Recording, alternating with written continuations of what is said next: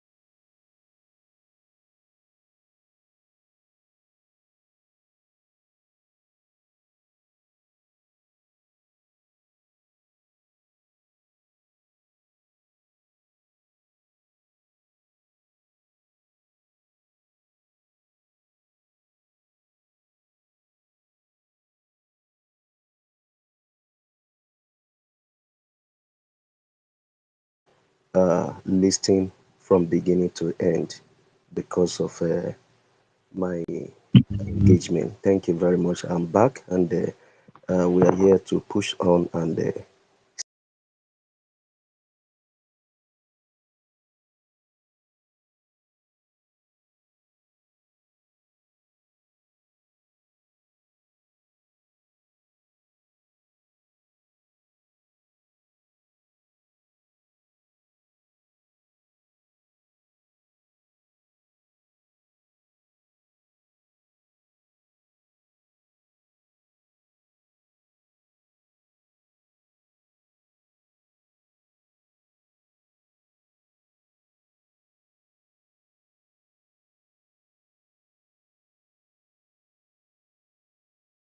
detail from what you have said, and going more to expatiate and to dwell on it, the deep side effect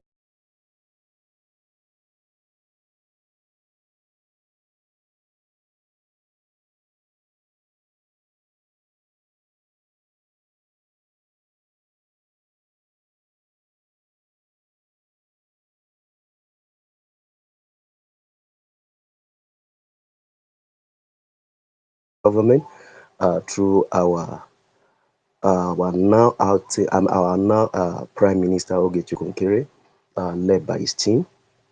A lot has really played out, showcasing that no, there is no other entity, there is no other body, there is no other opposition Nigeria has come to be confronted with, but rather BRGIE have come to be the end of this shredded contraption. And having a look to what this really goes about, US is a place where the law is well respected, and they put consideration to understand what humanity is all about. of which, in the initial stage of 2025, October of it, when Onyenyere was trying to expatiate about, which I will use the direct word of His Excellency Donald J. Trump, when he said Nigeria is a disgraced country. They may not understand what actually he was trying to say. It's all about this, and the real essence of it, it look as if he's trying to oppress, being the world leader, being the world power, be the number one, and having a look to see a whole one man speaking. It looked as if, yes, the other time, if I will flash your mind back, you will remember and agree with me that no, they were saying that no, is because he lost maybe one of his constituencies, politics that play out, and maybe the Democrats really won that area. Out of that aggression, like a transfer of aggression, he has spoken. But see, here are people that understand law, and they want to like play by the rule of law, which Nigeria are very primitive because of their wicked heart and their shoulder to shoulder to demonic heart, has made them to be blindfolded that no law has strength, and that is what actually play out. How do I mean? I simply know he set a trap for Nigeria. He set a trap for Nigeria in the sense that, he's asking a team of his congressmen, which was led by Relimo, to come to this distraction country. You know what that really means? He's trying to have a say so that he can gainsay, so that the world will not say he's trying to oppress, so that the world will not say, he's looking away to see before he leap, that he's just jumping. But now, it's so very glaring before the world, with much evidences that are playing out. And now he's now using the sledgehammer, not like business as usual again. That is what CPC simply implies in the summary of it. The stick and carrot system is now on board, not friendly as usual.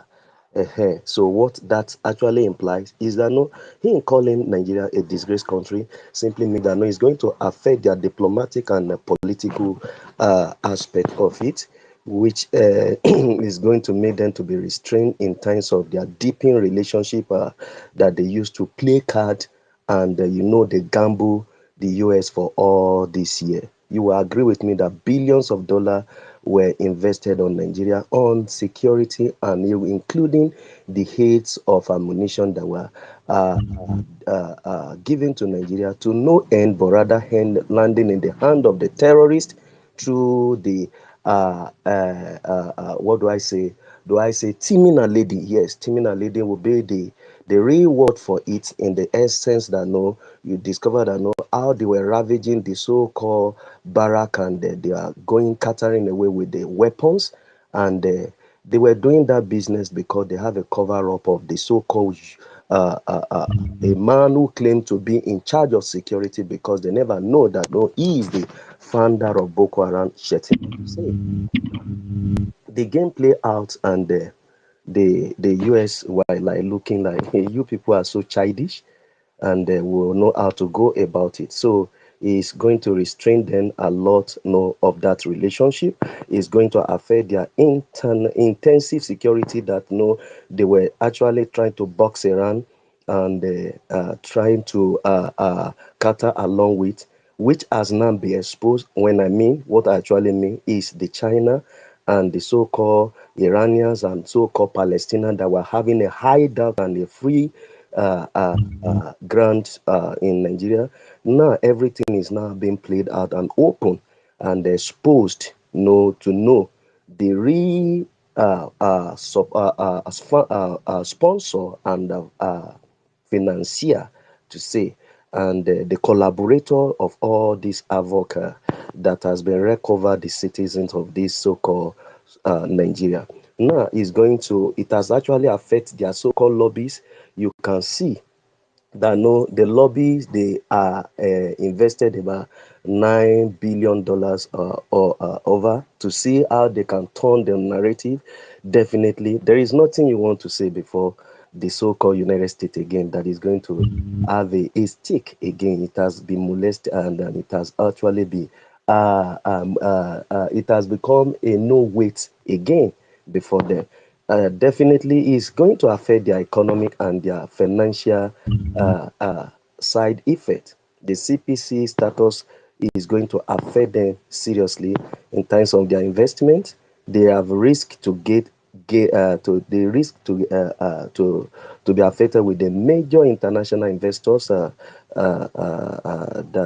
they can really have a trade with in terms of their foreign directive investment that the FDI. No, it's going to affect them a lot of way that no is going to withhold the hate which has actually automatically stopped. So the hate they were actually enjoying, it has going to it's going to be stopped automatically because these are has to do with international regulation now that we have actually bastardized and they are being exposed completely. It has actually blocked their export license as well. It will block their license definitely because you could see, you see for the a case of that one of December that they capture is in Maduro. Am I correct? The one they pick up like a dead bug, the president. You remember Venezuela, yes, the Venezuela president. How you could see, no, you could see the way they are not channeling and championing the resources within the corridor of U.S. Authority and power, and see it's going to affect them a lot. It entails a lot of things that is going to affect them with their security architect is not like the US is relying on them. No, no, no, no, no, no, no, no, no, no. What is on ground now?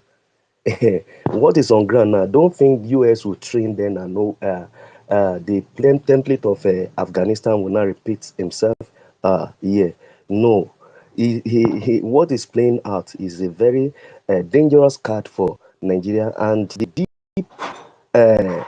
gladiator of the so-called contraction understand what is playing out, and that is why they can say their sovereign state is being threatened. That the US should remember that Nigeria is a Muslim country, and it should not tamper with the so-called their Sharia law. Now, why will all this play out? It will play out because the CPC side effect, in summary of it all, is touching their diplomatic, condemning their public image that's damaged it. Their bilateral relationship is tampered with. Their financial access to in terms of IMF that's is going to be affected. The so-called loans they enjoy, no, is going to be. Who will borrow a place that you know that no, they are the number 101 as declared as a terrorist and a place, the most dangerous place. So you expect someone to release funds to that kind. What bank will think twice before they will give loan to a such place that no has been made known to the world? You know what that implies? It's a dirty image published before the whole wide world. It has reduced them to nothing, and their personality has just been dwindled, and their visa restriction and access frozen is going to take place. High ranking official will highly be affected, and all these politicians. So now you could see names has even been listed, and you will agree with me that no Kwankwaso and the rest that has actually been figured out has been mentioned. This is on the public domain, and as well to as many names that can as well be figured out will be touched.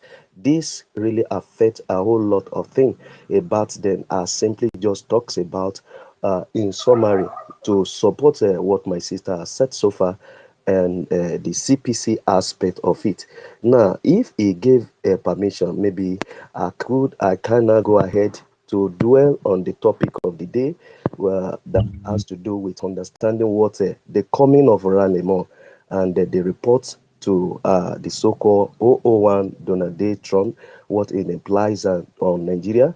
Then we cannot dwell on it. to make known the policy action and the immediate implication of it, and which I've actually talks about the CPC designation. Now, the withholding fund, with what is on ground, definitely the withholding fund is going to be so very horrific for the so-called collapsed country that has no stable in terms of their currency that is dwindling here and there. So you will agree with me that they are being targeted sanction that is flying on them already, making them to be accountable at all costs, forcefully forcefully. This simply means that no, they are no longer in charge. This simply tells you that no, the sovereignty control is no longer in their hands. See, this simply implies that no, they cannot do it as the business as usual.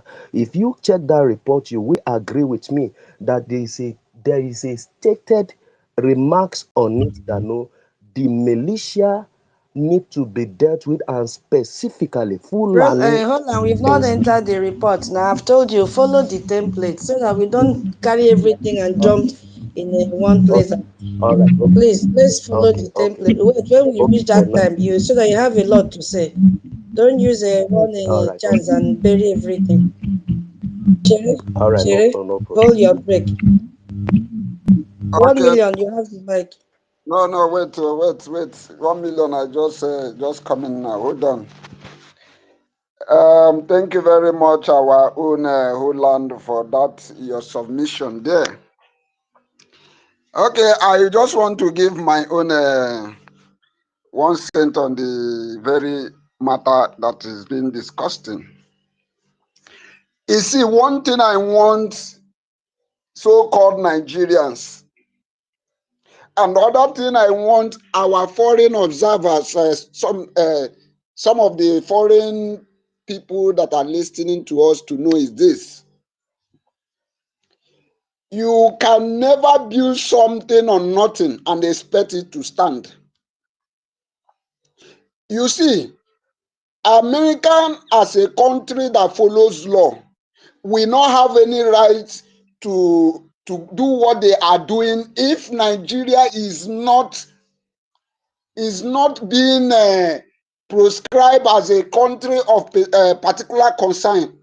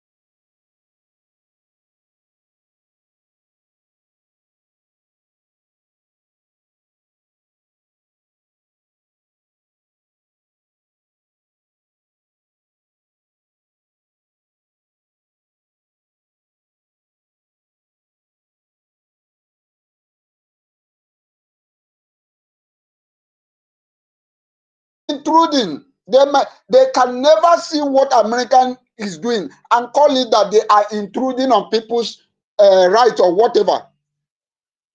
What they are doing is what is right doing, because Nigeria itself have never denied that they are not merited this country of particular concern. They have not one day come out and said that there is no slaughter. The slaughter is very obvious. Even the blind can see. So who will be that person that will look at what America is doing and come out and say that what America is doing is not right? Who are you? I want to see you that will come out and say that Nigeria is not a country of particular concern, or Nigeria did not deserve to be a country of particular concern. I want to see you, then I will call you best of the same feather.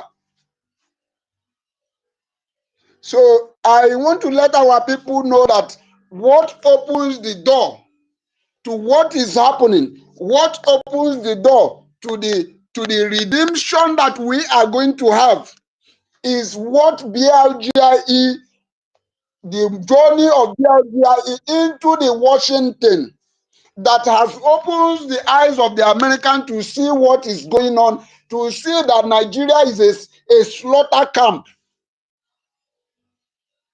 So that is why we are going to be seeing the victory we will be seeing. So if you are a Nigerian and you are not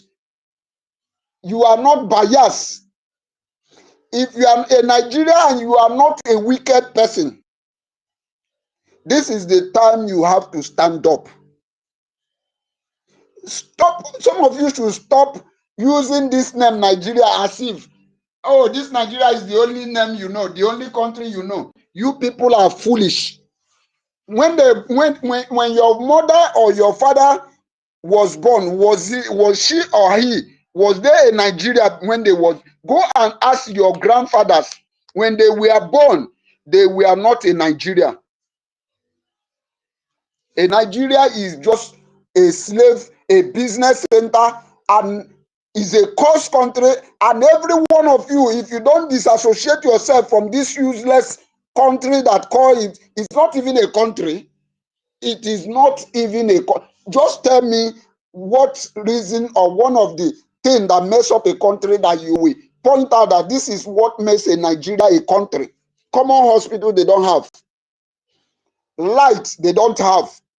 Just come out here. The fact remains that we no longer give you Nigerians, you brain dead Nigerians, opportunities to come and speak in our space.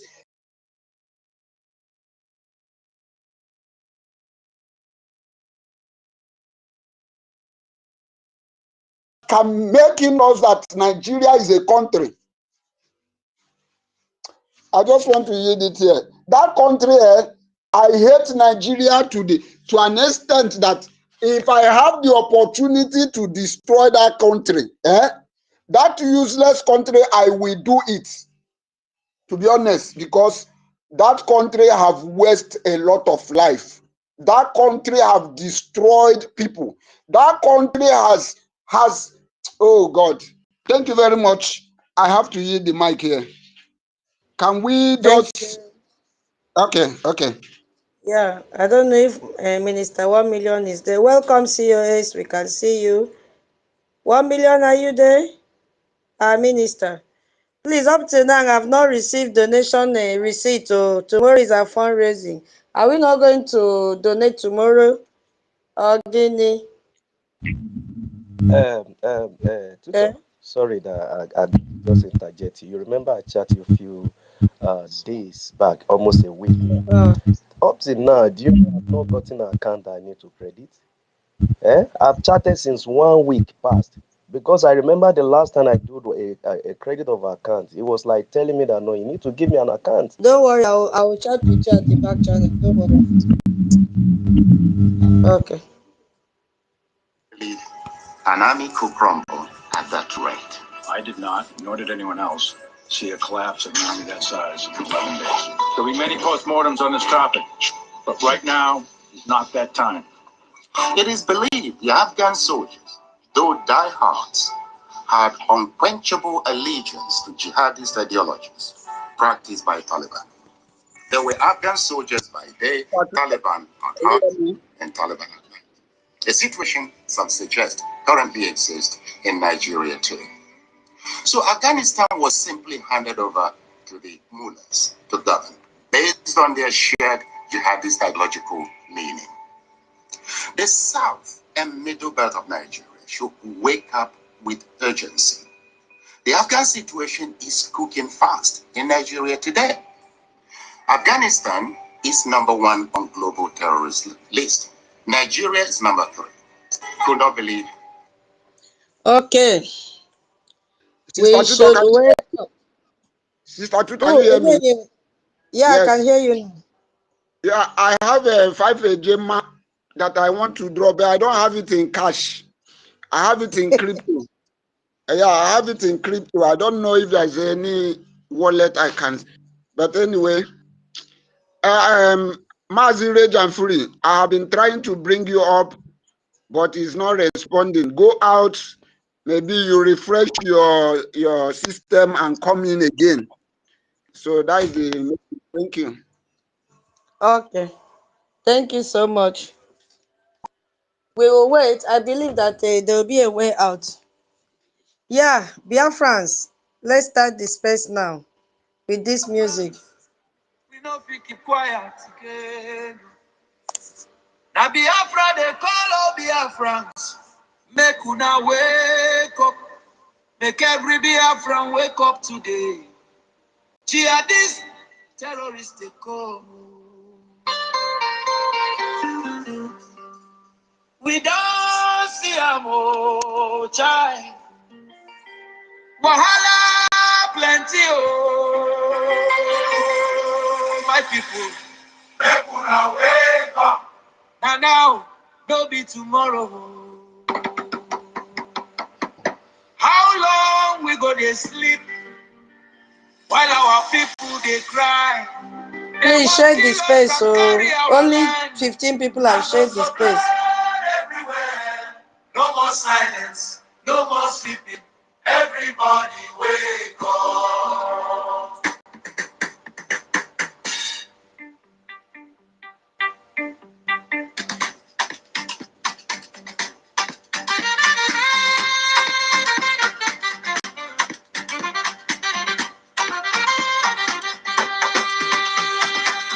Make a talk am well, make everybody hear. This corner for everybody will be Biafra. It was from Igolax, Office from Calabar, it just from Riverside, Urobos from Delta, East Tekiri stand up, Igodo Migo just rise up. Different language, different name, them divide us with artificial order. But so far, no get right. Whether you dey abroad or you dey house, whether you get money or you don't get, this matter concern and everybody, no be see, don't look matter again. Okay, let's continue. Holland, please check your inbox. I've responded to you. Yeah, Biafran. So let's walk through before we go to what the Biafra Republic government in exile did yesterday, because it connects to what we want to talk about right now. So we are going to walk through each demand, yeah, one by one.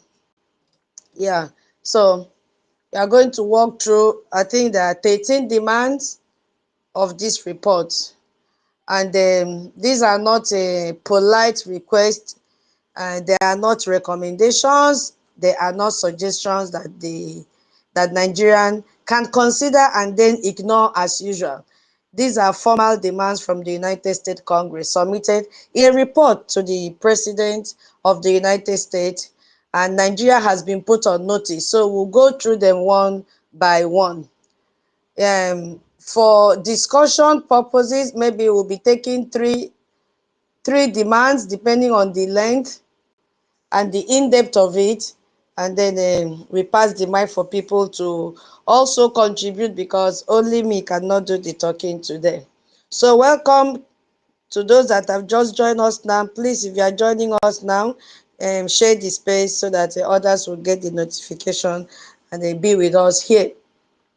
And the first report is that America and Nigeria signed a formal bilateral security agreement, like a contract between two countries. And this contract is not a simple handshake. Oh yeah, Tinubu, come, let me shake your hand.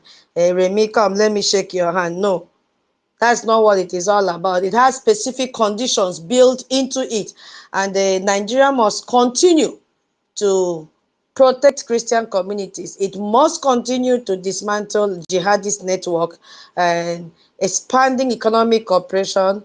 And here is where it gets so explosive, because it must commit to removing Russian military equipment, hey, and replacing it with American military equipment. You know why Russia is in Nigeria? They are there to fight the United States of America. We have done a program on this, I think, early this year or last year. So that is the last part I want you to listen, because in recent years, Nigeria has been deepening its military ties with Russia. From America's perspective, having a major African nation armed with Russian weapons, while the same nation is failing to protect Christians and allowing Islamic terror groups to operate freely, is a direct threat to America's interest in Africa. So this treaty is America telling Russia or telling Nigeria, if you want our partnership, it's either you choose us or you choose Russia. We cannot be in the same circle with you, Russia, and United States of America. So if you think of what that bilateral agreement means, you see that it is not Nigeria saying, yes, we will try to do our best. It is a Nigeria right now signing its name. It is not on behalf of Ribadu this time around, no. It is not on behalf of anything. It is about Nigeria signing its name on a paper that says, we commit to these specific actions. And if we don't follow through, the United States has the right to hold us accountable. You see, the same accountability that the Biafra Republic government in exile have started. Anybody that fails to comply by the rules of the government must be held accountable, including the terrorist governors, illegitimate governors in Biafra land. They must be held accountable. So we are not the first. You see why we are aligning with the Western culture. If you fail to do what you are supposed to do, you'll be held accountable. So it is a difference between a man, like a man can promise his wife and he will come back home on time. I just want to, use this to explain. And then signing a contract with consequences. If he is late, this is what is going to happen. So right now, Nigeria has been making promises for years while Christians are being killed. So the US is now telling them, promises are no longer enough. We want a signed contract. I told you when I laid down the introductory part of the stage that Nigeria has entered one chance. This is not business as usual. So once a bilateral agreement is signed, that is the first thing they have to do before they even look at other ones. They have to sign this bilateral agreement. Every subsequent actions or inactions by the Nigeria becomes measurable against what was promised. So it transformed the relationship from one based on goodwill to one based on formal obligation. So if Nigeria violates it, the US has legal and diplomatic grounds to respond immediately. So it's not going to be business as usual. They have all Nigeria in its balls. They cannot miss this one. So they must sign this agreement, first of all. You see? Now, the second demand said, no more free money without proof of progress. You see? No more. This is not the one that they will go to Turkey and borrow money, and they are not accountable for that money. Or they will go and buy weapons, as Turkey sold weapons to them last month after signing their 9 agreement with Turkey. In United States of America, it's not like that. America will withhold categories of US foreign aid, all military assistance and funding, unless Nigeria can demonstrate not just progress, measurable. They have to measure They have to measure the progress that they've made in protecting Christians in Nigeria. So Nigeria receive huge amount of assistance from America every year. Over $700 million every year in various forms. So Nigeria has been milking US on the grounds that, we need the money for this, we need the money to fight terrorism. And then at the end of the day, they share this money and give to terrorists, they buy more weapons, they share this money, travel abroad, live large, and come back. So the principle right now is simple. You do not keep paying someone who is not doing their job. Why would you pay someone who is not going to work his or her salary? We need to see that you are working and then we'll pay you. So America has been funding Nigeria's security sector for years, but nothing to show. And Christians are still being killed at a rate of 100 per day. When the report came earlier, late last year, it was even 35 per day. But now, sum it together, it's more than 100 Christians being killed every day in Nigeria. And the report is saying that must stop. Prove you are changing before you can receive another dollar. So that's what the second demand is talking about. When things, you have to get financial support when you have shown measurable progress in what you are doing. So the United States Congress now controls how American money is spent around the world through what they call Appropriation Act, which we are going to dig very deep inside it when we reach that place. So the national budget for foreign assistance is all monitored by this Appropriation Act. And I believe when we reach the American citizens that are here and Biafrans will also elaborate more on that. So starting from this 2026, this demand says that every dollar of American aid going to Nigeria will be conditional, not like before. Oh, we need this, Bagam, they will sign. Collect the money, squander it, give to terrorists to buy weapons. Nigeria must prove with evidence, not just word, not just carry microphone and say, oh, we are working. We are making progress. US have to see the progress. US have to smell the progress. US have to feel the progress. If it cannot prove progress, the money stops. So let's also put this in numbers so that it will make a lot of sense. Just to elaborate more, let's say United States of America send over $700 million every year to Nigeria, and they send this money in form of aid, development assistance, health funding, security cooperation, and other support. 700 million, not 7 million, or $700 million. So imagine that every single one of those dollars now comes with a condition attached to it. Imagine your employer telling you, I will pay you your salary at the end of the month, but only if you can show me evidence that you did your job. That is what US is telling Nigeria now. No evidence means no salary. So this is exactly what the United States has now told Nigeria. Nigeria has entered one chance, my people. The money now is conditional. And for a country whose economy is already collapsing, because they don't have money, they are busy borrowing. All the money that they have used it to pay the terrorists. For what? To buy more weapons and continue slaughtering people. So their economy is already collapsing. So losing American financial support could be very, very devastating for Nigeria. And they will not want that. So now let's join the third demand. Maybe after the third demand, we can pass the mic. And if you have anything to say, we match the first demand, signing the agreement. The second demand is no more free money for them until you show progress of what you have done. And then this third one now is about sanctions and visa ban on perpetrators. Where we have the Global Magnitsky Act in being effective here, implemented here, because America now wants the power to freeze the bank account and block international travel of any Nigerian official. All their politicians, including Soludo, all of them that their children are abroad.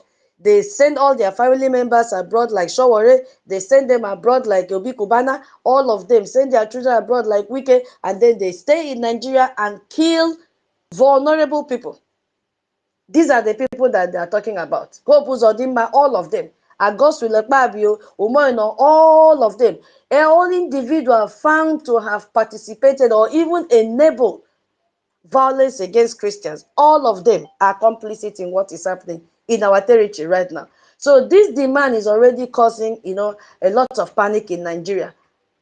So under the Nigerian Religious Freedom and Accountability Act of 2026, you could see a Kwankwaso name that was mentioned as someone who should face sanctions alongside with Fulani militias group and Maeti Allah, because he was the one that signed the Sharia into law in Kano State. And a lot of people have been killed.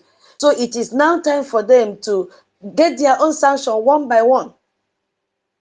So the Global Magnitsky Act now has been implemented officially in Nigeria because it allows the US government to freeze this foreign assets, their money, their properties, their investment of anyone that has committed serious human rights violation. All of them that came together and they kidnapped Onyendu from Kenya.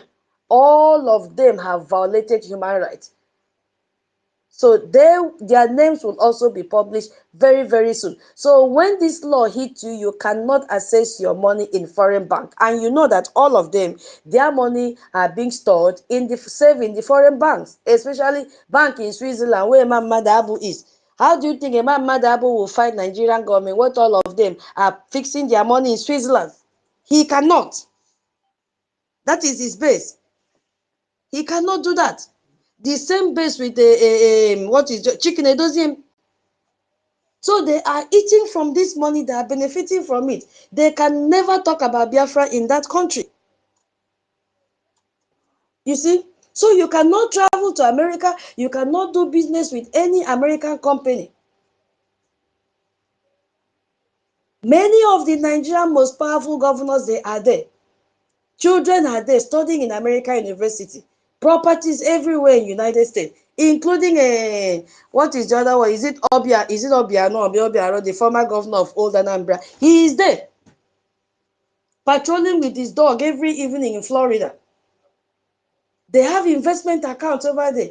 They can travel to America for medical treatment. They do business with American companies.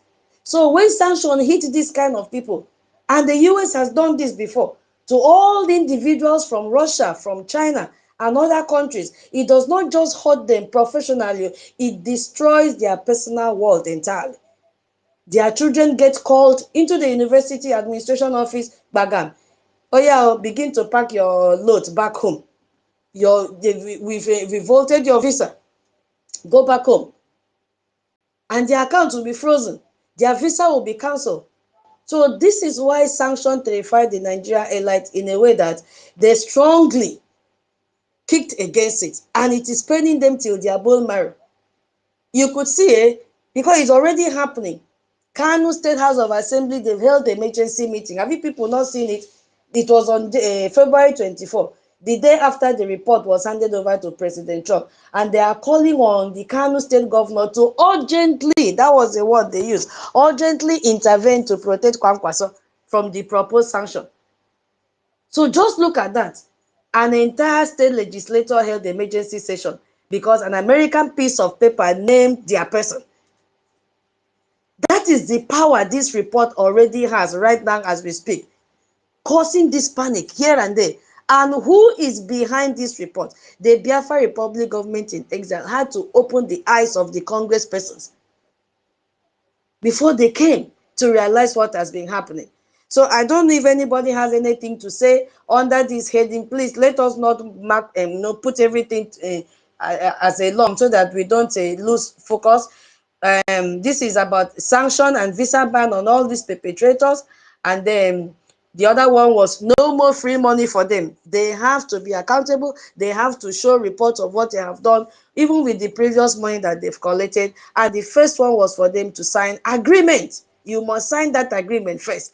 And one of such conditions is to remove Russian military equipment and immediately replace it with American military equipment. Yeah, Minister Love Alokba, Ekomdo, welcome, you have the mic. Hey, good morning. One more time. Ekomdo, man. Good morning, dear friends.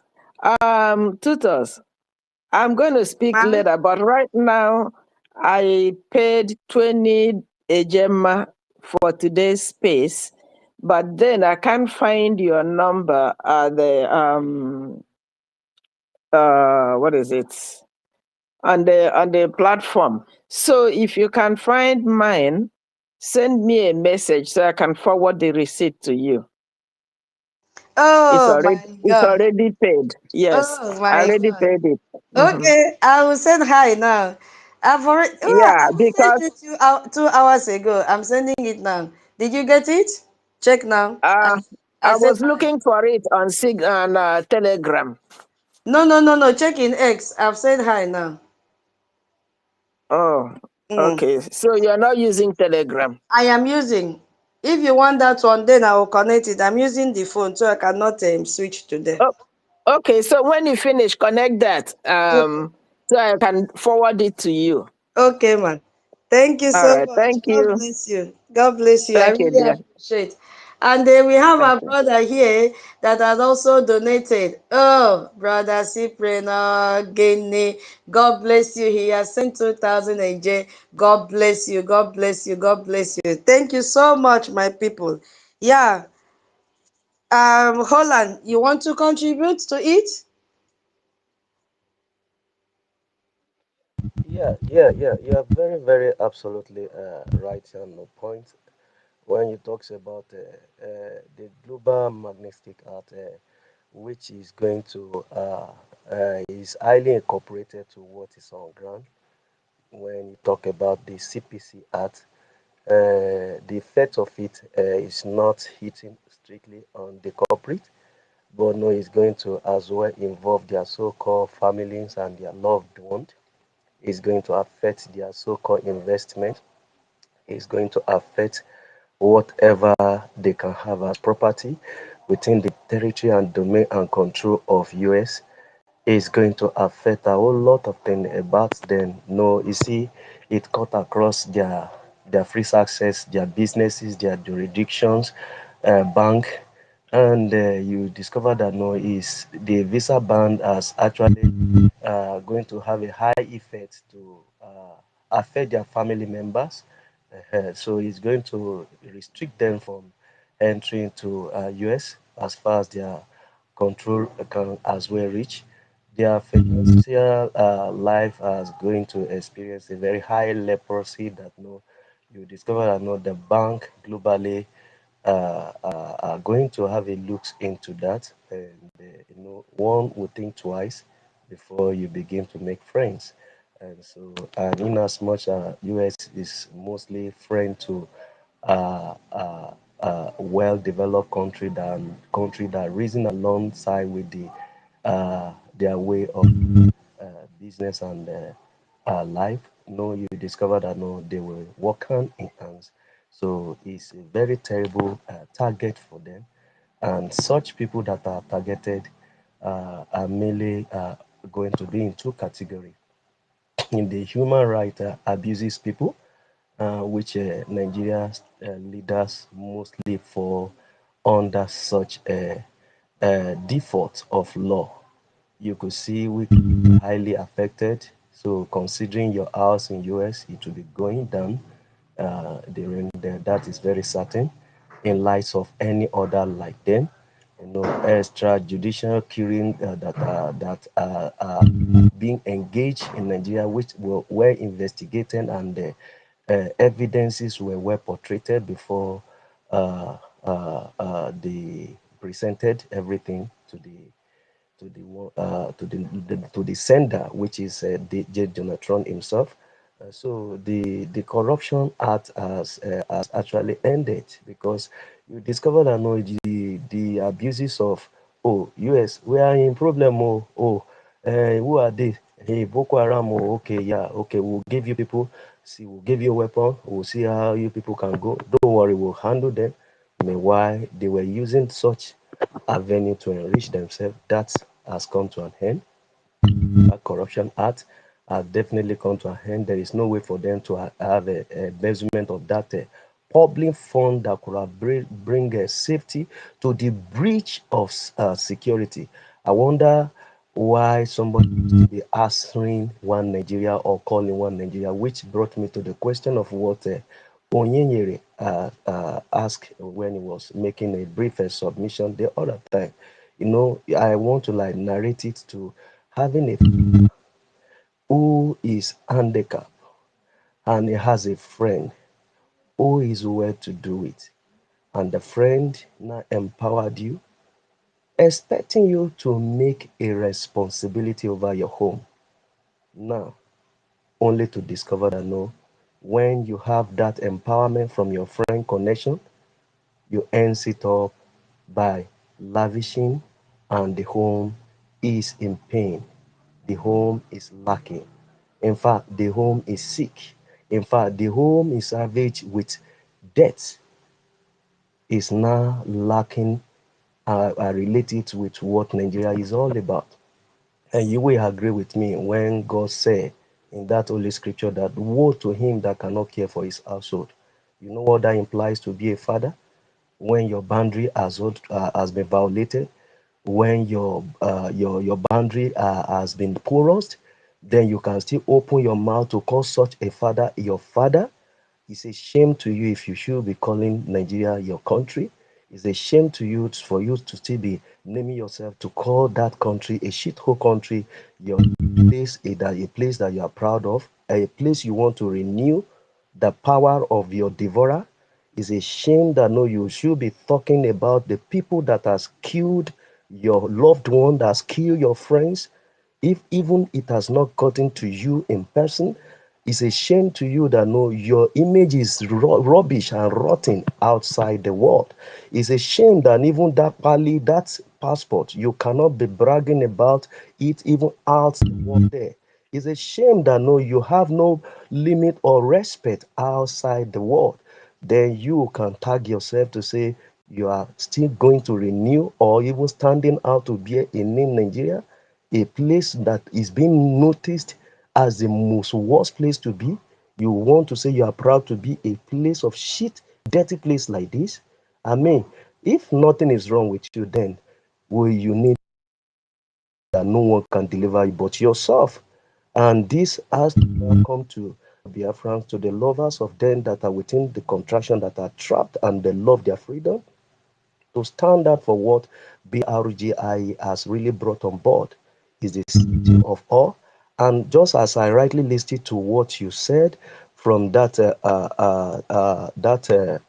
voice note that you played about BRGI PM Ogechukwu Nkere, who brought it on board for them to vote in the interest of BRGI.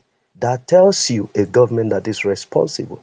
That tells you a body that cares about you even when you don't think about them, when you castrated them, when you name them, when you maim them, when you talk evil against them, yet they open their hand to embrace you, which actually be the figure of what Oyendo stood for. He pronounced it, he said it, I listened to his broadcast, that to as many that open their hands, then Biafra land will welcome them. This is what BRGI stand for. And I expect any reasonable human being within this trapped contraction to support what BRGI is doing, not only Biafra, but to a lover of them that want freedom. You need to support a body that make your voice to be heard before the international community. You need to support the body that stand out to fight your interests even when you are voiceless. You need to stand out for someone that has become a voice for you, even in Washington, D.C., exposing the image of this evil, trapped contraction that has make everyone to be dumb and living in fear. But you have a voice that has been able to escalate what they were hiding for longer year, making the so-called, they call this powerful country to send their delegate to be on ground with no one going for them, but them in particular, taking a lead to come and investigate and see with their high witness, carrying the record and testimony back to the number one man. You understand what that implies? You think it just happened? You think all this just happened just like that? People make it happen. Government make it happen. BRGI is the voice that make it happen. And when we were shouting and saying that, no, we are there, we are bringing a testimony that we expose the evil agenda going on within the contraction, they say they call us name. Good and fine, but it's playing out now. You could see they cry, and we are enjoying it because them that cry last, we are going to laugh the best. So the game is playing out, and we are enjoying it. I'm still here to give my own submission to each aspect of this topic. Is highly interesting, and I stand by to give room for others to speak as well. Thank you very much for giving me this opportunity. Thank you so much, Holland, for your submission. Biafrans, today is not the day that you'll be in the listening section and be listening and listening. And then when we end the space, you say, okay, glory to God, space has ended. You have a lot to contribute to this report. So we are in the fourth one, which says, remove Fulani militias from seized land and return displaced families. When I saw this one, I'm like, oh, God of mercy. Nigeria will not do any of this. If you look at all the demands that they have made, this one is the most human form. All the others involve politics, it involves law, it involves finance, it involves intelligence and diplomacy. But this one is directly about people, specifically about the millions of Christian families who have been driven from their homes, who have been driven from their villages and their farmland by these terrorist Fulanis.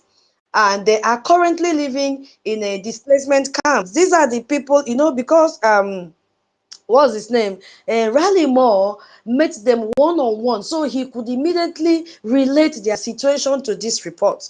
He met them. So it's not a fairy tale. He met them, he spoke, he felt them, he touched them, he cleaned their tears, he wiped them off. So he knows what he's talking about. And he said, oh my God, I want these people to go back home. This is not where they're supposed to be. Here, there is no hygiene, there is no water, no medical assistance, nothing, no food.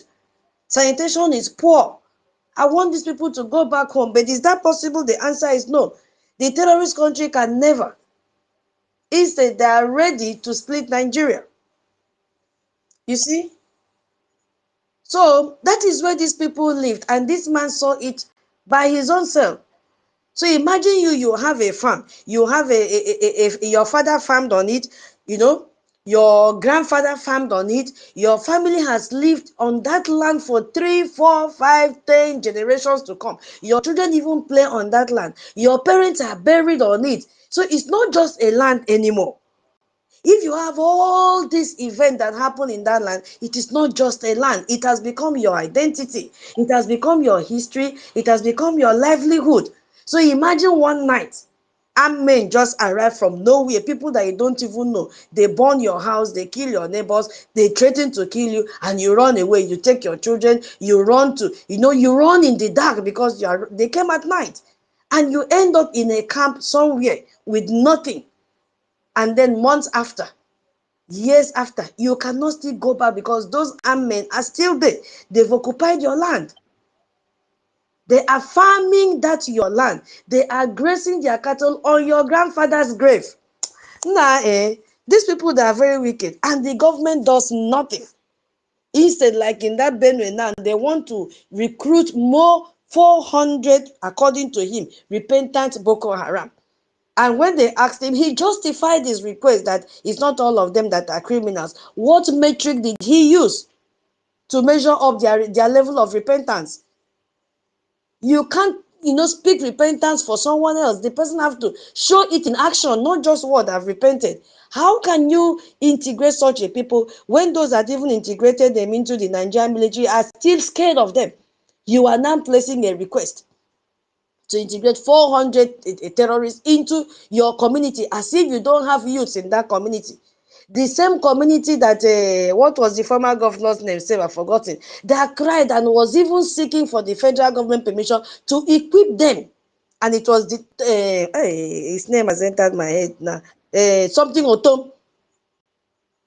He requested for weapons to give to them, to equip them. Oton, thank you, my brother. He requested for it. My co-host, please check your inbox. Thank you. He requested for weapons.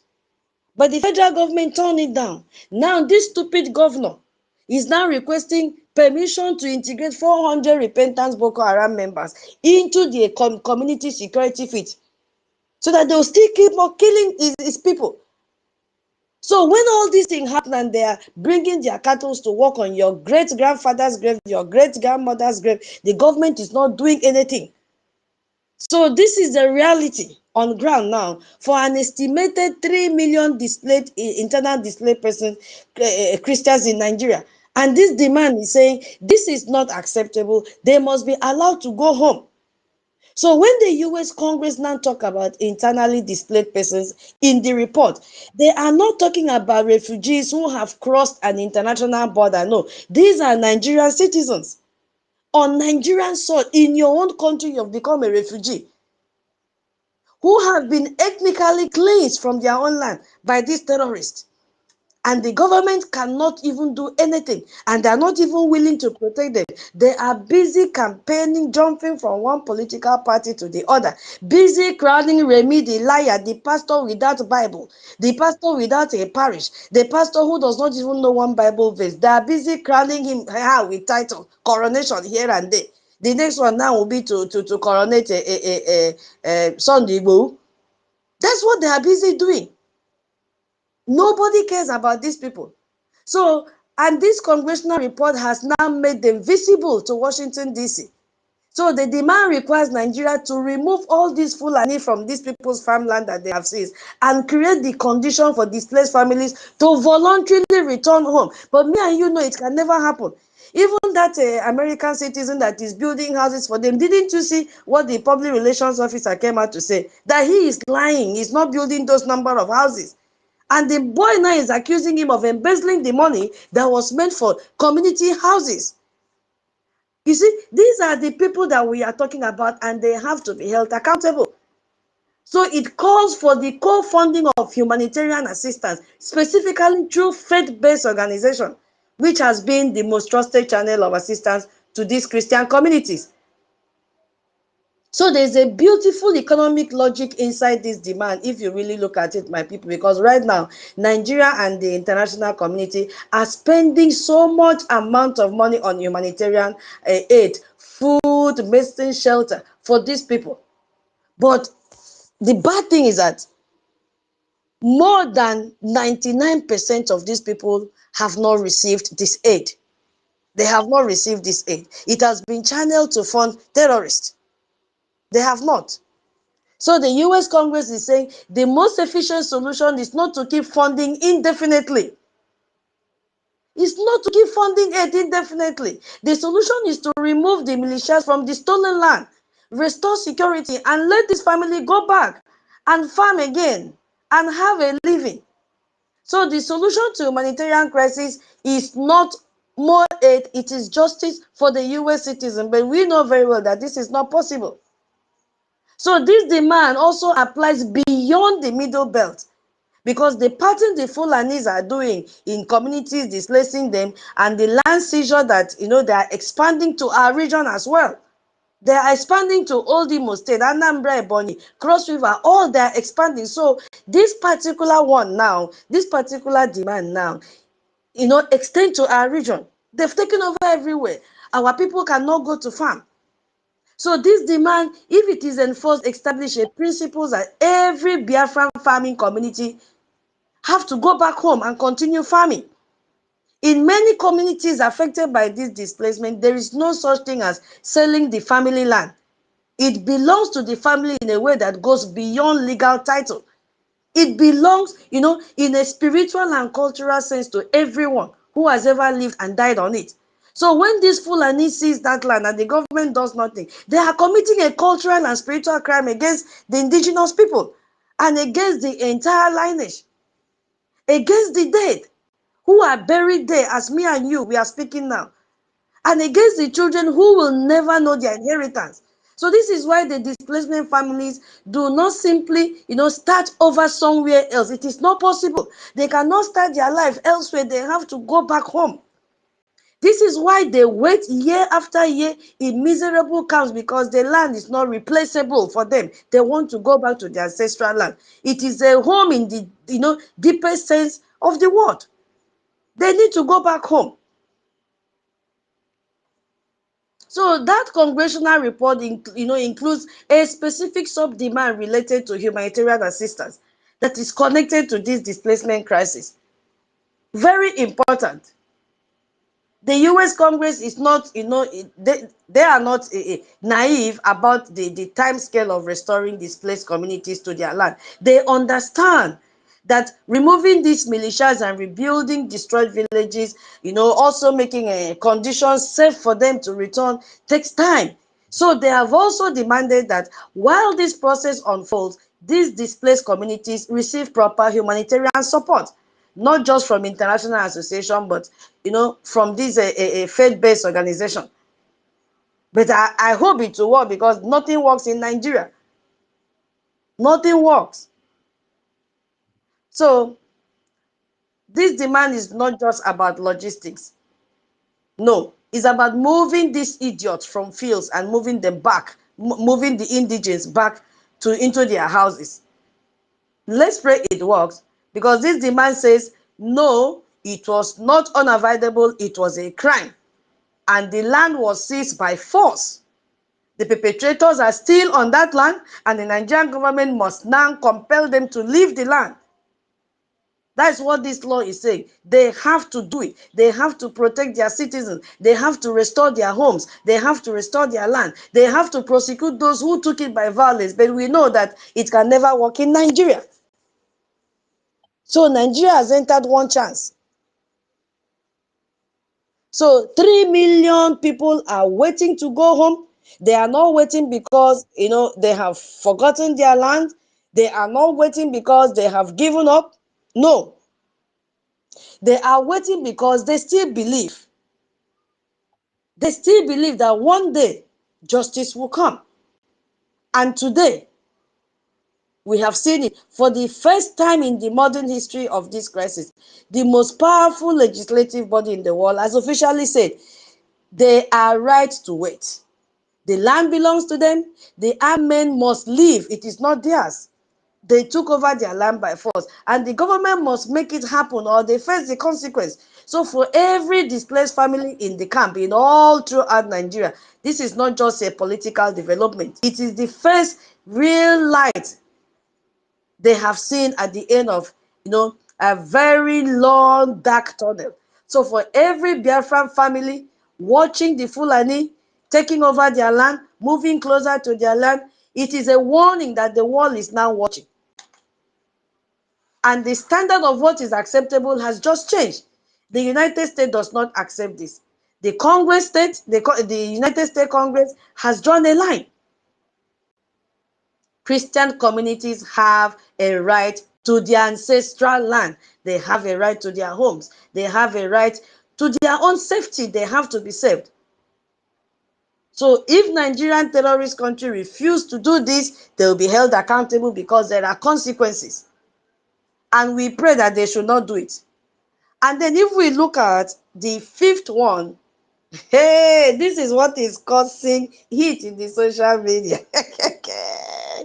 Repeal Sharia law and anti-blaspheming laws. Repeal it. I think this is the second one since we started. We've talked about remove the Fulani terrorists, and then so we'll join the Sharia, and then we'll join 4, 5, and 6. The sixth one is publicly name and shame the perpetrators. So let's do the Sharia on, then we go to the next one, because this is the most explosive demand in the entire report, and the one that has generated the most outrage from the northern Islamic establishment. Because already, as we speak, we know very well that 12 states in northern Nigeria operate Sharia law, and it is their Islamic religious law, and is embedded in the criminal justice system. You see? So under this blasphemy law, a person can be arrested and tried and sentenced to death, or they even amputate you if you are stealing anything, but it doesn't affect the millionaires that is carrying money in Ghana must go. No. And this Sharia law, my people, is not implemented on Muslims. It's only on Christians. They are using Christians to practice the Sharia. That is the problem. They are practicing Sharia on Christians. I've never seen a Muslim that they've practiced Sharia on him or her. No. Christians are always the victim. And these laws have been used repeatedly against us because we have refused to convert to Islam. And it also been used against those innocent Muslims who convert to Christianity.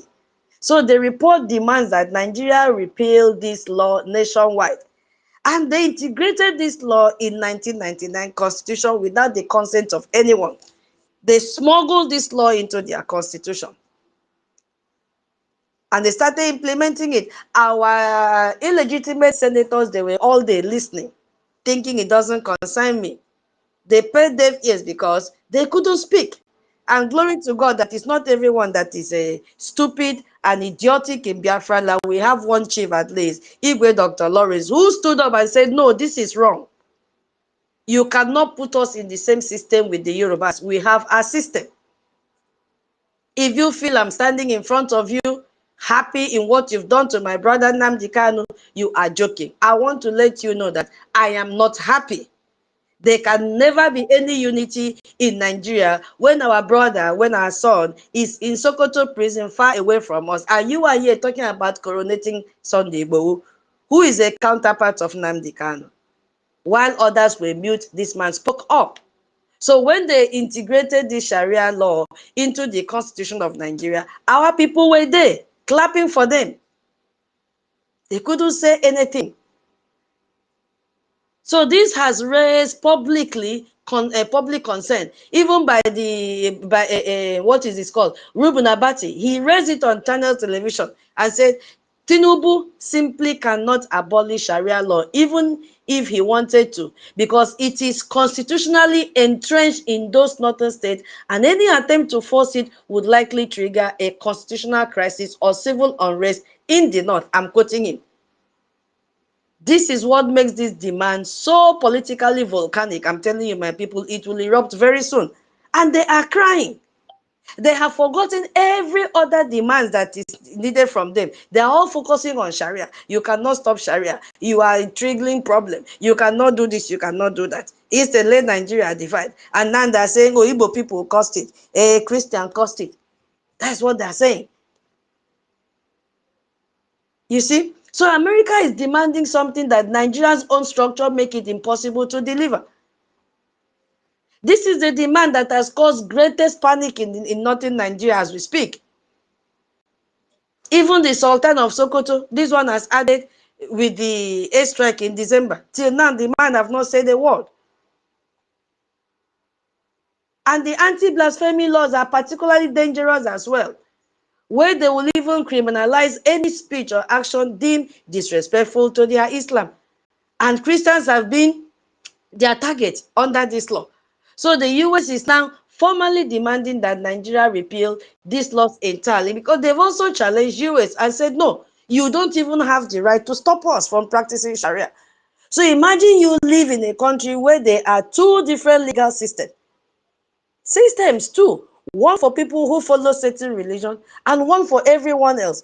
And the one for everyone else is harsher, less fair, and more dangerous. That is what Christians face in Nigerian 12 Sharia states. That's what they are facing. A Muslim and a Christian can commit the same act, and the Christian faces a much more severe consequence because the law is written to protect Islam above all else. The anti-blasphemy laws are the most extreme version of this as well. So someone can accuse you of saying something disrespectful about their prophet, and the accusation alone can get a mob to kill you. That's it. Even the naira that they are using is Sharia, because it is written there. If you look at it, Arabic letter is also, they also are inscribed in the naira notes. We have seen so many cases. Deborah Samuel is one of them, and the government has not done anything. So the US Congress now said this law must go, all of them, that this is non-negotiable. The Sultan of Sokoto, who is the highest Islamic authority and one of the most powerful political figures in the entire country, has publicly condemned this demand. So it cannot fly. So when our Prime Minister tells you Biafra is here, he needs one thing from all of us. Your donation. Let us just push the last push and we get this thing done. Because you could see, they have come together. Sharia has brought them together. They have reminded themselves of their obligations as Muslims. The Northern governors have also condemned it. Islamic organizations across Nigeria have condemned it. For them, this demand is not just about law. It feels like an attack on their religion and their right to govern their region, which they have said it. So this is the primary reason you are seeing such panic and anger from the northern Nigerian people.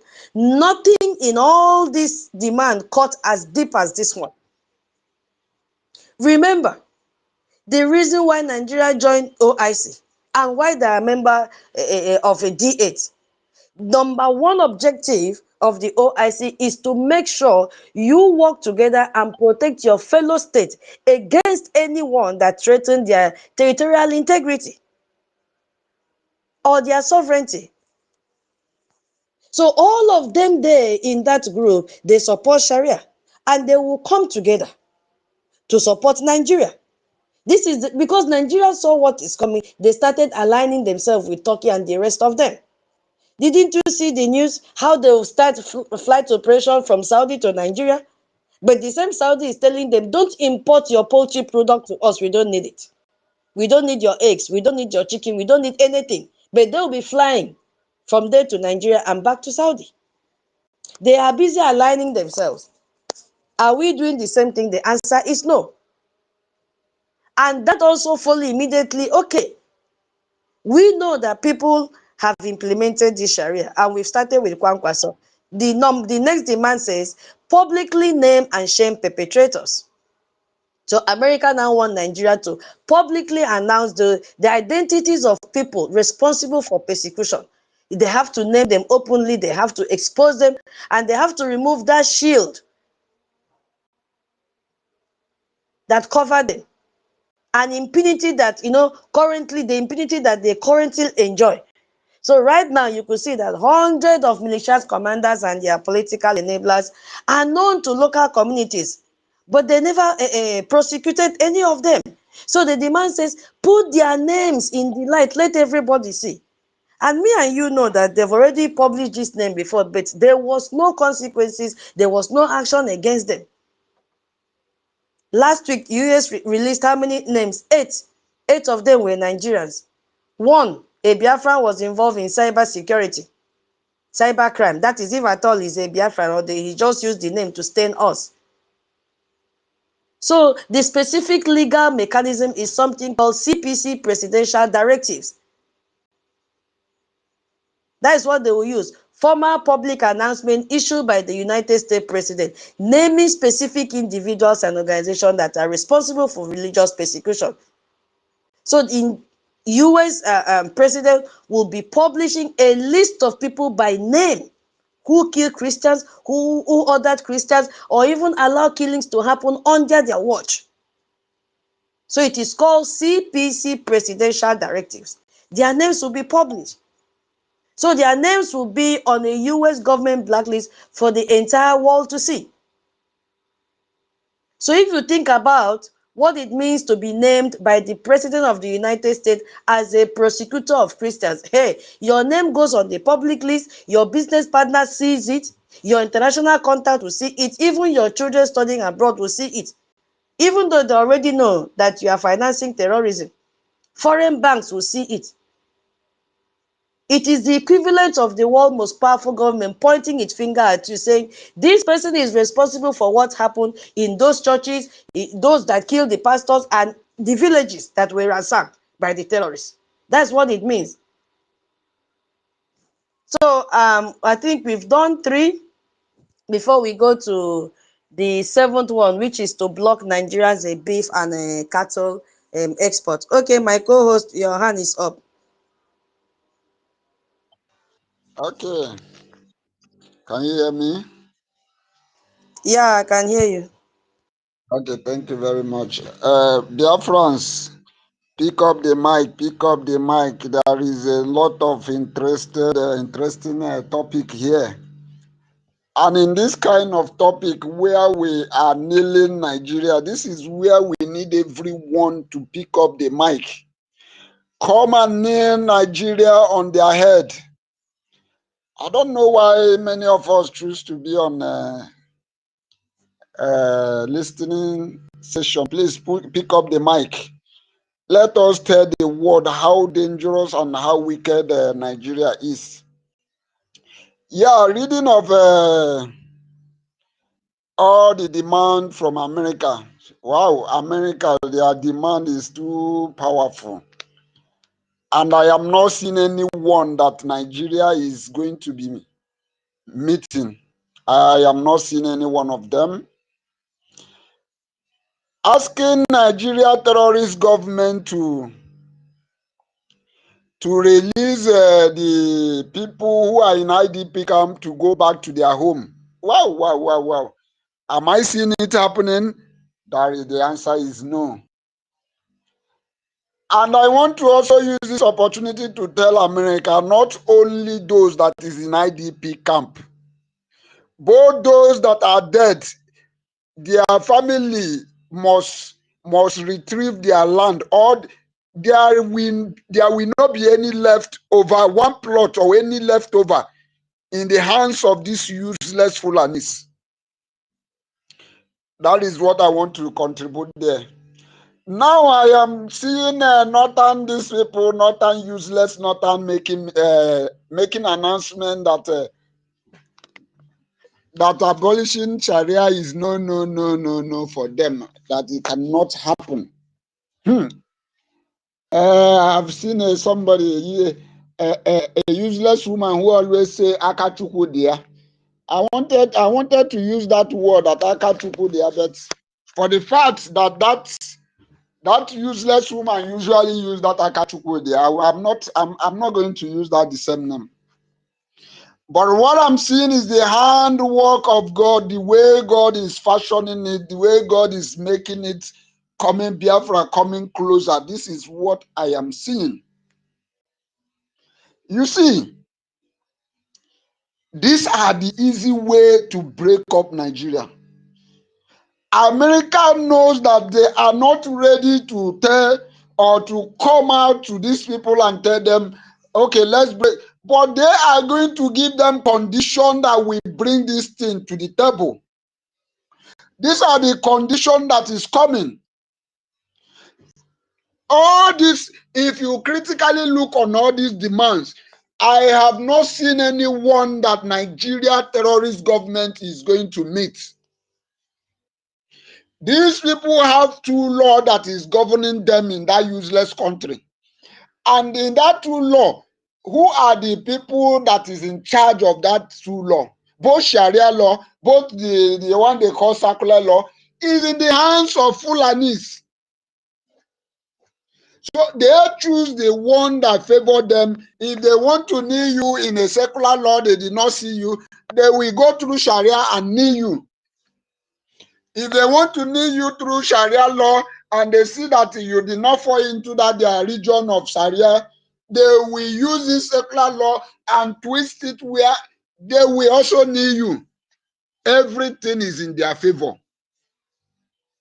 I don't know how we get in the hands of, I usually tell these people that I usually say that these people does not have an advisor.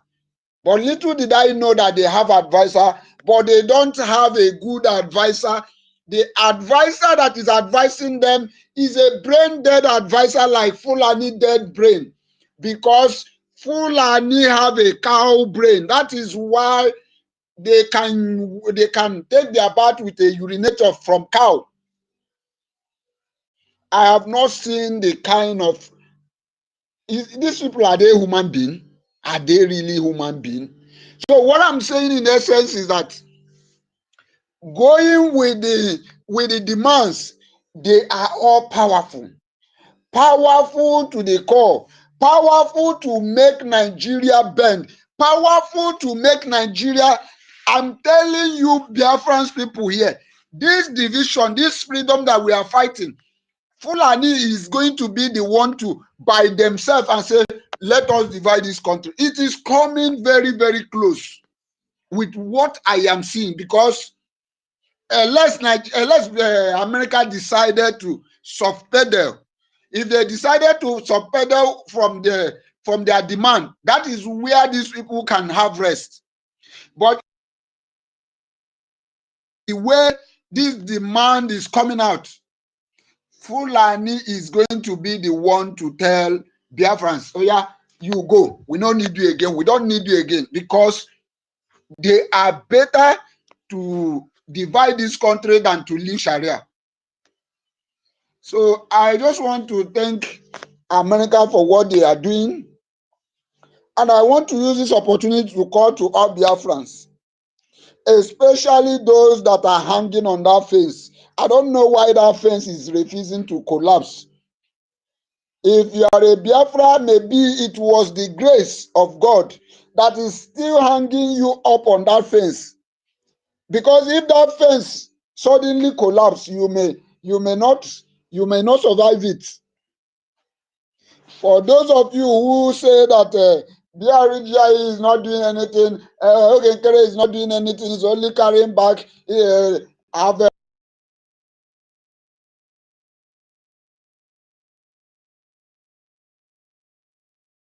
come directly, but they are coming in direct.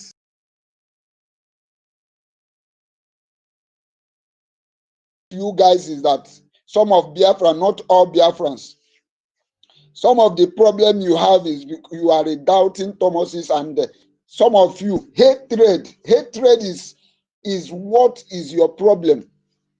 If you hate somebody, or maybe your friend hates somebody, or maybe somebody you are listening, his broadcast hates somebody, for that reason you also must hate that person.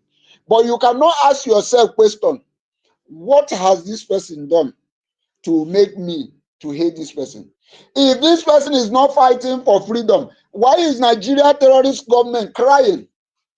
If this person you are accusing that is a betrayer, is the one doing this, is one betraying strong, is not there. When all of you say, run with Ngozi, who are the ones standing? Somebody you are accusing is a particular person who have every reason to betray, but yet he's still standing. He is standing. And the same person you are accusing of this set of Biafrans, I don't know. I don't know. And some of you sitting on the fence will be watching or listening to this set of people. So Biafrans, you have to wake up. This is the time we need to do the needful. Come out. Tomorrow is our fundraising. Any amount you put there is going to count. No amount is small. Every one of you are seeing what is happening in our land, that a call to support this struggle is what is needed. Thank you very much. I yield my mic. Thank you. Thank you so very much, my co-host. Okay, we still have a lot to. This is to 9. Guinea. Hey. Okay. Let's see the demand number 7. And this one said, block Nigeria's beef and cattle export. Immediately we finish with these demands, we will go directly to our program of yesterday, because it connects. Without Briggy, there will be no information. So this is where America pulls out economic weapons against Nigeria, and this report recommends using trade leverage to force the Fulani herdsmen to disarm, specifically by blocking a beef and a cattle export from Nigeria to countries like Ivory Coast. To be honest, we learn every day. I never knew that these people export their cattle. Honestly, I did not know. Wow. So they export it to Ivory Coast, they export it to Ghana, South Africa, and Senegal. Maybe our African rep will elaborate more on this, because when I was researching, I said, really? Can Nigeria export such a thing? So which one do they now send to us to eat and get disease? So anyway, that's just by the way. So this is so powerful, because cattle is the economic backbone of the Fulani communities. But to be honest, I never knew that they could export it. And their entire wealth or their identity, no wonder they can kill you if you kill one cow. Okay. And their livelihood is built around cattle. Now I understand. All right. Okay. So if you block the ability to sell cattle to neighboring African markets, you are directly hitting their economy. Now it is making more sense. You see? But I never knew they exported. I thought it ends in Nigeria. So you are just saying your cattle cannot cross the borders and until your militias are disarmed. So this demand is one of the most strategically interesting one in the entire report, because they have come to realize that they are the largest. Nigeria is one of the African largest exporter of beef and cattle related products. Okay, yeah. So, and the logic behind this demand, it is very, very simple, because these Fulani carry out attack on Christian villages, and most of these terrorist members and their communities, they profit from this cattle trade. So their cows will go to neighboring countries like that, Ivory Coast and Ghana, and then the money comes back to them, and they use that money to buy weapons. And the life continues while Christians suffer. They use this cow to destroy our farmland. So the US is now saying, we are going to use economic pressure. They've, clipped Nigeria from all angles. We are going to use economic pressure to force the community to deal with its own militias. That's what we are going to do. So if the cattle cannot be sold, the money stops. That's the area the United States is looking at. And if the money stops, the Fulani political leadership will face pressure from within their community to stop these terrorists and negotiate. But let's see how it works, because I'm not sure, but it is a report. We have to analyze the report and then step back and see how it plays out. Because it is the same logic as cutting someone's electricity until you pay your bill. That is the way I see it. So you are not shooting anyone. You are simply making the current situation financially unstable. So that is what US think that demand will do to the Fulani terrorists, because this demand shows that the US is not just thinking about military or political solutions. No, they are thinking about economic leverage at the community level by targeting this beef trade specifically. And because of that, they are putting this pressure not on an abstract institution, but on the livelihood of the Fulani people. So let's see how it works. That is the way I understand it. And maybe when you pick the mic, you can elaborate more. And please, I'm still waiting for the receipt for our fundraising tomorrow, space donation. Thank you. Let's not forget tomorrow is our fundraising. Now, demand number 8 says, increase US diplomatic presence inside Nigeria. Increase. If they were 5 before, now they'll be 30. US diplomatic presence inside Nigeria. This is about accountability. So if the United States is going to monitor whether Nigeria is following through on its comment or commitment, it needs more people on ground inside Nigeria. More people should be there on ground. That is what he's talking about here. We need to monitor what you're having, what is going on in Nigeria. So this means expanding the number of diplomats, increasing the number of intelligence officers, you see, a number of human rights monitors, and other US government personnel stationed at the US Embassy in Abuja and all its consulate around the world. They will be there. So if you if you think of it like a business that has been failing to meet its target, let's look at it from that angle. You see, the head office decide to send more supervisors to the branch to watch what is happening directly, rather than relying on the branch manager's report. That is what the United States is talking about here. They want to be on ground. Use Oyoko meter, see them koro. So they telling Nigeria, we do not trust your government to accurately, report its own progress. Let us be the one to see the progress. If at all you are going to make the progress, let us be the one to evaluate your progress. That is what they are telling in this demand number 8. We are going to put more of our eyes and ears inside your country. That is why the Fulani man said, has a Tinubu government sold Nigeria to America? This is this is one of it. We want to be inside your country so that we can verify independently what is happening. We don't want to rely on Ribado's report. We don't want to rely on Bianco Juku's report. No. We want to see it by ourselves. We are the auditors. We have come, and we are many. We need Nigeria cannot escape this one. So that is what the United States is telling them. We want to verify independently what is happening on ground. Just like Raleigh Moore came to Benue State to see things for himself, because if he had requested a report from the corrupt governor, the cook stories that they would have given, the man said, no, let me go by myself and with my team members, so that the report I will give to Donald Trump will be evidence-based report. So that is what the United States is doing now. Every attack on Christian village, or every blasphemy arrest, every church that is burned down, we need to know about it. We will know about it faster, because we are going to use our intelligence, and we will have people in position. We will have people in position to document it and report back to Washington. You see, they cannot. Nigeria is gone. So this is what the United States is building. They are building surveillance infrastructure. It needs to enforce all other demands. So there is no escape route for Nigeria anymore.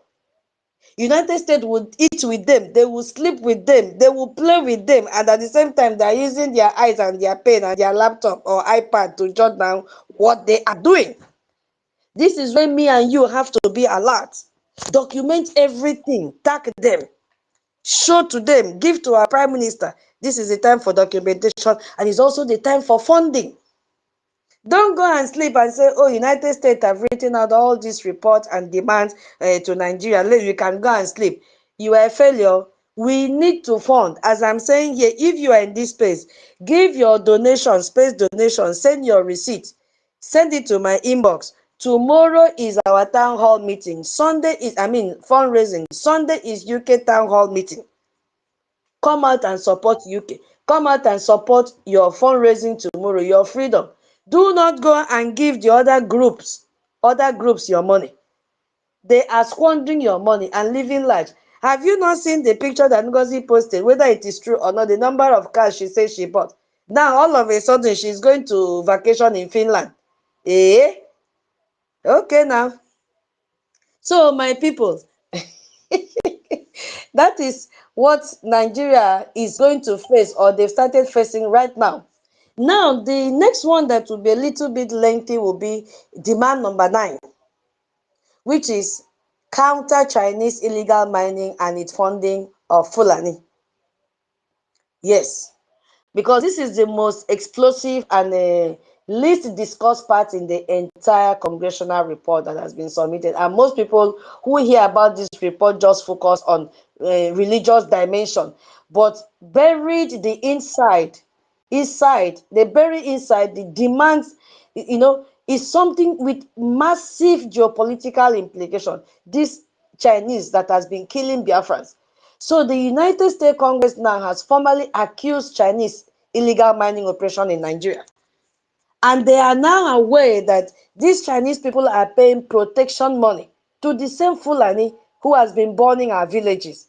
So this is not a social media allegation. This is not Nigerian or government or Nigerians themselves accusing Chinese. This is the United States of America accusing Chinese of funding terrorism in Nigeria.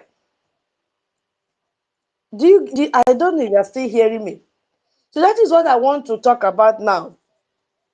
Because the mainstream media is not discussing about this. You can only hear it in Briggy Space, and our speakers will talk on it. So it is one of the most important revelations in the entire report, because when we ask the question, why are Fulani militias so well armed? Where do these weapons come from? How do they sustain themselves financially while they are conducting this attack year after year? The answer is accordingly to what the United States Congress has now. Chinese have to be addressed in this matter. Yes, they have to. Because in recent years, these people have been conducting illegal mining across the whole country, including our Biafra land. And they have a name, Ghana and Nigeria Galamsey. That is the name that they've given for the illegal mining. And they've extended and expanded across West Africa. So these are mining operations conducted without proper license, without environmental oversight, nothing, without payment of tax, nothing. They only pay what is called protection tax so that the Fulanis will allow them to continue to mine illegally. And they've been extracting golds and minerals from our soil. Enugu state government have given them land for this. So to operate illegally in Nigeria, what are you supposed to do? You have to dig up the ground. I'm talking illegally. You have to dig up the ground. You have to extract the mineral, and you have to ship them out without government interference. You need protection to do this illegally. You need people with guns. So in parts of Nigeria where the state is weak or even absent, the people with the guns are the Fulani militias, taking over that place. And then what happens? You see the Chinese legal mining operations pay the Fulani money. They pay them in cash, sometimes in equipment, because Chinese have equipment to protect their operations, to clear communities off land with miners and everything, and to ensure no one disrupt their extraction. And those are the funds that, is given to these Fulanis to be able to acquire their weapons. The same Fulani now that take that money, they will now go into Christian villages at night, burn churches, slaughter people. That's what is going on. So the US saw that there was a critical connection between the Chinese people and the Fulanis, because money is flowing to the Fulanis. They use that money to buy weapons. Remember when Musa came out and attacked us and said, cut their funding. That is what the United States is doing to Nigeria terrorists now. Everywhere that fund is flowing through, the United States of America now is cutting it off. Already I've told you, they have withheld funding for them. So all these illegal ways that the terrorists are getting money now, they are beginning to cut them off. They are beginning to cut their tentacles. So those operations include all that they have been doing, killing our people and seizing our land. That's what they've been doing. So China people, they have strategy in Africa. And it is always described as resource extraction at any cost. That's the name they've given. So they want this mineral, they want your gold. So they took over the weakness of the Nigerian terrorist government, and they've expanded their territory. That is the risk in what is happening. So China gets this mineral free of charge while they pay for their protection money. So if Fulani said, okay, no need to give us physical raw cash, give us in equipment equivalent, they will give to them. So the report demands that US intelligence agency will track this money, that diplomatic pressure can, be applied to the Chinese government to stop illegal mining in Nigeria, and that the financial flow between these Chinese mining operations and the Fulani be disrupted immediately. But let's see if the terrorist country would love to do it. So it has a lot of meaning attached to it, because what they are doing is illegal. So it means that several things in practice. It means that US intelligence agency will keep on tracking this money, who is paying this money, how much is being paid, through which channel. You see what is happening? That is what is playing out in this demand. So if you think about what this demand means in practical terms, you see that when you read and sit back and say what is really happening, you see that these Fulani have been killing Christians for 25 years. They've been killing us for 25 years. And they are operating on goodwill and determination. For them, they need money. They need weapons. They need fuel. They need bikes. They need communication equipment. All of that costs money. And if the United States can trace those financial flows back to illegal mining operation, and if diplomatic pressure, sanction, even intelligence operation can cut those flows, then the Fulani will lose a great source of their operational funding. So exactly what happened in Sokoto in December 25th, Christmas Day. You attack the base, not the terrorists on foot in the forest, because those ones can be replaced. But where they stacked their weapons, where they have their operational base, is more important than the Fulani terrorists in the forest. If they kill one of them today, within 1 week or a few days, they'll be replaced. But the operational base is still functioning. So that is what the United States of America is doing right now. You do not have to defeat the militia in battle if you can make it impossible for them to sustain themselves financially. So that is the logic behind this demand. Follow the money, cut the money, and then watch the violence become harder to sustain. This was the dream of Musa to us Biafran people. Now, United States of America is telling them, this is what we are going to do, because those people you want to cut their funds are doing that, raising funds to protect themselves from the Fulani terrorists. So the table has flipped.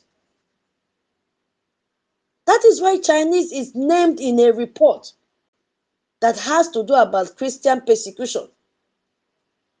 The United States and China are engaged in global strategic competition across Africa. We know it very well. So the United States is seeing Chinese expanding into African economies, both in a legal way and in illegal way. And they see this as a direct threat to them.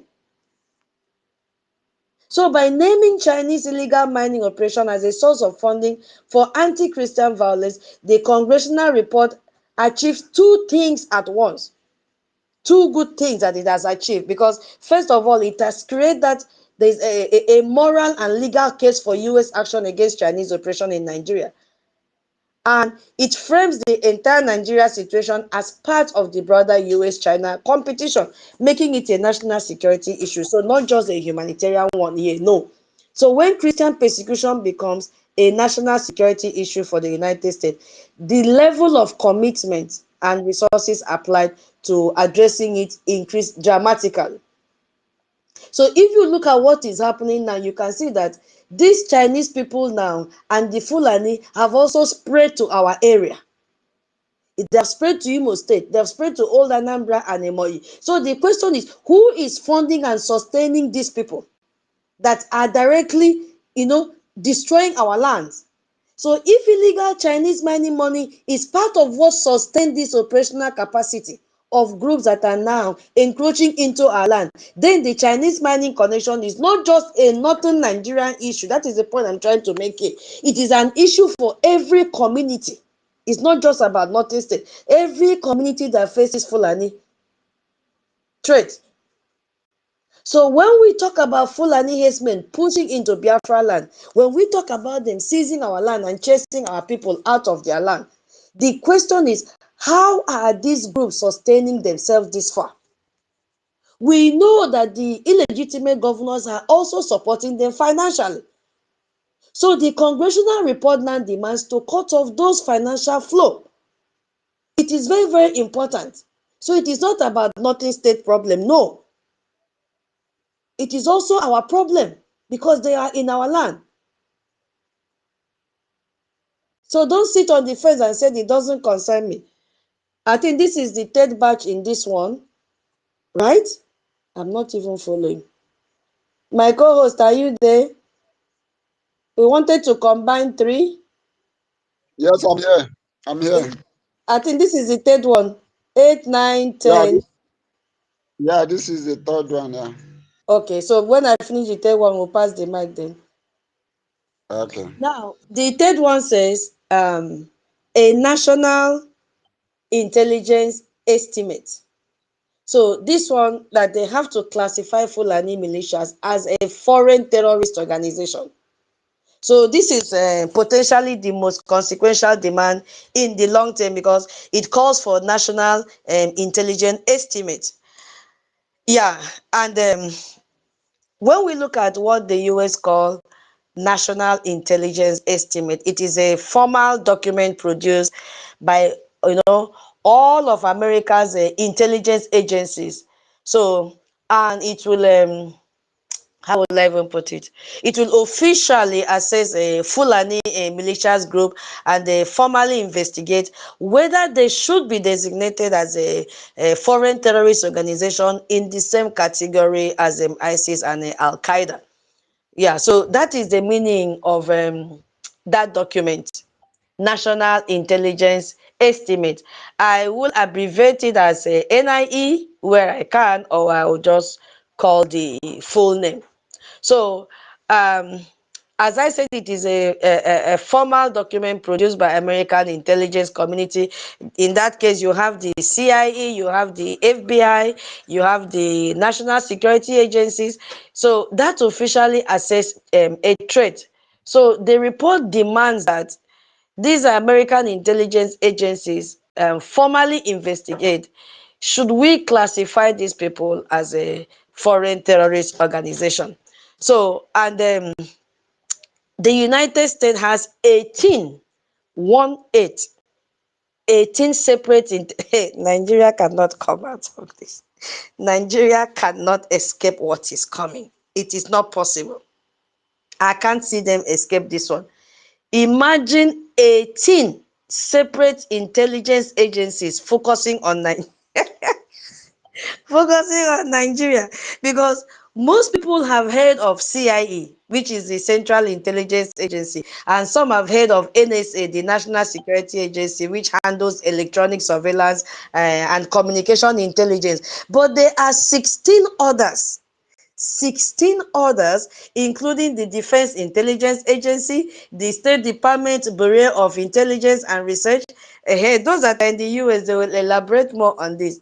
And the Treasury Department Intelligence Office, the intelligence unit within the FBI, there are so many. All together, 18 of them. So imagine these 18 agencies form what is called intelligence community. So when Nigerian terrorist government lie with their lobbying firm that there is no genocide, and Remy, they do not know that 18 intelligence agencies have already surveyed all their secret activities, including phone calls, including tracing their fund transfer and all that. They are busy lying. Imagine 8 intelligence agencies watching Nigeria. Tell me, where would they run to? Having 18 of the world's best detectives on you. Hey, this one sweet me past. And each one of them specializes in something different. One is an expert in financial crime.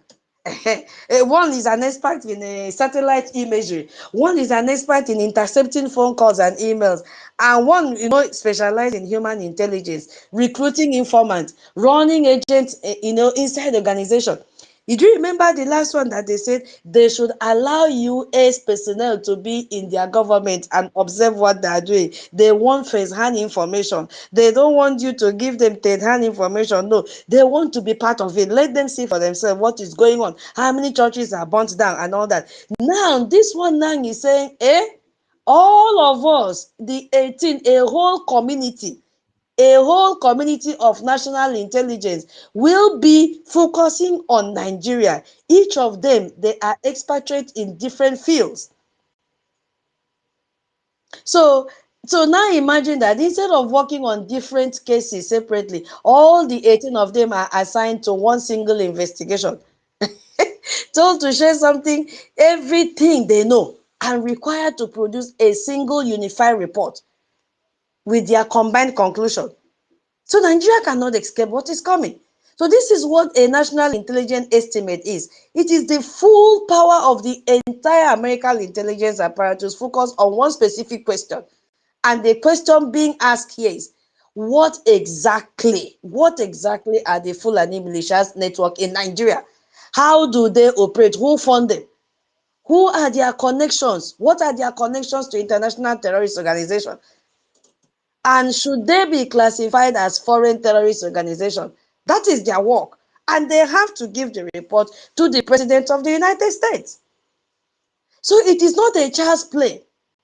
Because right now, my people, somewhere in Washington, D.C., they are analyzing whose job is to track every significant armed group in the world. That's their job. They track ISIS, they track Al-Qaeda, they track criminal network in South America and other criminal organization in Eastern Europe. So the congregational report now is asking for those same analysts right now with all their tools, all their databases, all their surveillance capability to turn their full attention to the Fulani militia in Nigeria.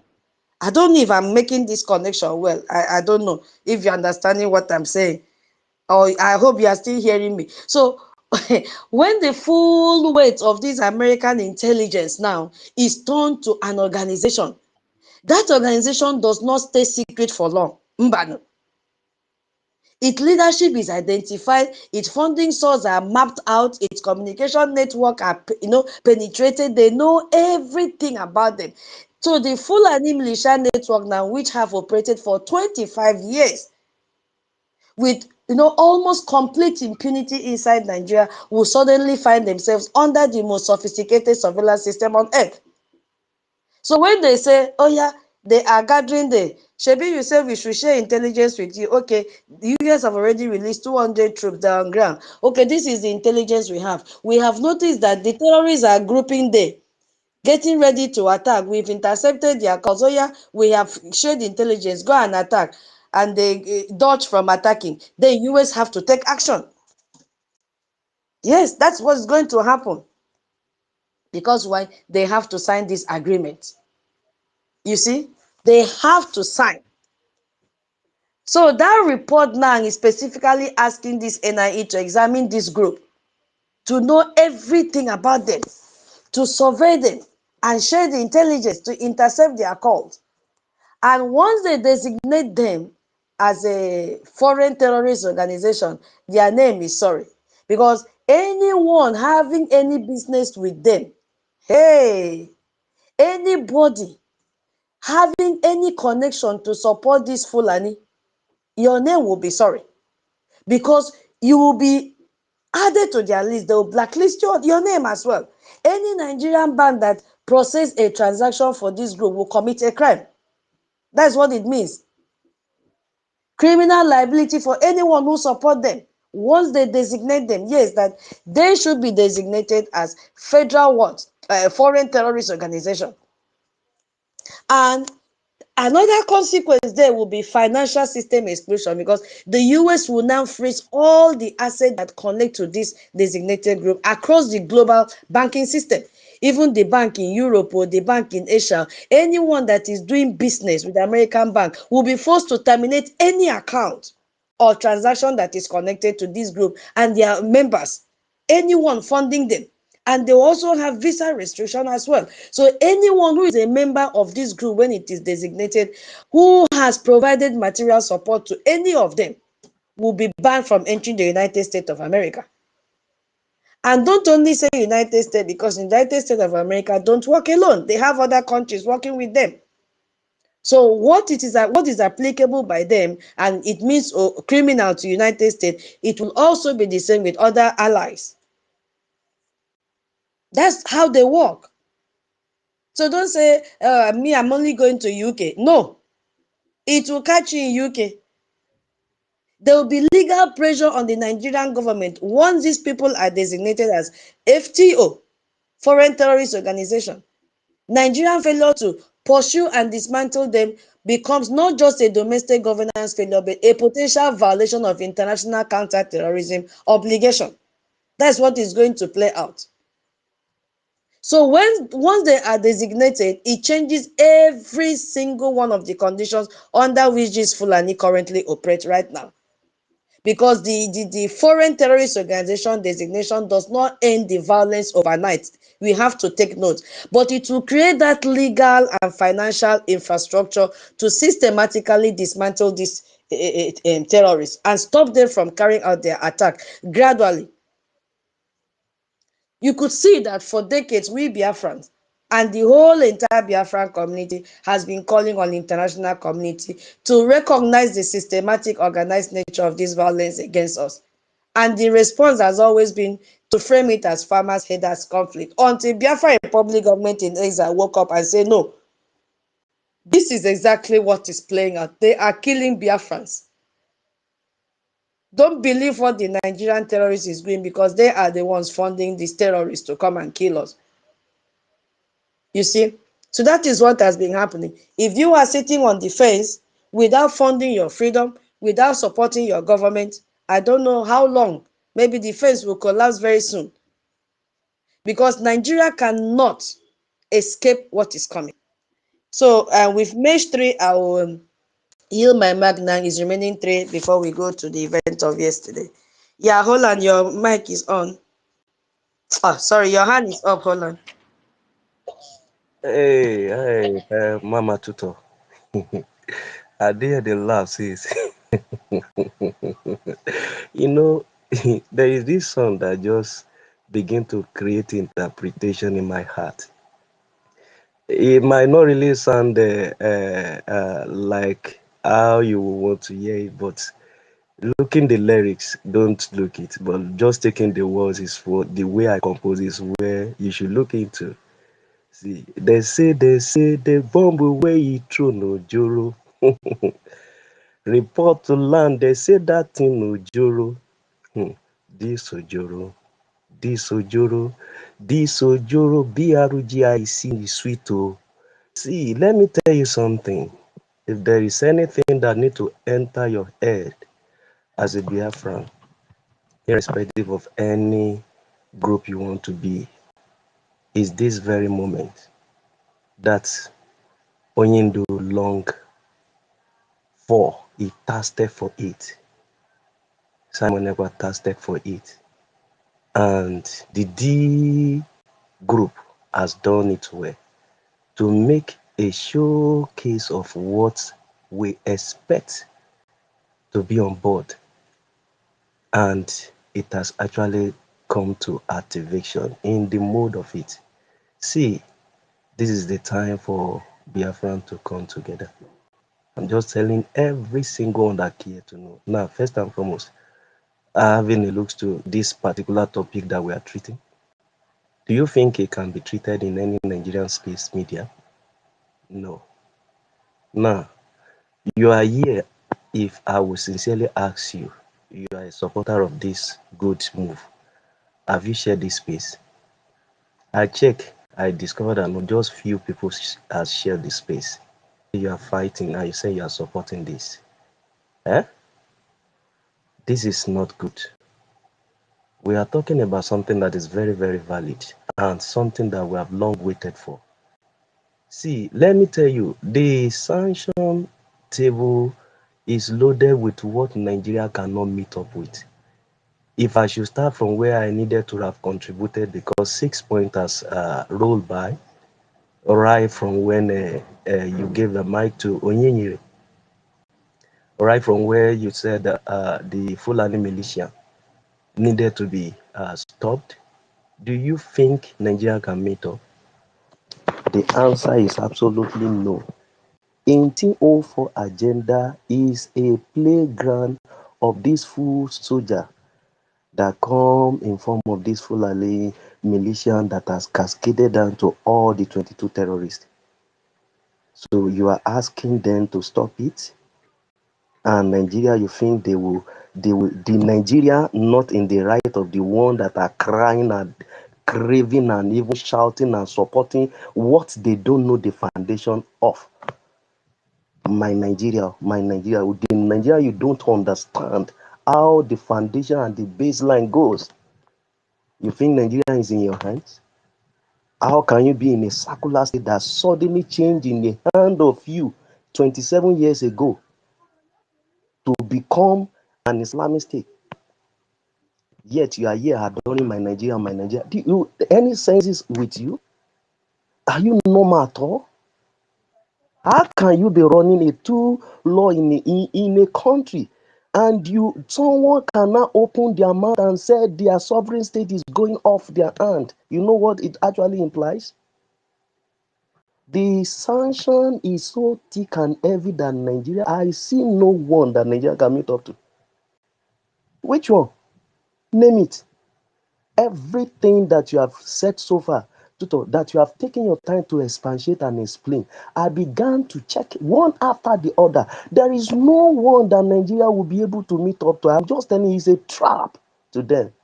And I think by now, if you are a Biafran and you have not support what is on ground now, I don't know how you think if US should just come and say they want to divide Nigeria now, I think it will look as if they just come to oppress a sovereign state and destabilize them. They are so very wise and tactical with the politics that they have actually played out to save soul in this country. In the initial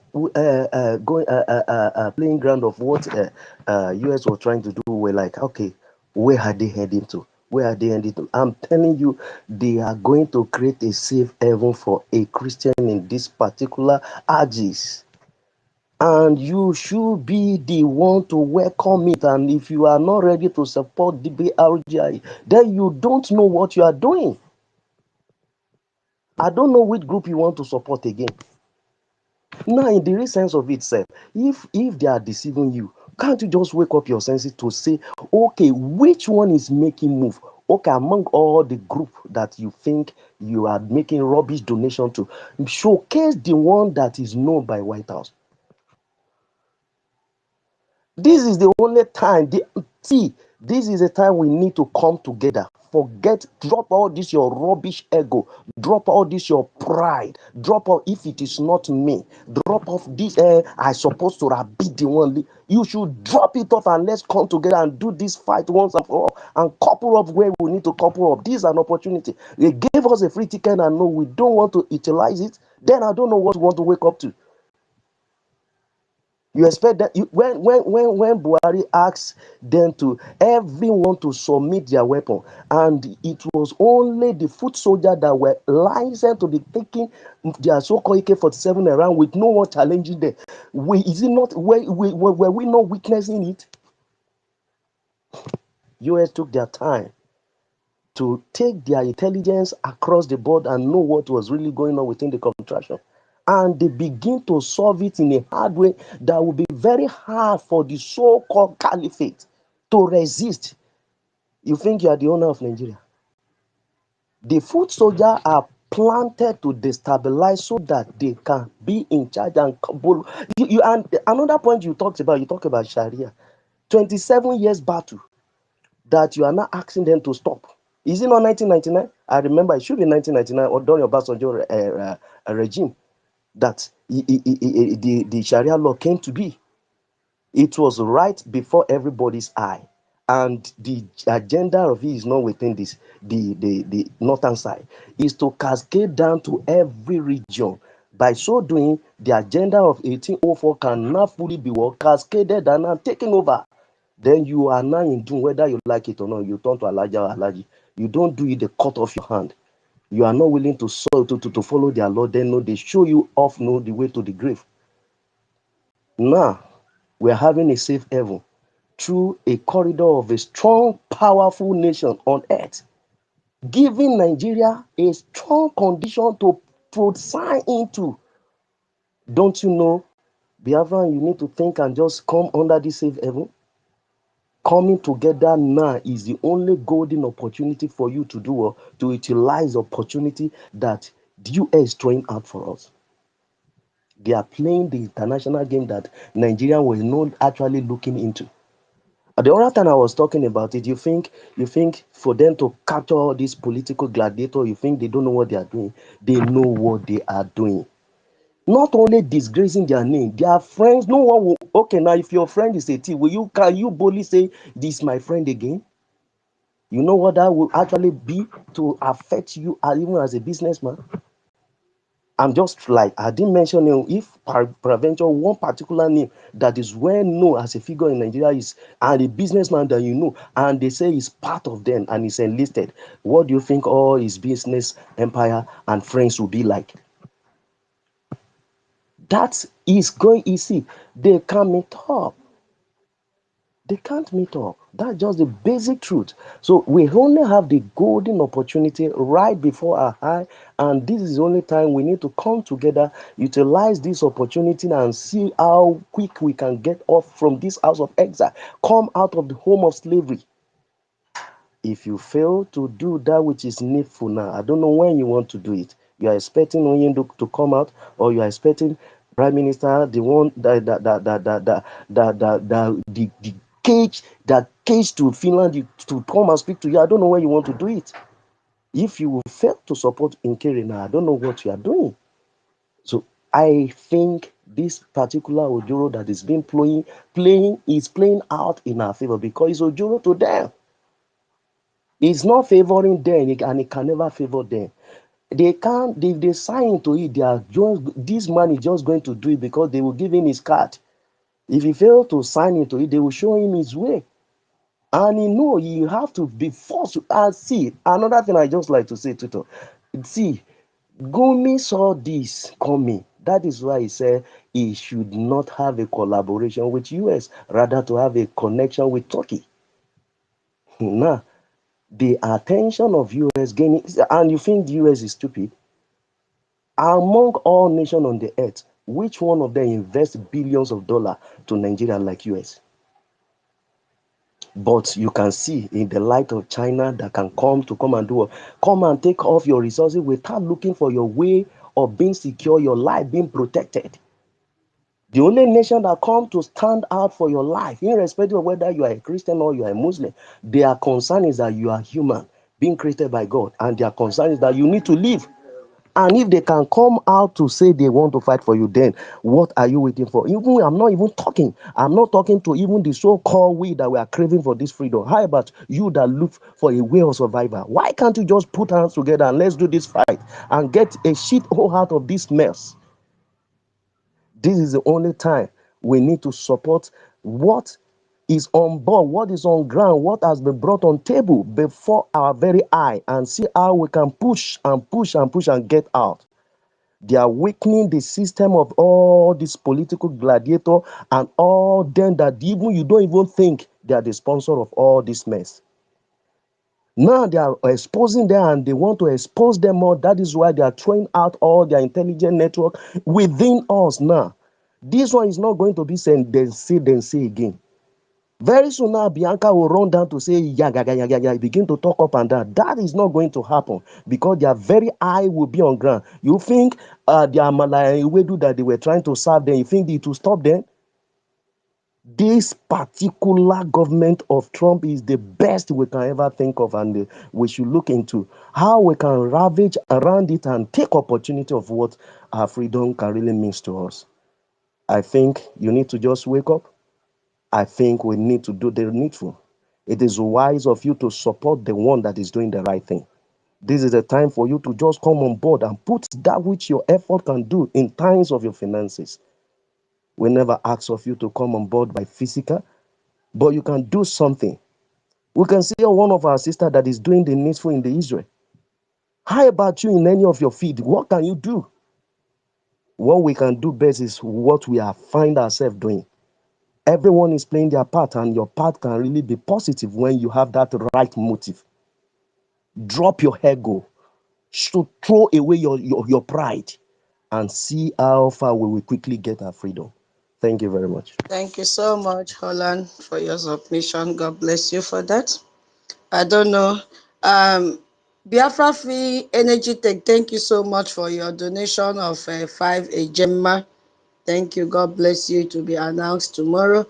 Please, Holland said only few people have shared the space. I don't know. Sharing of space is free. And we need our funding, please. Whatever you can support us with. Our website remains www.biafrarepublicgovernment.org. The government is spelled in full. Submit, give your donation for space donation, please. We need donation. Yeah, I've not really seen anybody that is giving submission that aligns with the demands. It's not Sister, really your submission should align, contribute something to what I've said. Yeah, because don't make it generic, so that others can also learn. What do you have to say? We have talked on the last three, designating them as a foreign terrorist organization, intelligence sharing. Yeah, Biafrans need to learn. Even me, I also want to learn. It should be more of interactive space. Do you have any experience in this? We should begin to chip in things. Don't only leave it for me to talk and hold and we are many here. Or if you don't like it like that, I'll just end the space. That's it. Because you are not, except you are not free to talk, but the comment section is there. So don't leave it for me, Onyenye, my co-host, and Holland to do the talking. Nweze, yeah, my co-host. Nweze, please hold on. something I just want to say is this regarding about sharing of the space. I think there is people they are sharing is not showing on the comment section. I think where you people are watching is on the comment section, because I don't share through comment section. I share through post, and when I share through post, it don't count on comment section. So let us check all these things very well, because I don't see why we will have this kind number of people and our sharing will not increase. What I'm suggesting, maybe some are sharing through post and is not recording towards the comment section, towards the reposting. Understand? That is just my observation I want to drop. Thank you very much. Yeah, it's okay. Wherever they are sharing is okay. But let people not just stay and be listening and listening. Only 3 people have been talking in this space since. Before we go to the next session, we still have more things to talk about. And Nweze, you have the mic. Please go ahead. Yeah, thank you very much, Honorable Tutors. I greet everybody here and the space. I thank every one of you, all the honorable members. I respect you all. Thank you for giving me this greatest weapon called mic. Please, if I'm not coming out, please notify me or take me down and bring me up again. Thank you, but don't throw me away. Thank you very much. So, dear friends, I appreciate every one of us and then our efforts, those who have been able to pick up this weapon, which our Supreme Leader used to open our brains, to open our eyes, and to inform us of the dangers ahead of us, which many of us heard his voice, and we see that he has our interest, because we see that the world is all about interest and those who you share your interest with. And when many of us heard him, we share his interest, and many of us supported him and stand with him and are still standing with him till today. So this mic is the greatest weapon, and thank you for giving it to me to also use it the way he used it to also educate my fellow Biafrans and to encourage those who have been using it to continue using it. Because through this weapon called mic, we will get our freedom, and everything we seek and desire of will be granted. Now, on the topic here, in my own understanding about this whole thing from the Larry Moore report. Me, I feel like United States of America packaged our Biafra, our struggle, our freedom, fly them all the way from America down to us. Because you see everything in this report. There is no one, there is none of them that the zoo will be able to implement. None. None of them. There's no way you will convince me that Nigeria, that me and you know, will be able to respect or obey any of these things, or any of these recommendations by more. It is not possible. If you think they will obey any of them, then you are not, you are very far away from reality. Because they have this agenda for many years. Our prophet, the Supreme Leader Mazi Nnamdi Kanu, told us how much they budgeted. They are well prepared. They are well equipped. Their networks are all over the world. It took them years to build this. So there's no way, there's no how.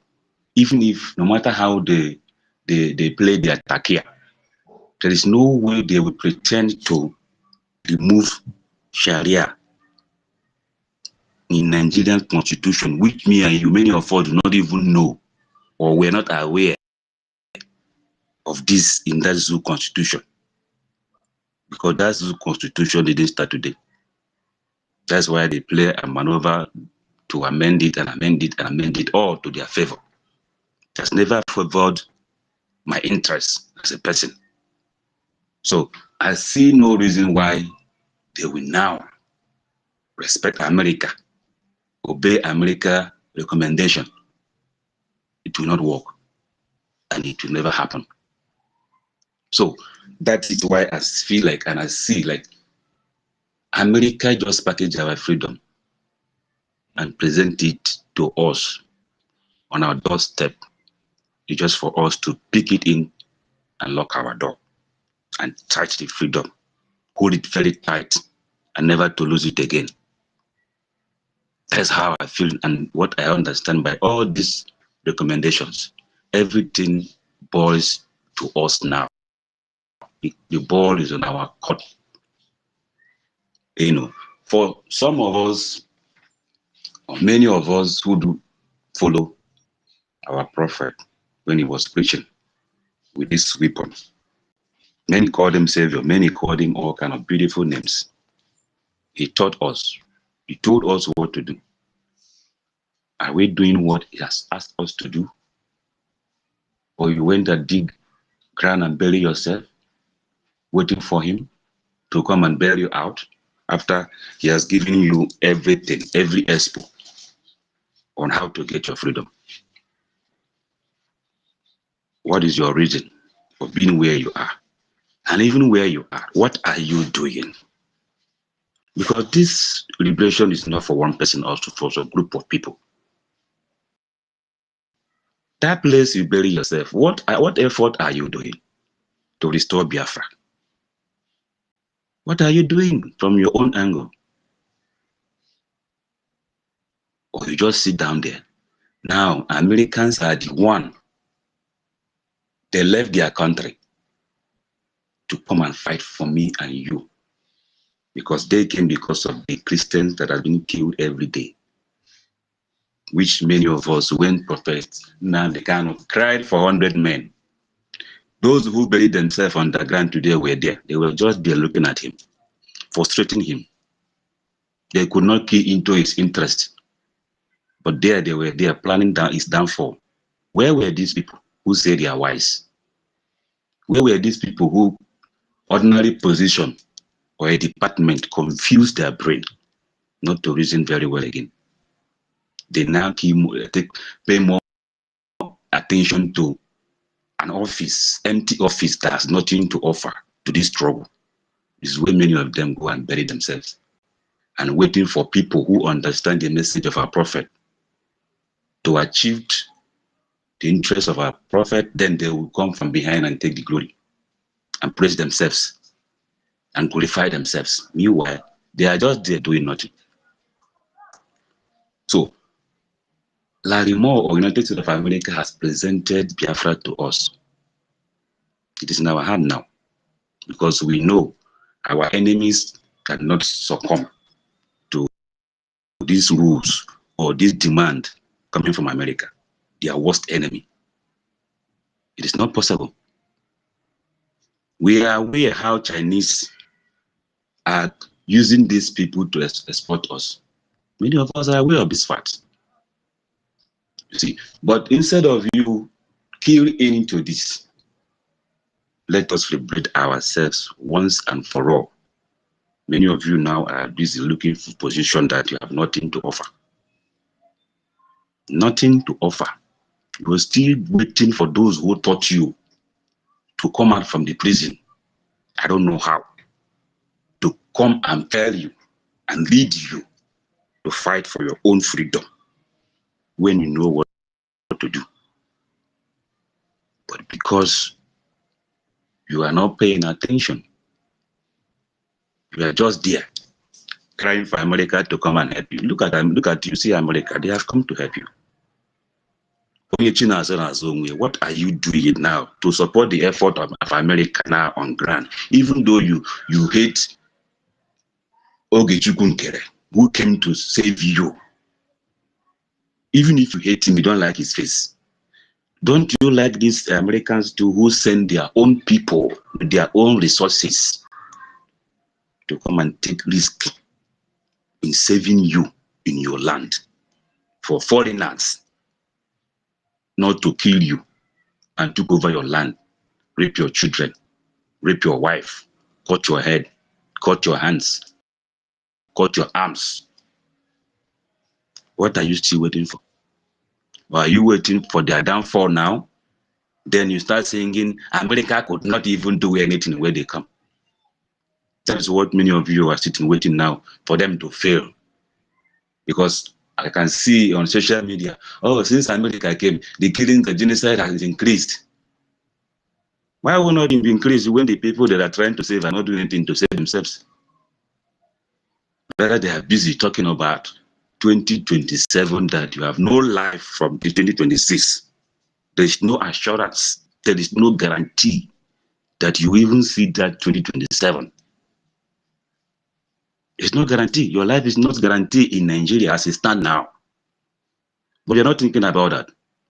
Look at the one you are thinking, they nearly killed him there in Edo State. The one you are following, who has no plan to give you security or even rules that will save you, like this one America has presented to you.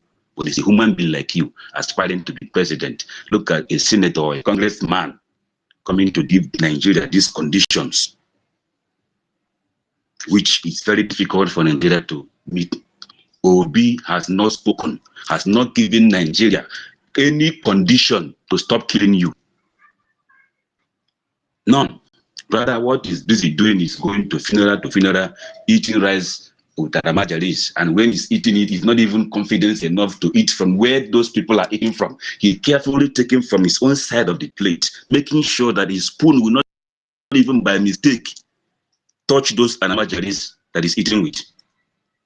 If you watch the last video I saw him eating this, the nonsense they are doing, you see him carefully eating from one side of the plate because he don't even trust the people. He'd prefer to eat with those kids so that if they poison him, he will not die alone. This is the kind of coward you are waiting for to come and liberate you. This coward is the same person that is moving with El-Rufai and all their criminal terrorists in the north. These are the people this person is associating himself with. The people that hate you the most is the people that this man is associating himself with. And you are ready to die for him. They pay you peanuts. Those who send him on that errand to distract you, Biafrans, are paying him in billions to come and give you peanuts. You put your life and that of your family and your generation to come online because of one idiot whom somebody somewhere or some country somewhere are using against you. because of your resources in your soil. When will you wake up? When will you wake up? When will you wake up and see the handwriting on the wall as big as it is, that your life is in danger, that it is the greatest opportunity ever available for Biafrans to grab our freedom? It is on our doorstep. Come and support our own brother, Ogechukwu Nkere, whom we know what he's doing, we see what he's doing, and it's through his effort. These conditions are coming from America to our enemies. If truly and genuinely you came for this struggle, if truly you want freedom, because this is the last chance we have. This chance, this opportunity will never come again. America will not play and score the goals for us. Wake up. Nigeria has nothing to offer to you, which you know. Instead of it getting better, it's getting worse every day. There is no magic. There is no magic. Nobody will perform magic to change Nigeria overnight, or even in 4 years, even in 80 years to come. Are you prepared to be dying in the hand of foreigners? Idiots, janjaweed. I watched a video of how they were torturing one young man who went to serve the zoo. After all our warnings for many years, leave the zoo, let the zoo collapse. They refuse. They are still doing NYSC. You see those who went through it, came back, become worst. No future, nothing, everything about them destroyed. They joined into kidnapping or Yahoo or doing any kind of criminality to survive. They went through that NYC. You saw them. They live with you.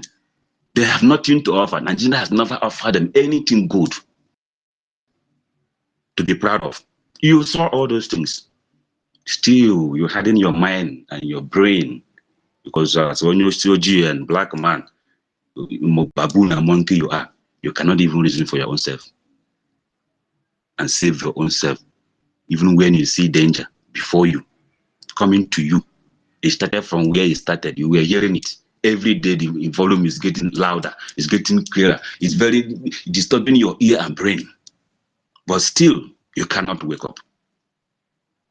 Still, you cannot read the handwriting that is on the wall that is as big as that even a blind person can see. You are waiting for 2027. Some of you Biafrans went and buried yourself. You took another foreigner, Yoruba man called Sowore, to come and protest for your savior that is in the hand of the Caliphate in Sokoto.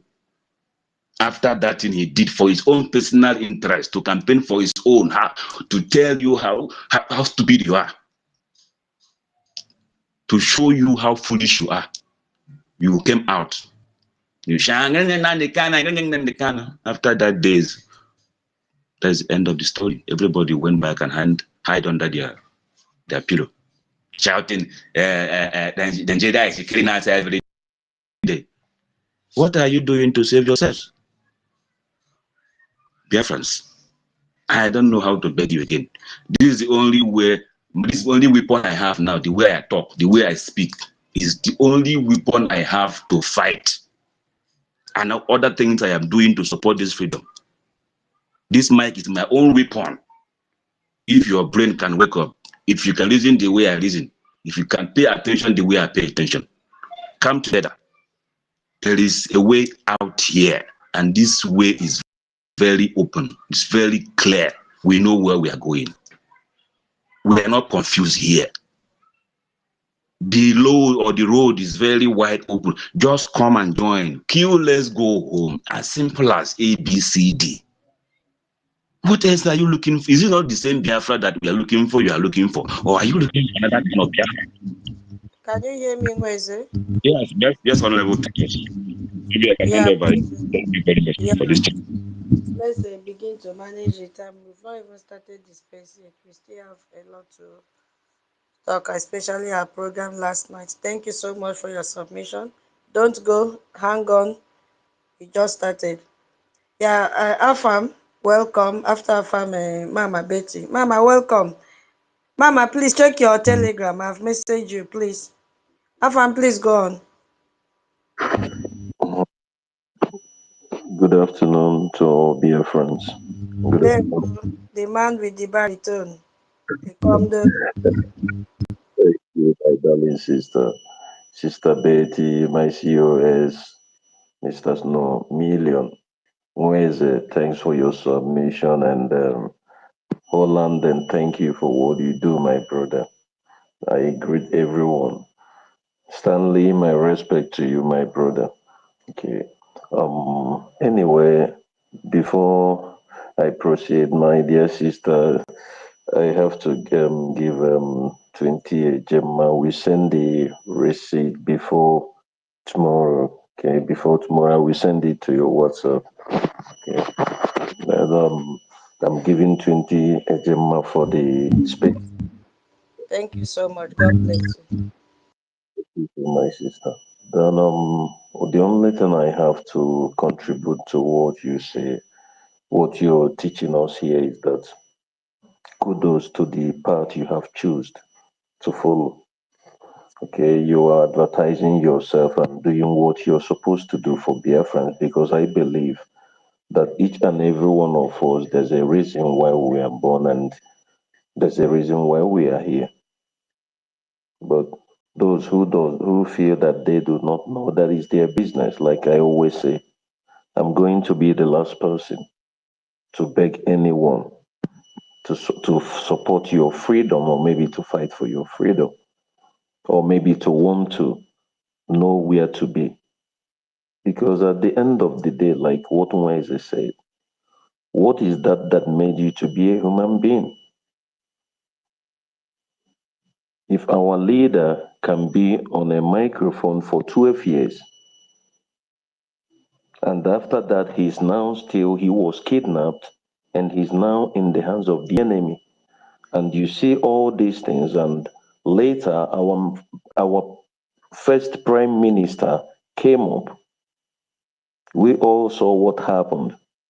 The so-called British, through the wife of the through the whatever the contact they have in Finland, and the Finland government and the Islamic terrorist government called Nigeria, they now joined together and stopped our first PM where they stopped him. Now he's there in jail for nothing, because at the end of the day, if there is justice, there is no reason or whatsoever that is going to make our PM Simon Ekpa to be behind door. But that is what we see in politics, and that is why sometimes, I just dislike politics when bad people comes around it. So, what am I saying? All this beautiful, exposure that our sister is here lecturing us, making those that are not educated enough academically for us to understand everything, even those that are academically positive whatsoever, that they are good still.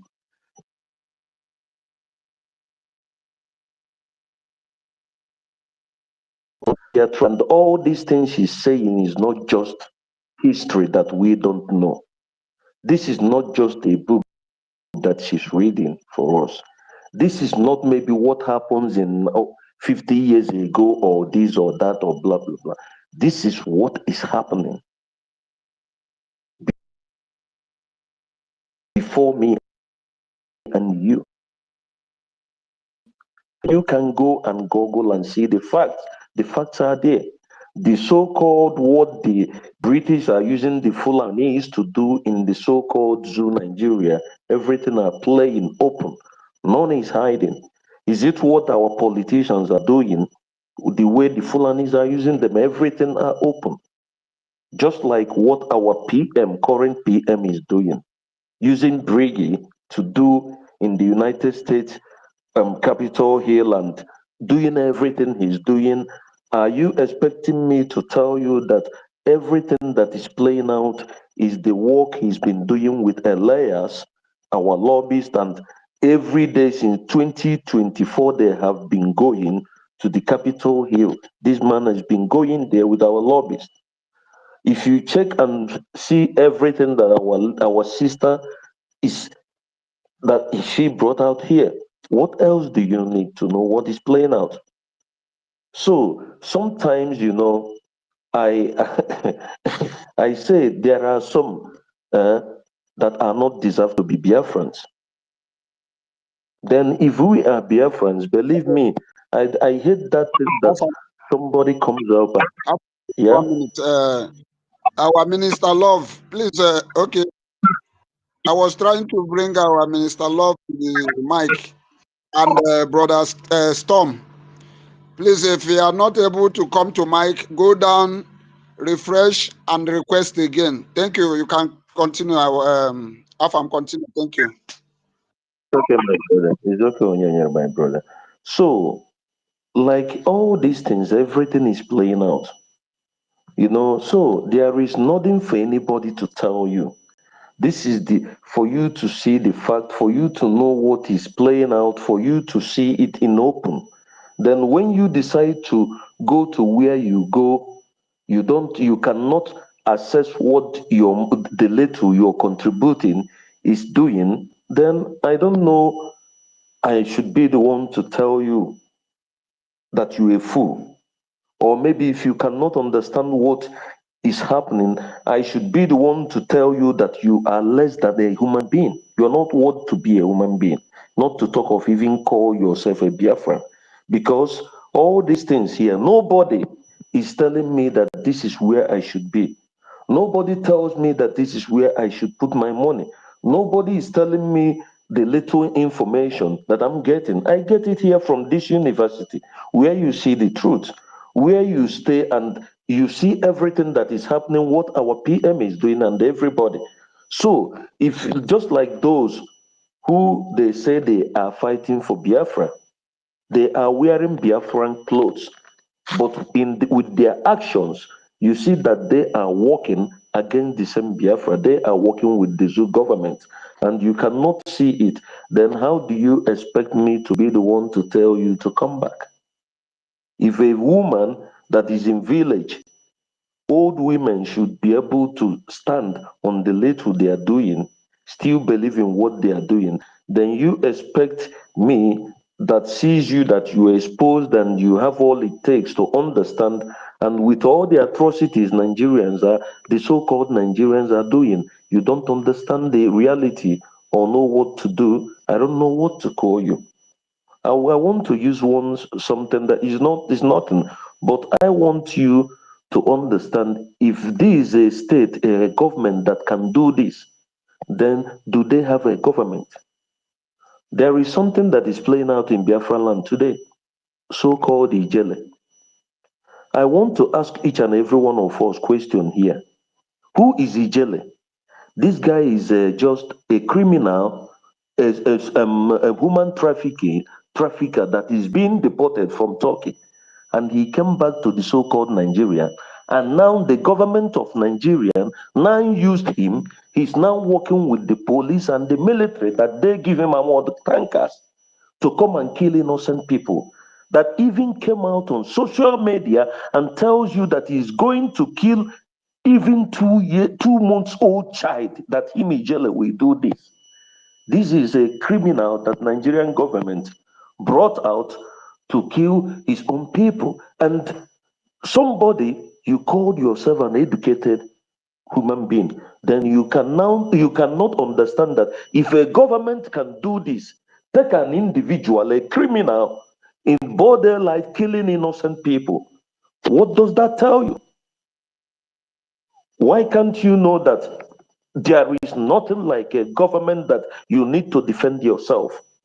And if you don't defend yourself, all these vampires that they are grooming are the ones that are going to consume you tomorrow, because it's not me. I already know where I stand. So this is where I want to stop. But every day we come here, our sisters, they preach, they tell you the reason why you should fund your freedom, and you're looking like a he-goat, waiting for people to be coming to talk. You create money. They are borrowing money everywhere. All the countries that are fighting, they are borrowing money everywhere. Our own is that we don't even have war plan, nothing. We can't even, we have nothing. And you're still waiting for anybody to come and tell you that you need to add the little you have. I keep saying it. If we cannot use our numbers to fund this, our freedom, when Biafra comes, then a lot of things has to be done. I yield for now. Thank you.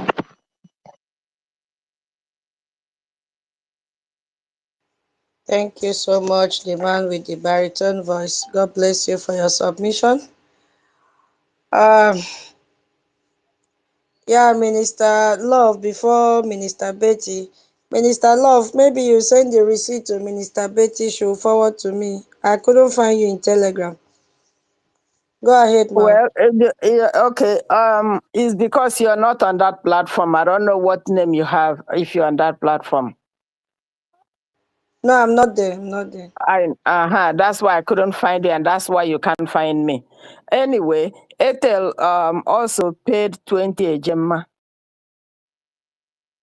Oh my God. Thank you Yeah, so for the much. space.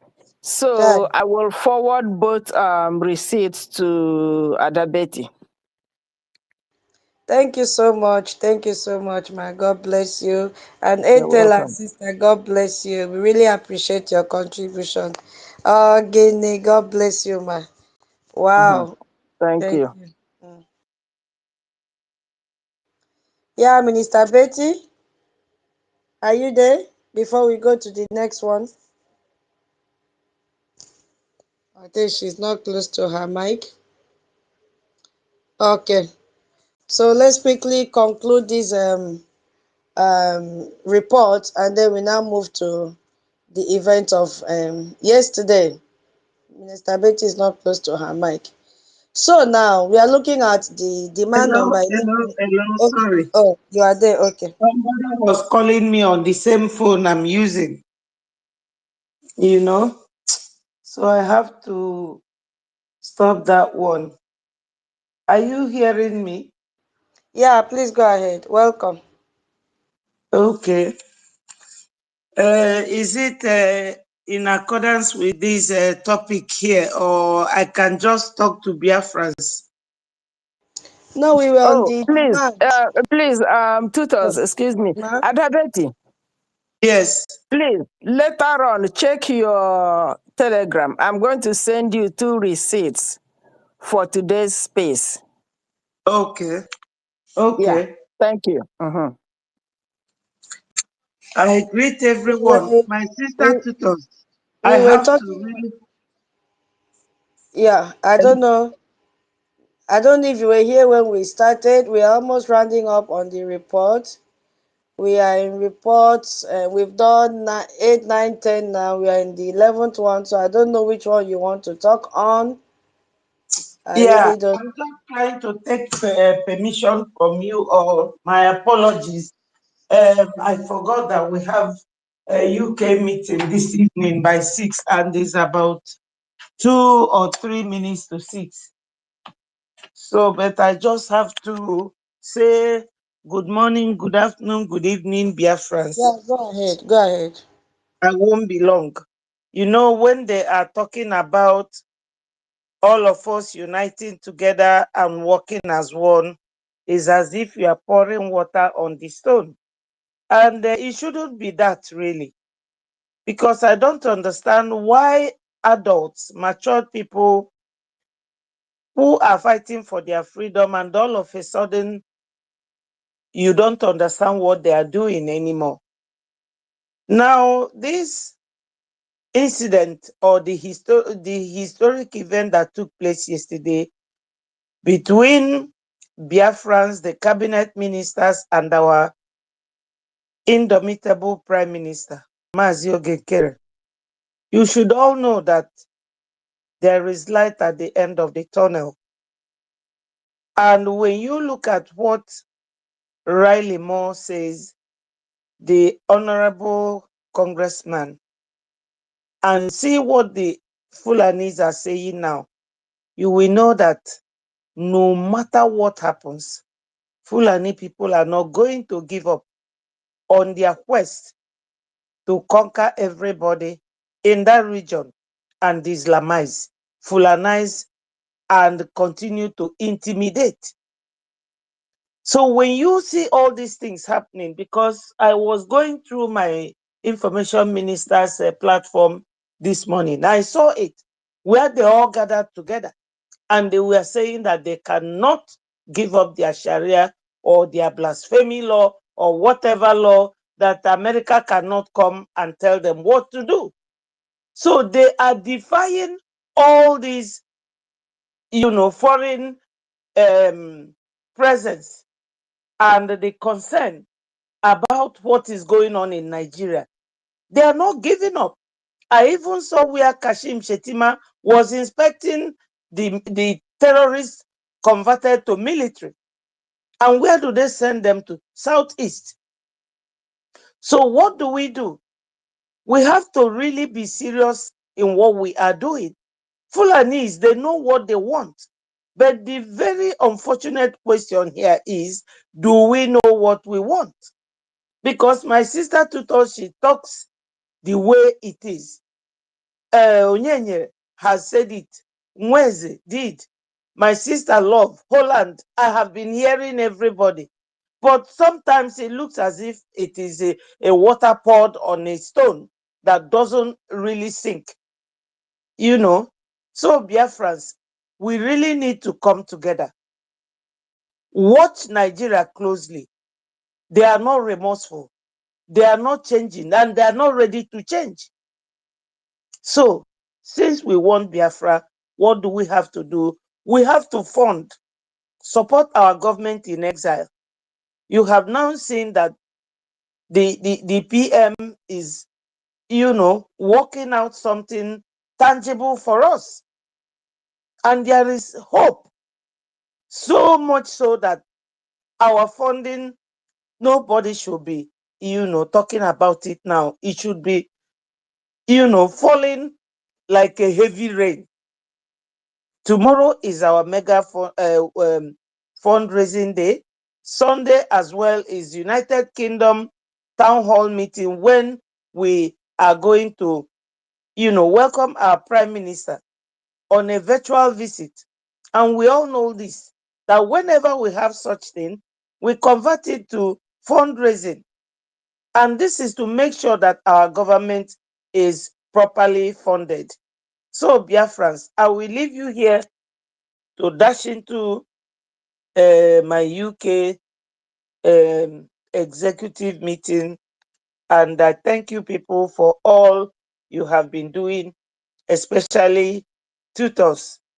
You are wonderful. I don't know how you do it, but I pray that Chukwu Okike Abiama will continue to give you the strength and the energy. Love my sister. She's always there. So I thank you all. Snow, my COS, the original COS, Holland, Onyenyere Nweze, Toti, Ben, James, 1 million, my guy, Ndewonu, Nsi, and Obi, Daluno. God bless you all. Thank you, tutors, for this opportunity, and may God continue to strengthen you. Bye for now. No, don't buy, Mama. Thank you so much. You can be, in the background, and let us see that I know you have a meeting. Thank you so very much. It is not easy for anyone here, even those that are listening. It's still time consuming. We really appreciate your submission. My God bless you. And may this position that you've taken up, let him give you the anointing and the leadership skill that you need to lead the UK people to come out, turn out in mass and fund their freedom. Nobody will fund this freedom for us. We are the ones to do it. So as you are going for your meeting, everything that you will say should boost them and energize them and enhance them to bring money out. We need money. Thank you so much, ma. God That bless is you. the whole idea. Thank you. Yeah, God God bless bless you. you, ma. Bye bye. But Yeah. once you are finished, you come back because we still have a lot to talk about. I don't mind sacrificing today. Today Do is justice. I will do Hey, justice. you Thank you. not tutors. it's after 10 here. Oh. You try, you try, you try, you try, you try. Take your time. Okay. Now let's look at demand number 10. Let's see what Nigerian government will do in this one. Is it 10? Yeah, it is 10. Okay. It says a national intelligence estimate. Remember when we were talking about this intelligence estimate before? Okay. So we'll not really dwell so much. Yeah, no, we've done this. We've done this, as they say they should designate Fulani as a. Yeah, so we are in number 11. Reform and speed up US military equipment sales. Because Nigeria has been wanting to purchase this advanced American military equipment for years. All these their helicopters, because America, they have the best. All these their surveillance technology, armored vehicles, all their communication system. And the process for buying the equipment from the America and United States of America is known as a foreign military sales, and it has historically been slow. So this demand now says that the US will improve and speed up this process. Remember, it says reform and speed up US military equipment sales. So they say, okay, we will improve and speed up this process, but only in exchange for genuine Nigeria commitment to using this military to protect civilian population, including Christian. That is the only condition that they will speed up to sell this equipment to them. So this demand work on two levels, I would say. If you look at it at two level side and at the same time, it work at two level at the same time. And on one level, I see it as a reward, telling Nigeria, if you genuinely reformed and stop the killing of Christians, if you start protecting Christians, we will make it easier for you to buy the military equipment you have been asking for. Yes, you know that when they bought equipment from Turkey, there was no process. There was no Congress meeting. There was no agreement. There was no approval. Yala, you want equipment? Yes, take, pay money, take. So nobody kept a track record of how they are using this equipment. So that is why Gumi said, go to Turkey, because Turkey has no process. Turkey has already turned their country to Islamic nation. So, but in US, it has to pass through the Senate, it has to pass through Congress, it has to do this, do that before they sell weapons to them. So US is telling them now, if you change, if you are transformed, and you stop to kill Christians, this is what we'll do. We will speed up these sales for you. And then on another level, I see it as a signal, because Nigeria has been buying Russian military for years. So the US is now saying, switch from Russia to America, buy from us and depend on us as well. And that shift in military dependence comes with political consequences, because a country that depends on American weapons is a country that has to listen to American demands. That's it. So it is not a charity. It is a strategic leverage dressed up as an assistant. And Nigeria cannot leave Russia. They've just joined a BRICS for this same purpose. So they cannot leave Russia. Again, another tight corner for Nigeria. And then we go to the next one, which they said counter-terrorist financing. Yes. So in this one now, this demand connects to the breaking news that happened a few days ago, where a senior US Treasury official arrived Abuja, remember? And what did he really come to do? To strengthen the cooperation on what America call counter-terrorist financing. And that same time was the time we had the explosive allegation that emerged that the Nigerian terrorists have paid 20 billion to Boko Haram to secure the release of abducted school children.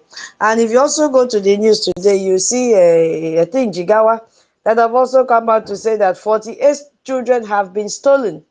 I say, stolen from where? Gombe. Governor Yahaya have come out to say 48 children have been stolen from Gombe. Stolen from where to where? They just steal them like that, like crayfish? How? So now you see they're going to pay ransom for those children to be released. So this one happened in the real act.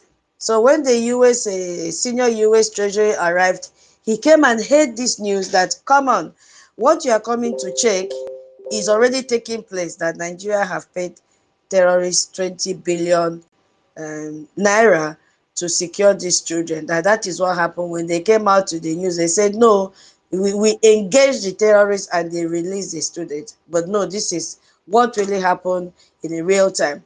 So, and if those allegations are proven, it means that the Nigerian government was funding terrorism, which of course is not the first time they're doing it. Every form of release that involves the government. What of the one that happened in Kwara? Nigerian government paid 100 million when they kidnapped church worshippers. So they are going to find it out. Remember now, US is coming in. First of all, Nigeria must sign this agreement.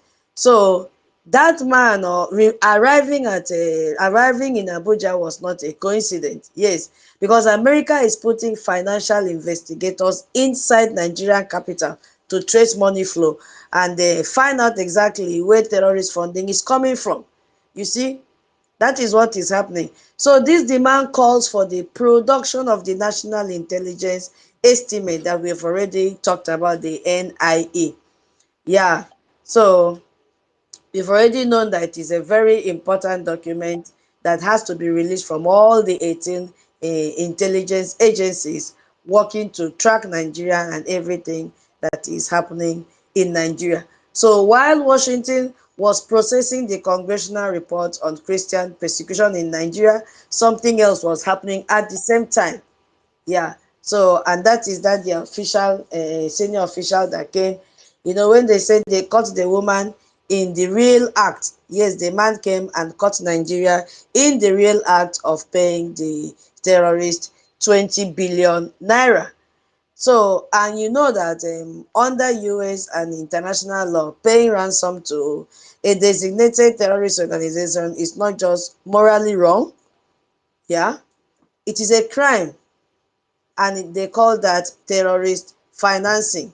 And the US Treasury Office of Terrorism and what do they call this one? Financial intelligence investigate and prosecute terrorist financing wherever in the world it occurs. So the report now demands that the US Treasury run programs to strengthen Nigeria's financial integrity and enhance anti-money laundering system and disrupt all these angle that the terrorists get money from. So if the US Treasury finds evidence that this happened, which of course they will not even find one, they will find thousands of it, right from the one that El-Rufai, confessed the terrorists are even on payroll, and even him, he started paying terrorists. So the payment of terrorists did not start today. So if they find the bank transfer money and they have financial record and they trail this money, then Nigeria is not just a country with religious persecution problem. Nigeria becomes a country that finances terrorism, which is a fact. It is true. They finance terrorism, they fund them, they place the terrorists on a payroll, they feed them, according to Gumi, they eat decent food, well-balanced food in the forest, they clothe them, they give them even satellite, everything that the terrorists want, they give to them. So, and the consequences of that finding are in a completely different category from anything we have discussed so far. Yeah, because if you look at the National Intelligence Estimate, it's not a Google search, it is not a newspaper report. It is the combined classified judgment of every intelligence agency, which there are 18 in number. Yeah. So when this report is ordered, this national intelligence estimate report is ordered on a country or even a group of persons, it means the full weight of American intelligence power is being turned into that direction. So, and then we have a lot of things that happen. So all of it now focus on understanding the Fulani militia network, their funding sources and their leadership and all that. And number one leader is Shetima. Because each time we are talking about security, we used to overlook Shetima. Shetima is there as the commander-in-chief. And then he will pass the instruction to Gumi. Gumi will now disperse it with all other branches that they have. So, and then it has connection with the SWIFT, because the most extreme financial consequences the United States can impose is removing Nigerian bank from SWIFT. Yes, they will remove them. And you know that SWIFT is the global payment system through which almost all international financial transactions pass through. It must pass through SWIFT. So without SWIFT access, a country bank cannot send or even receive money internationally. That is the implication of it. So import becomes impossible for them. Even export will collapse. So foreign investment will also stop. And this happened already to Iran and to Russia after the Ukraine invasion. So for Nigeria, which import most everything that they have, including toothpick, and depends on oil export paid in US dollars, SWIFT removal will be economically catastrophic on Nigeria. So the US Treasury official now sitting in Abuja is the person who would initiate the process that could lead them there. So, and the last one is build a global coalition with France, with Hungary, and with the United Kingdom. And I know some people will say, United Kingdom and France, it is a trap. Let's see how we can just touch on that. Because the final demand is that America will work to bring its allies, and it's starting with this France, Hungary, and the UK, into a coordinated international pressure campaign against the terrorist Nigeria. And this is how modern geopolitics works. You do not just pressure a country bilaterally, you build a coalition so that the process comes from multiple directions at the same time. So Nigeria's ability to play one Western country off against another disappears when they are all reading from the same script. So you could see that France is mentioned because France has enormous historical and ongoing influence in West Africa. And you could see many of Nigerian neighboring countries like this Ivory Coast, where they export their meat to, Senegal, Niger, Cameroon, have a deep economic and political ties to France. So if France now joins the pressure campaign, it changes the entire regional dynamic. Hungary is also mentioned.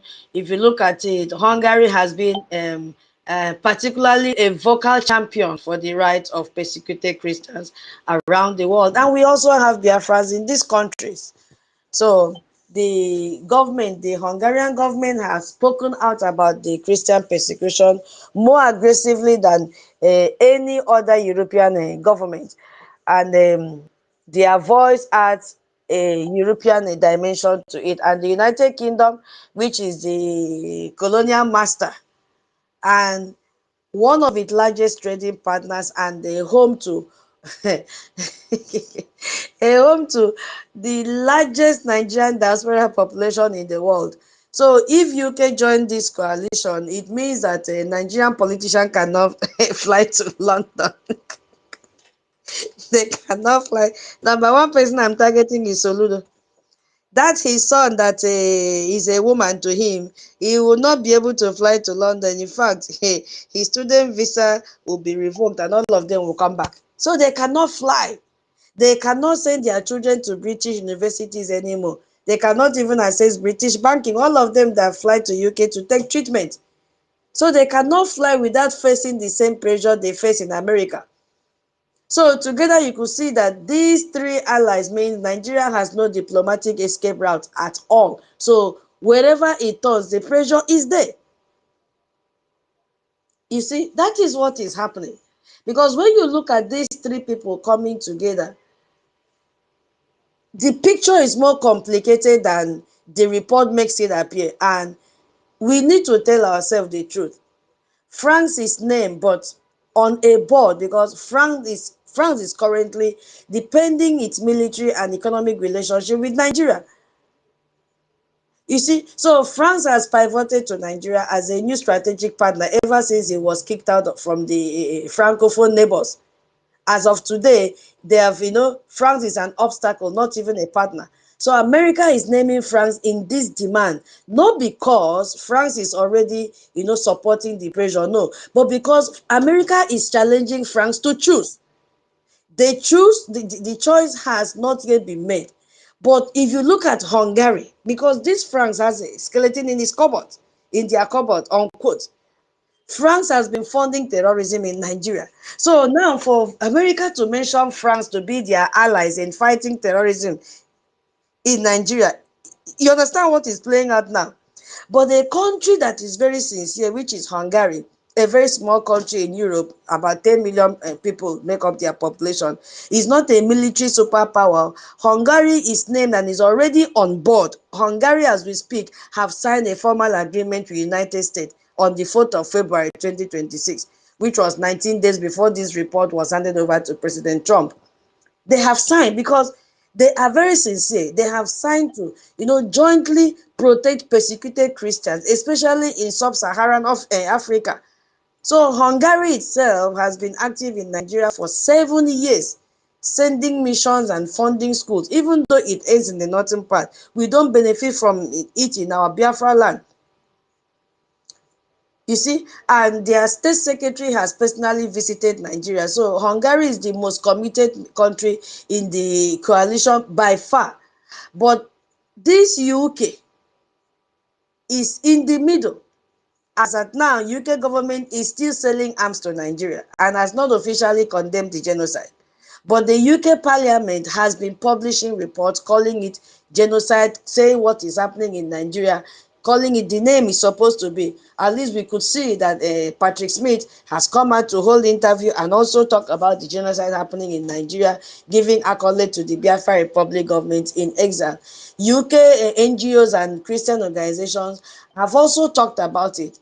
And the UK has a massive Nigerian Christian in diaspora. And these are people, they have political power, which they can pressure the British government. But it's not possible. So the fact that France and UK have not yet joined this coalition does not make this demand a failure. No, they will join because it is a trap for them. So it makes it a challenge, a public official recorded challenge from the United States Congress to two of the world's most powerful countries. So it is the US now saying in a document submitted to the president, France, you cannot keep selling weapons to Nigeria while Christians are being killed there and call yourself a defender of human rights. And UK, you cannot keep training the Nigerian military, selling weapons to them, selling armored vehicles to them. You cannot keep training the Nigerian military and maintaining diplomatic silence while your own parliament publishes reports calling it a genocide. You see the trap now? US, they are best in intelligence, I am telling you. So they have to choose because the world is watching them. And whatever choice they make will be on record. So this is the purpose of naming these countries. US know what they are doing. Not because they're already on board, no, but because naming them makes it harder for them to stay off the board. That's the point I'm trying to make here. They have also caged these two countries, France and UK. You see, that is what is playing out here. And my people, Nigeria has paid a lot of money to counter what is happening. They have paid a lot of money. You see, and so on the February 10, we now saw this Rally Mall and Chris Smith. The timeline, we all know the event that has been happening and the way they introduced the Nigeria Religious Freedom Accountability Act of 2026 in the House of Representatives. So this is now formal legislation. It named the names and it specified the sanction that should be applied. And the full report was handed over to Donald Trump. The practical window for Nigeria is right now in 2026. And the Appropriation Act, I told you we'll talk about the Appropriation Act 2026, has already, my people, has already embedded Nigerian CPC status into American law. So funding conditions are already in effect. And every week that passes without action from Nigeria, America's patience grows shorter and it will grow more powerful. So this act now, this Appropriation Act, is a legal and financial concept that most people have never encountered. So I want to use an illustration to see how we can understand this Appropriation Act and then see how important it is that is being involved in Nigeria. Now, I want to start with a story so that we can understand what I want to talk about. So imagine you have a friend. Let's call that friend Onyenyere. And Onyenyere is always borrowing money from not this our Onyenyere, because Onyenyere cannot borrow. Always borrowing money from our Minister Law, for example. And every month he comes to you with a problem.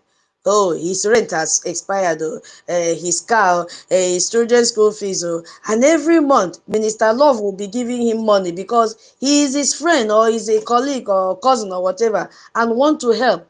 But there is a pattern there. Onyenyere never changes his behavior. But every time he's borrowing money, he's always irresponsible with the money.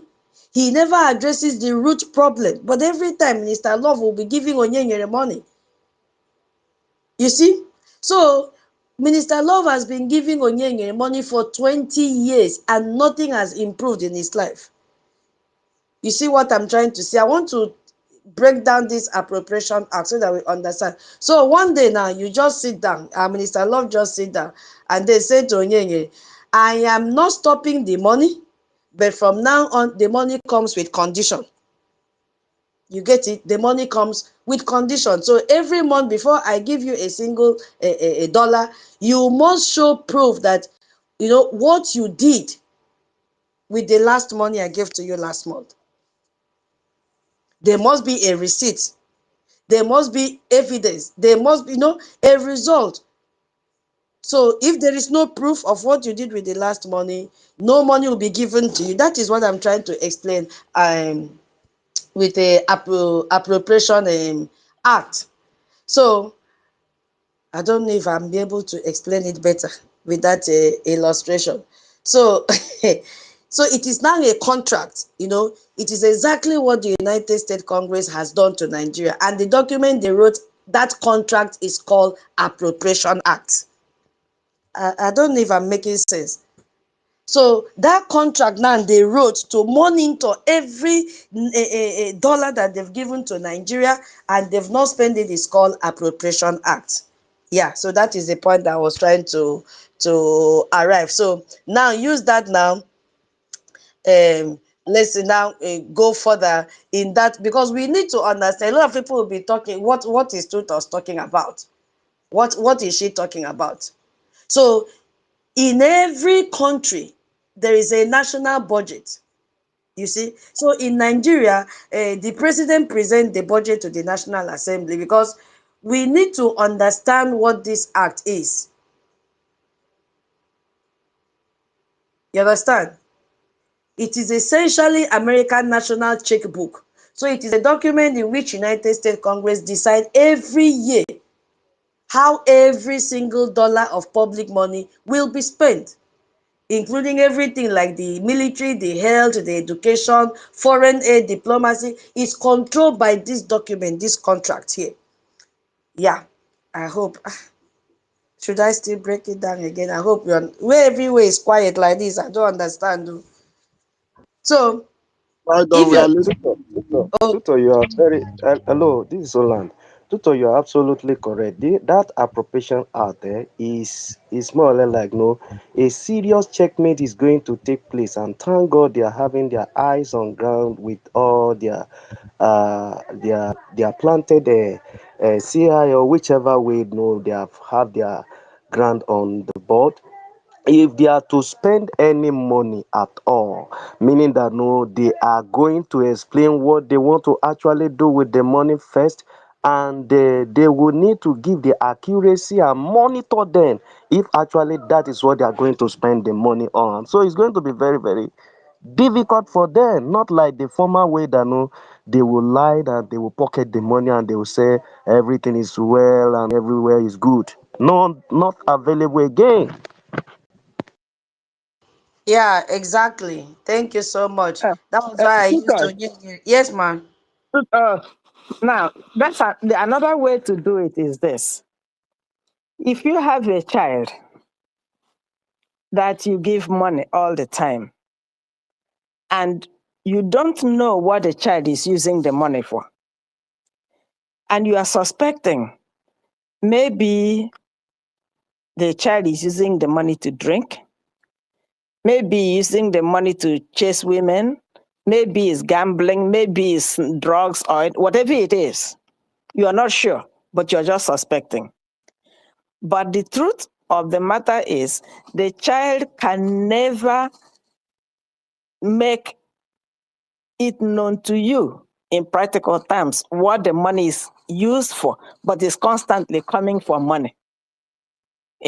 So you can now put that tag, say, look, I'm not going to stop giving you money because I already promised to give you money, okay, to help you when you need. But you have to prove to me what you used the last set of money for. Unless you do that, you're not getting another money.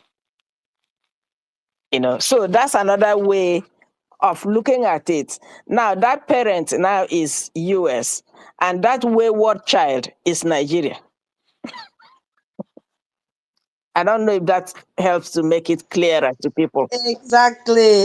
You see, this is why I like Briggy Spencer, Guinea. Hey, very beautiful illustration as well. Yes, so that You way actually got is it. That's Nigeria. it. You Thank got you it. so much, Mama. We love you. We love you. We love you. That way one child is Nigeria and the parent is United States. Thank you so much.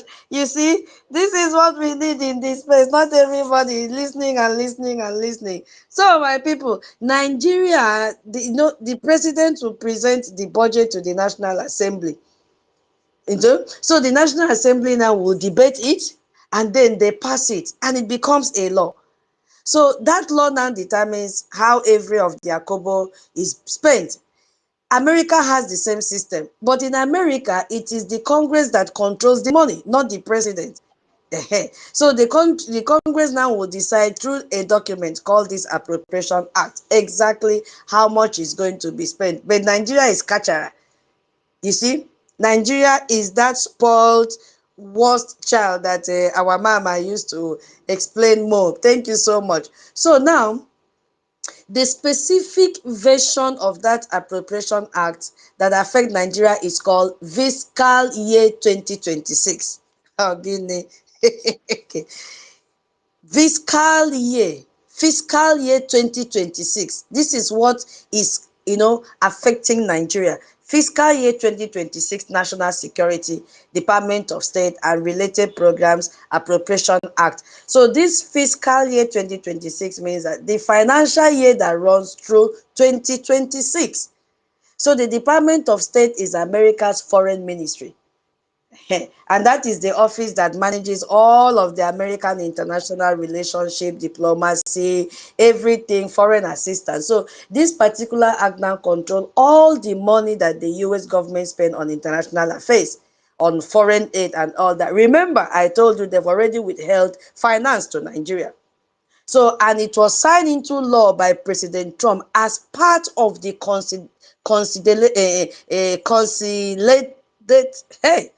Consolidated Appropriation Act 2026. It has already been signed. You see, so as it has been signed now, there is nothing anybody can do. When this Appropriation Act was written, the people who wrote it, these are the people that are a member of the House of Appropriation Committee. Remember, that is chaired by Tom Coley, and including this Raleigh Moore himself. I don't know the way they have caged Nigeria. So they made sure to write Nigerian situation directly into this law.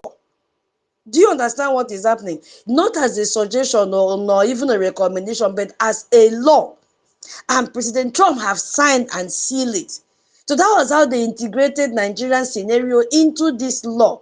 So they wrote specific language into the act that states money going to the government of Nigeria is withheld until Nigeria takes action to stop violence against Christians. So those words are in the law that the President of the United States, Donald Trump, has signed, which means that right now, as we are speaking, the funding conditions are already in legal effect.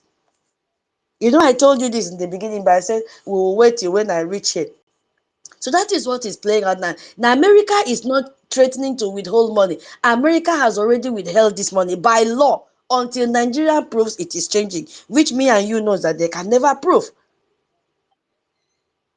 And the House Appropriation Committee Chairman Tom Cole made a statement publicly, and it is on record. He said, I am proud to aid in that mission through the FY26, that is the form of 2026, National Security and Department of State legislation, which does what? Which withholds assistance to the government of Nigeria until action is taken to stop these atrocities. I'm quoting him. So this man is already happy. This is the chairman of the Appropriation Committee, which is the most powerful budget official in the United States Congress, confirming that withholding the fund to Nigeria has already been signed into law. So they are not joking. They are not joking. It has been signed into law. It contains two concepts working together that create a powerful and difficult to reverse situation for Nigeria right now. And if you look at the concept one, you could see that Donald Trump designated Nigeria as a country of particular concern. And that designation has given the US government a range of tools and powers against that country whenever they designate. And such one is Nigeria. You understand? So now the president has the option now to use these tools, because the toolbox contains tools like all these sanctions, all these restrictions, all these trade restrictions, visa ban and all that. So the president now has the option to use these tools. But crucially, the president also has the option to waive them. Now it is now I want to start space. Let me sit down very well, so that we know that we must come and fund our freedom. It is now that the space is starting, because a lot of people have been But asking. where have you been? Have you been standing? Now you're sitting down. No, Because no, man, this sister. You is just dey break am first before. you know, because I've seen a lot of people in the Twitter, hey, it has happened before. I want us to understand what is happening, because that toolbox, now we've mentioned everything that is in that toolbox. Because when we hear country of particular concern, it's not my mind. So the president now has the option to use these tools, and he also have the option to waive them and want to arrive at something. He has the option to waive them. He also have the option to use them. So meaning, choose not to use them. He can decide. If they decide it in America's national interest to maintain good relations with that country despite the designation, I want to arrive at something. Because I went through the space, Twitter, and I saw what these other groups were trying to castigate, because they don't understand what is happening. They feel that, because they need Biafra today, tomorrow, they should jump the process and give them Biafra. They are the same people destroying what we are supposed to be building, but they are destroying themselves, not us. So now, when Trump designated Nigeria as a particular of concern in 2020, that was the very first time. Do you people know what happened? Let me break it down small to the best of my knowledge. And we have a US citizens here. He designated Nigeria, yes, in 2020. But then he immediately issued what is called a waiver. Immediately. And this waiver is a legal instrument that says, I have designated this country, but I am choosing not to apply the consequences right now. That is the reason you could see US have business trade with Saudi Arabia and other countries that are already under the under CPC, because there has been a waiver applied. I don't know if I'm making sense. Somebody help me. So now, remember I said he has the tools in his box. He can decide to use it. He can, yes, man. He can decide to waive it. Yes. You see the way is, remember the wayward child and the parent? Benny. You agreed not to give that wayward child money, but he can stop by and eat. Exactly. Because Exactly. you see you are progressing, and that wayward child, if he doesn't learn, sooner or later he will be banned from coming to the house by changing the lock. Remember, now you gave the child the house key. He can come in anytime. But sooner or later, if the brain don't reset, it will stop eating, and then you change the lock and palaba shut. Exactly. So that was what Trump did in 2020. Hold on. Victor, can I say something? Hold on, please, so that I don't forget what I wanted to say. Hold on, I'll give you my. Hey. Yeah. So that was what Trump did in 2020. He designated Nigeria, but then he immediately issued what is called that waiver. You see? So I have designated this country, but I'm choosing not to apply the consequences right now because other national interests make it more convenient to maintain a normal relationship. So in other words, he designated Nigeria in 2020 and then immediately decided not to actually do anything about it. That was what happened in 2020. So that waiver means that despite the designation, the money was still flowing.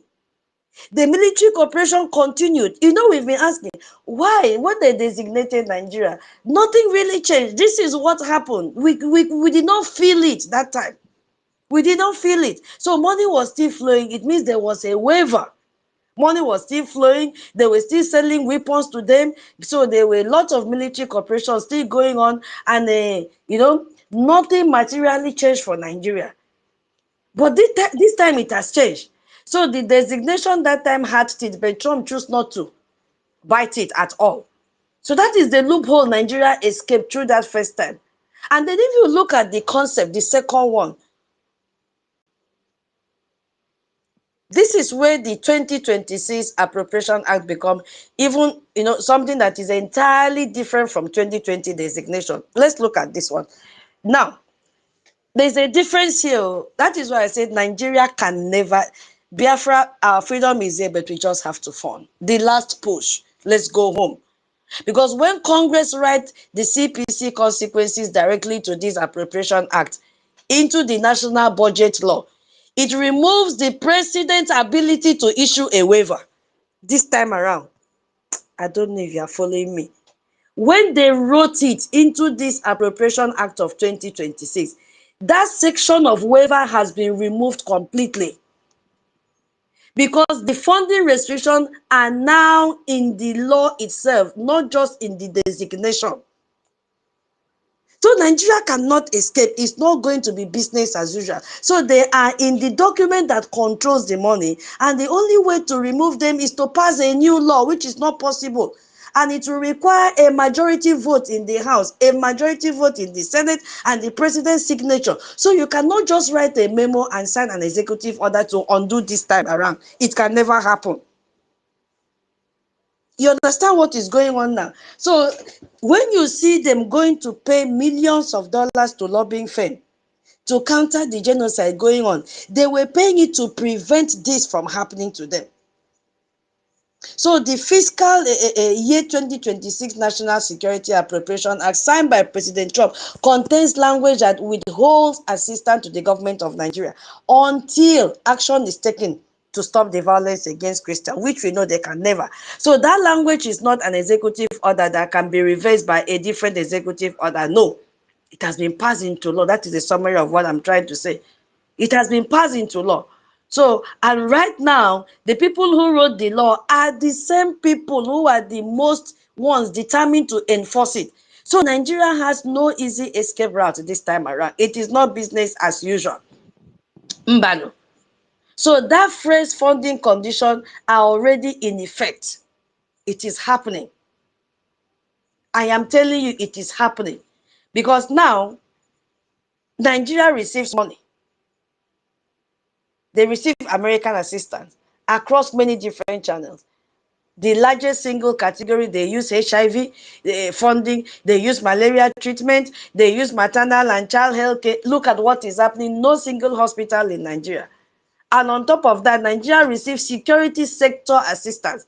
So when Soludo creates artificial insecurity in Biafra land, he is benefiting from security sector assistance that is given by the United States of America.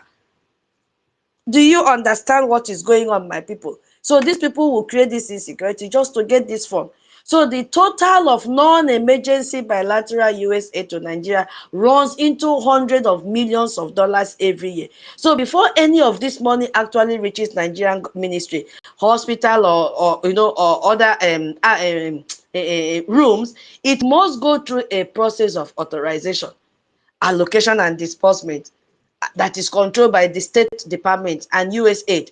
So both of which now operate under the authority of the Appropriation Act. It is no more business as usual. A lot has changed. That is the point I'm trying to make. A lot has changed. So now, think of it this way again, that, let me still see if I can break it down further. Now, let's see what is happening here.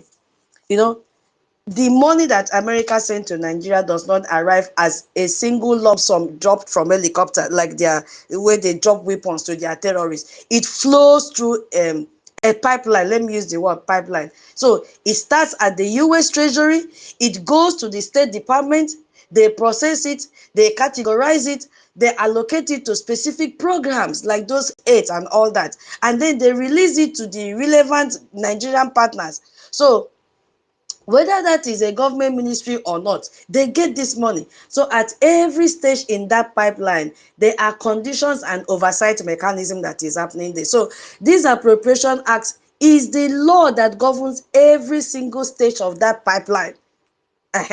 Every single step of it. And when the Appropriation Act says that money to the government of Nigeria is withheld until conditions are met, it means that at this stage where the money would normally be released to Nigerian government partners, it stops. It does not go further until conditions are satisfied. I think we've been able to do justice to that. So they just stop it. So, but for Nigerian government, the tap has turned off. The tap has turned off completely. The tap has turned off until Nigeria proves it is acting. Please, if you are just joining this space, share this space. And I'm still waiting for our space donation. So now you could see that the Appropriation Act and the accompanying congressional report does not just say, oh, do better. They specify exactly what Nigeria must prove before it can access that withheld funds. If they don't do it, they cannot get the money. That's what it means. And if they don't, because people can be asking now, what happens if Nigeria does nothing? Hey, which is what has been trending in social media. I looked at them and laughed. What happens? The gear has changed. What if people are asking, hey, what if Nigeria decide to call America bluff and then wait, like they begin to blah blah blah in social media now? There are a lot of consequences waiting at the bottom for Nigeria. It is not business as usual. Now, we've seen step one that has already taken place. It has already happened that the funding has been withheld. The Appropriation Act has been signed. The conditions are in effect. Assistance to the government of Nigeria is being withheld right now. That one has happened. Gong, gong, gong. The next thing that will happen will be mandatory annual reports to Congress. Yes, because the Nigerian Religious Freedom and Accountability Act requires the US Secretary of State to submit a comprehensive report to Congress within 90 days of the act passing. Within 90 days. Me, I started counting since on the 24. Within 90 days of the act passing, and then every year and after that, for as long as Nigeria remains as a CPC, There must be reports about what Nigeria has done and what they have failed to do. And we know that they can never do anything. Individual sanctions have already taken place. Yes, it will start. Because if the Secretary of State annual report finds that Nigeria has not made sufficient progress, the next tool is individual sanctions, which has taken place under the Global Magnitsky Act. It's already taking place. There will also be entities of particular concern designation. The Meati Allah, they will designate them. It's already taking place. We have seen it. We have also seen that they've given them days to make sure to go in and check if the terrorists, the Meati Allah should be designated as foreign terrorist organizations. So if the National Intelligence Estimate recommends it, all the 18 of them coming together, if they recommend it, then immediately they will designate these people. But it's already on the pipeline. It is happening soon. SWIFT and banking system exclusion will take place. Everybody is using SWIFT. You cannot transfer money to the Western country. You cannot also receive. So the consequences are many. Military actions will also take place because President Trump has already instructed the Pentagon to prepare for possible military action in Nigeria. Yes, they started in 25th December. Until now, Sultan of Sokoto cannot say a word. So the Appropriation Act conditions are step one. They are already in effect now as we speak. But step one is not the last step. It is the first step on the ladder. We have a lot of steps when you look at ladder. So one has gone. And you can see that each of them is getting more painful. And Nigeria is already on the first rung of it. So the question is not whether the pressure is real. It is. It is real. And United States of America, they are ready to implement the second step immediately. So Nigeria cannot escape what is happening and what is going to play out. You know, some people can say America designated Nigeria in 2020 and nothing changed. Why should we believe in 2026 that something will change? And I tell you, that is a very intelligent and fair question, which is what I've seen in social media. Because if you look at it, there are four specific concrete structural differences between 2020 and 2026. Now, remember that Trump designated Nigeria CPC in 2020, and then nothing happened, and the money kept flowing. The killings continued.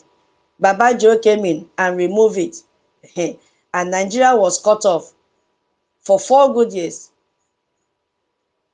So why should anyone believe this time is different? I will tell you 4 specific concrete reasons. Yes, 4 structural facts that explain why 2026 is different from 2020. And the first one, just a reminder, maybe you were not listening. The waiver loophole is closed. Yes, in 2020, Trump designated Nigeria as a CPC, but immediately issued a waiver. So, meaning he chose not to apply the consequences. And that waiver was possible because the consequences existed only at the president's discretion. But in 2026, the consequences are written directly into the Appropriation Act. So you cannot waive a law with a memo. You need to pass a new law. And the people who wrote this law are the most committed members of the Congress on this issue. And they are not going to write the law and remove it. It is not possible. Another difference is congressional infrastructure that now exists. In 2020, the Nigerian CPC designation was an executive order by one president. I'm telling those that say nothing will happen. It was an executive action by one president. It could be reversed by the next president, and it was. When Babajo came in 2021, he reversed it. But my people, those one Nigerians, those corrupt politicians, in 2022, there is a full congressional infrastructure supporting this pressure. So this Nigerian Religious Freedom and Accountability Act bipartisan support on both the Appropriation Committee and the Foreign Affairs Committee. So a formal joint committee report delivered to the president. It's not about Republican alone. So multiple House resolution, multiple pieces of legislation moving through the Congress. So this is not one man's action as it was in 2020. It is an institutional position of the US Congress. So it is much harder to reverse than executive order. Are you hearing? Those politicians, tell them to come and listen. They cannot escape this one. Nigeria cannot escape it. Another difference, I told you I have 4 differences, is physical evidence have been gathered. In 2020, the CPC designation was based primarily on reports, on data, and third-party testimony.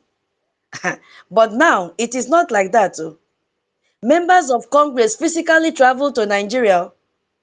They visited the camp in Benue. They met with the survivors face to face and gathered enough evidence on ground and brought that evidence back to Washington. So when you have personally walked through IDP camp, are you coming to write lies and look into the eyes of those women whose husbands were killed? Your political commitment to this issue is not academic. Mbano. It is personal, and Rally Moore is not going to let this go because he has seen with his eyes and he went with his team. So if he said he did not see, another team member will say, no, I saw it.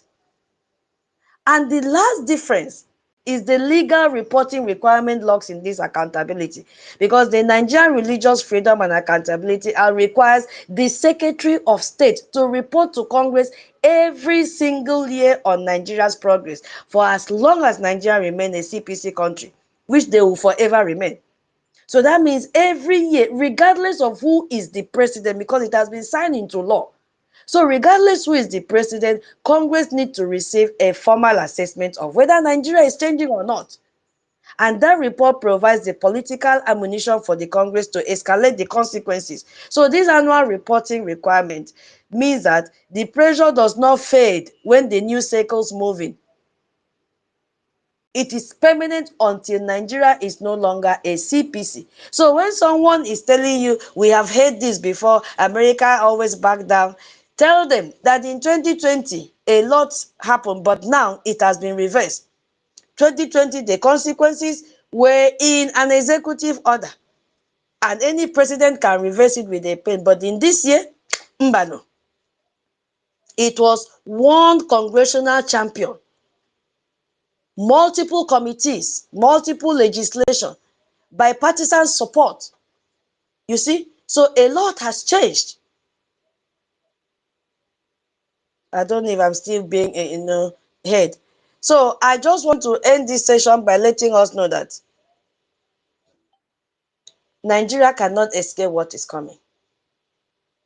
Because in Nigeria right now, there are government officials sitting in Abuja and in state capital who have been used to certain relationship with the United States. A relationship where America might, make noise, might publish a report, might say some strong words and all that, and the money will keep on flowing. That relationship is over.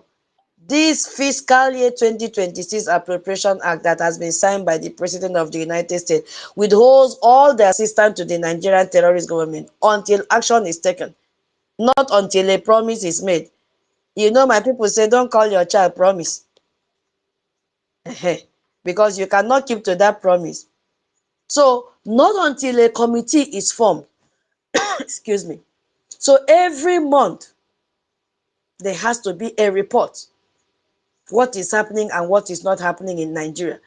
So the pressure is still building. And the people in Washington, D.C., who wrote the law, who worked through those IDP camps are not backing down until Nigeria will collapse. Because that is the only thing that will happen in Nigeria, and we are waiting for it. So now I will yield my mic here, and then once people finish speaking, we will now go to Brigi cabinet vote, and then we are going to make connections on how the Biafra Republic government in exile responded to the worries of Rally More. Thank you so much. I will yield my mic here. Yeah, okay. I'm here. Can you hear me? Should I write down? Yeah, I can hear you. Okay, you have to breathe in, breathe in, breathe in, breathe out, breathe in, breathe out. Thank you very much. You have spoken a lot, and let me take it up from here. Rage and Free is not here because I have not seen him at the mic. Thank you very much, all Biafrans. Our topic have said it all. You see, Nigeria just met their water loan. All what they have done, all the smartness that they have been playing by their headmaster, Britain, that has been advising them do this, do that, all is over. The whole world have seen their nakedness, and right now Nigeria is worthless. They are running helter-skelter, and that is good for them. What I'm going to say is this: America, please, you should hasten it up, and we Biafrans know that you are trying. And what Nigeria is doing right now is they are using this opportunity to use some of Biafrans, some of these gullible people that don't know what freedom is all about. They are financing some of these people to carry weapon and to fight into our land because they know that their time is over. They just want to destroy everywhere. As their places is burning, they also want our side, Biafra land, to also be burning. So we are asking for America to look into Nigeria very, very fast. Nigeria and those gullible citizens, your time is over, and that is the fact. So without wasting much of our time, I would like to hand over the mic to, should I give, let us give ladies first. Mary Tekan. Mary Tekan, please open your mic and speak to Biafrans. Are you there? Yes, so Okay, thank you very much. Thank you. Thank you, our minister. Thank you very, very much to the opportunity you guys are giving to me. Thank you very much. Oh, Uyama tutos. Uyami. My princess. Ha! Amekwengutom. You finish word, I'm just here like this. I wish Biafra will understand the kind of mess they are in and what Nigerian sue government, the kind of collapse and fail and, hopeless failed states. They will never understand where it's coming to them unless they realize their mistake. That is the truth. So-called Nigeria, because it's not a Nigeria, is just a name. And the people, why am I saying this? Because I was still ringing for their ear. I don't know how to explain the name of Biafrans because it's not my language. That is why we can never be a Nigeria. Mohammed Abelo, their own godfathers, evil worshipper, demonic, bloodsuckers, Nigerian, where Britain find them as the tools, where they can worship them, lick their toes, lick their buttocks, clean all. They are slave for Britain, you know that? You people must understand that so-called this demonic name Nigerian government and the Islamists, they are the slave for Britain because they are using them. The earlier the word, Donald Trump, please, sir, you must, I know you know it. Britain, they are using the Islamists to cause a lot of havoc for the whole world. And that is the Nigeria where all of them, even Queen Elizabeth, was thinking that is the safe haven for them. But so disappoint of all of them because the Biafra land will be hell. It's already hell for all of them. They are crying, but they cannot say it out. But they will come out very soon. Nigeria. Ariaga Sesongo, thank you very much. Good evening. Please, I'm so sorry. Because, when I meet something, some word would trigger Mary, my body, they shake. They tell you the truth.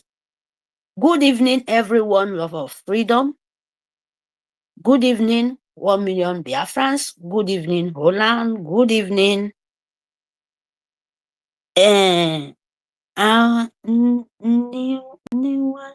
beg, sorry, our ministers, can't see well. Good evening, Mommy Love. Good evening, Mr. Snow, our honorable. Good evening, Mommy Betty, Tochi, our minister, Benjus. We are so many here, Biafra Freedom Energy Text, I think so. Our COS. Yeah, CEOS. Yeah. Good evening, Chichi. Good evening, etc.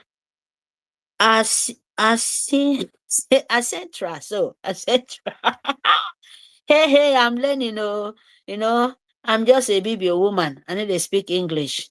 We are so many here. Please, good evening, all our honorable, our ministers, the lover for freedom. We are sending greeting to everyone. Good evening, our leader, especially, Masi Okukalo, my leader, Biafran leader, the leader of Biafrans, the leader of the whole world, wherever you are. We are acting, we just give a little bit our position. That is, because God Almighty love you more. But we have to appreciate it so that they will know we are appreciating what He sent for us. We add that small appreciation to God Almighty because we know He loves Him more than us. Yes. Good evening, our Prime Minister, Masi Okenkere Abasi. Good evening, our Prime Minister. We love you. God love you more. The God of the land love you. The Mother of earth could continue to pour the wisdom and grace so that you continue because we cannot wait. Good evening, Itiare Kondo. We love you, son of Biafra, the rock of Biafra. We love you. God love you more. We are here to finish it. We can never end. Yes. Our ending is for we Biafrans to raise our flag up. An international world. You are spending more time on greeting. We still have topic we are treating. Please. Yes, I'm coming for the topic. Please now. Don't please now. Go ahead. I will come to the topic. Go ahead. Okay, thank you. Yeah, so my people. Another topic on ground. So Yang try me now. Why yang try me now? Wait. So we are just go straight and not submission. That is what he's saying. Maybe on and you see come to go because saying me. If you come and appreciate panico. If no time, then no problem. I can cut it off. But I just want to give my little bit appreciation for everyone. If it's 2 minutes, I'm still talking, and I will go to the topic. Of course, the topic of Nigeria. Nigeria is a doom. Nigeria, as our mommy Love said, when you have a criminal child and you give money every day, you don't know what the money is going for. You start suspected. So you have to go with strength. Follow me. If you're hungry, I go buy that food, give you. You go chop them and you go belly full. I love it, mommy. Love. Yes. Because Nigeria is more than a criminal child. They're stealing by tricks. Use their criminal brain to go to everywhere, different kind of nation to borrow money. to confuse the rest. And the most important thing we can ask ourselves and ask the international world, where they borrow Nigeria.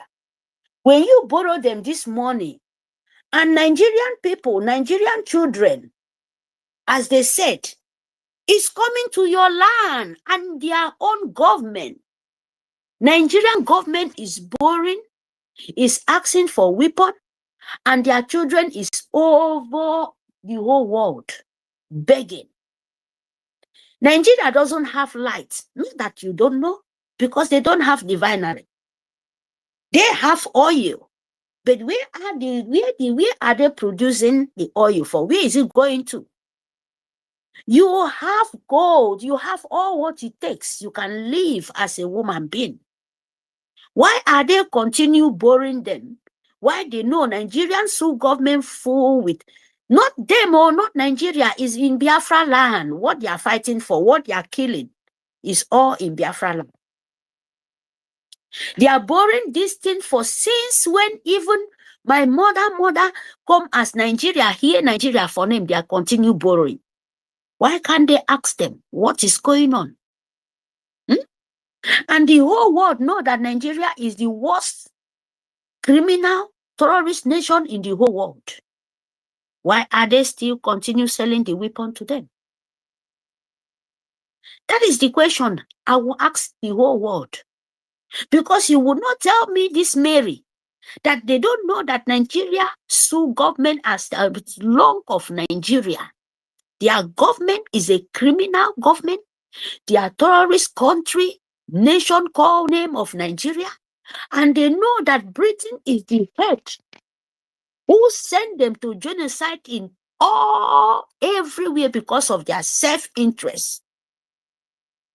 Continue keeping the whole black, the whole brown nation slavery.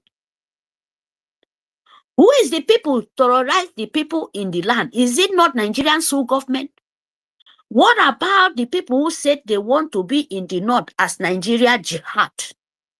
How do you want to tell me the people called Nigeria in the north, they have separate nation? There is ISWAP. There is jihad. There is people sending the children, the honor of the people of the land, going to refugee camp in the middle of the bush. Why the terrorist Nigerian sole government, they will live in the same that land, and you transfer it to different nation of so-called both in the east, and we said no, it can never happen. So my people, what are we telling ourselves than we to say enough is enough? And as we to happy that international war, as a Donald Trump, the president of America, trying to say the truth. And we want to let the world know, please, sir, we never be a Nigeria. If they want to send weapons to Nigeria, ask well, because remember what America did to Afghanistan, or Kachanchan, the Muslim, the jihad nation. After they fund them, give them everything, money for America pumping to that terrorist land, that, killer nation. What did they do? They turn back and go to the main way they always be. They forfeit all the money from America. Is it from Iran or in Iraq? What happened to Gaddafi land? They call deep Libya. These people have system of destroy, and Donald Trump know about it. So they can never live. If the North want to be a nation of Nigeria, fine, and you want to save them, fine. We don't have problem about that. If they will. So for we Biafrans, the best way to do this thing before you save them, separate Nigeria. Because Nigeria name can be for other people who want to be. Because we will notice it, that Nigeria name is a death trap. Nigeria name is a name any somebody accept, humanity accept to be a Nigeria. You will never survive for it. There is no any sentiment. You can never take this away. Unless you say to yourself, you are not a Nigeria, you have where your own papa come from. That is where your savior will be permanent. That is where you will stop burying your parents, your sister, your brothers, because Nigeria is not a place. So please, my people, the only way you can fund your life by you funding your recognition, and Biafra should be safe by you funding your defense. If you like from today, say, oh, this one give this story, this one give this message, this one give this message. Remember that the people who fight the war, one person, Obasanjo is there. Who did he say what? He's still living a walking corpse. Okay, example. The other in France, still they turn to pastor. Which God are they worshiping? They don't say anything. So ask yourself of this question before, if international war, they know about them. Britain know about them. So the only way you can save your life by you denying Nigeria and fund Biafra, because freedom is not given. It's taking it by force, by power. If we like, we talk to you tomorrow, even me, myself, if you don't decide in your mind to stand up as a man, because America, where they cry to come save you, and they fight war, our own leader, our very, very dangerous one like that. And they know about it. So you want to be a nation of your own, a separate nation. So Donald Trump have to understand you very, very clear that you can never be a Nigeria. Nigeria is a doomed country, is a name of destroyer, is a backward name. All the international world know about it. They know, all the parliament, they know about it. It's just because of, yes, politics, very, very dirty, but you can play it with very clean way so that you can save humanity. Of course. And Biafra will be the only way to save the rest. When you say the truth, oh, this will not be safe for sentiment. I mute my mic. Fund your life, oh. Follow the right way. That is the only way you can save your life. Thank you. Yeah, well, one. I was told you Bello Kenya do another session. No, Romano Tang second. Thank you so much, Mary. God bless you. Her name is Obon. I want to play this. Hold on, please give me some time. Let's listen Focus to. now, West Virginia Congressman Riley Moore, who's been to Nigeria and helped prepare that report for President Trump. You have new developments, and welcome in Focus. Thank you. Can you hear? Well, Harris, thanks for having me, and thank you for staying focused on this topic that many, unfortunately, are ignoring. But is it you, okay? So thank you for that so much. Absolutely. What is the very latest that you have for us on this? Well, we presented our report to the White House, and obviously we had talked about that previously. And this was pursuant to President Trump asking me and many other members of Congress, Republicans, to go to Nigeria, investigate, understand what's happening, particularly in the middle belt region of Nigeria, which we've talked about a lot. This is where a lot of this killing is going on. One of the things I think people that will find extremely shocking from this report is that the Fulani militants, these Islamic militants we've been talking about, they're getting paid by the Chinese who are operating illegal mining operations in Nigeria.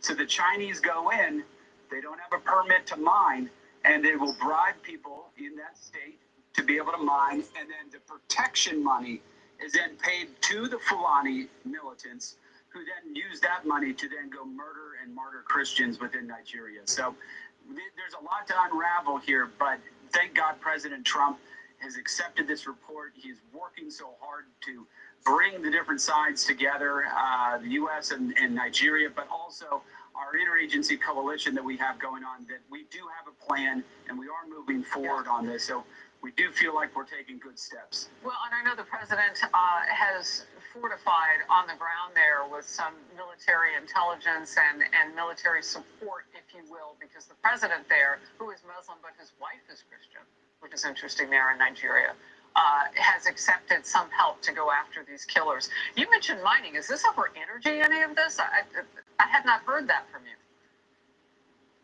No, this is rare earth. These are rare earth minerals that the Chinese are extracting there in Nigeria, illegally, by the way. Okay. Thank you so very much for the latest on this. We'll have you check back again. I mentioned military in this whole scenario because the president does. We know he is serious. We know the president of Nigeria is doing what he can, so he says, but more can always be done to stop the killing. Representative Moore, thank you. Okay. Oh, thank you so much, Harris. We have heard that, and then let's also listen to our own here, because that is the session we want to go in now. And it was a milestone yesterday. So let's listen to our Prime Minister, Ogechukwu Nkere. Hold on. Remarkable, of which that will send a signal of where codifying Christians' safe harbor policy of the Biafra Republic government in Ezza. The Biafra Republic government in Ezza Brigade and the broader Biafra question have been raising to unprecedented prominence within the international community and the United States government. The matter is now being openly discussed and considered by senior U.S. officials in light of this increased intention. It is incumbent upon Brigade to demonstrate its seriousness and preparedness by addressing the practical and humanitarian implication of a path towards independence. One of the principal concerns raised, including by individuals such as Congressman Riley Moore, is toward ally of persecuted Nigerian and Biafran Christians, relates to the fate of Christians who would remain in northern Nigeria and Middle Belt in the event of independence if Biafra secede. This is a legitimate issue. Should Biafra secede, the remainder of Nigeria could become increasingly Islamized in character, potentially leaving Christians who remain there more vulnerable to marginalization, persecution, or even act of genocide. Accordingly, it is imperative that the Biafra Republic government in Ezza formalize a policy framework that address this concern and propose constructive solution for the protection and advancement of Christian population in the region. To that end, I, Ogechukwu Nkere, Biafra Republic government in Ezza Prime Minister, propose that BROGIA Brigade vote to enact the following policy. First, Brigade should adopt a formal policy of providing safe haven to Christians in northern Nigeria. This policy would include the granting of automatic Biafran citizenship upon independence to any Christian from northern Nigeria who seek refuge in Biafra. Although Mazin Nnamdi Kanu previously referenced such a concept informally, it is now essential to codify this principle into official policy and law in a manner analogous to how Israel serves as a homeland and refuge for Jewish people worldwide. An independent Biafra will serve as a safe haven for Christians in West Africa. Second, Brigade should commit to supporting Christians community in Nigeria's Middle Belt through political, humanitarian, and lawful defensive cooperation. This would include forming strategic alliance to assist in community self-defense effort and in countering extreme threats such as Boko Haram and the Islamic State West Africa province ISWAP, consist with international law and human rights standards. Through these policies, an independent Biafra will not only secure the safety and sovereignty of its own citizens, but also serve as a stabilizing force and source of protection for vulnerable Christian population in northern Nigeria and Middle Belt. By proactively addressing these concerns, Brigade can reassure international partners, including stakeholders within the United States government, that Biafra independence would contribute to regional security, humanitarian protection, and broader stability. In doing so, Biafra independence becomes not only a national aspiration, but a broader humanitarian commitment, one that benefits Biafrans, Christians, as well as their Christian and Middle Belt. My fellow citizens, it is very important that we demonstrate this. I will be calling on our minister.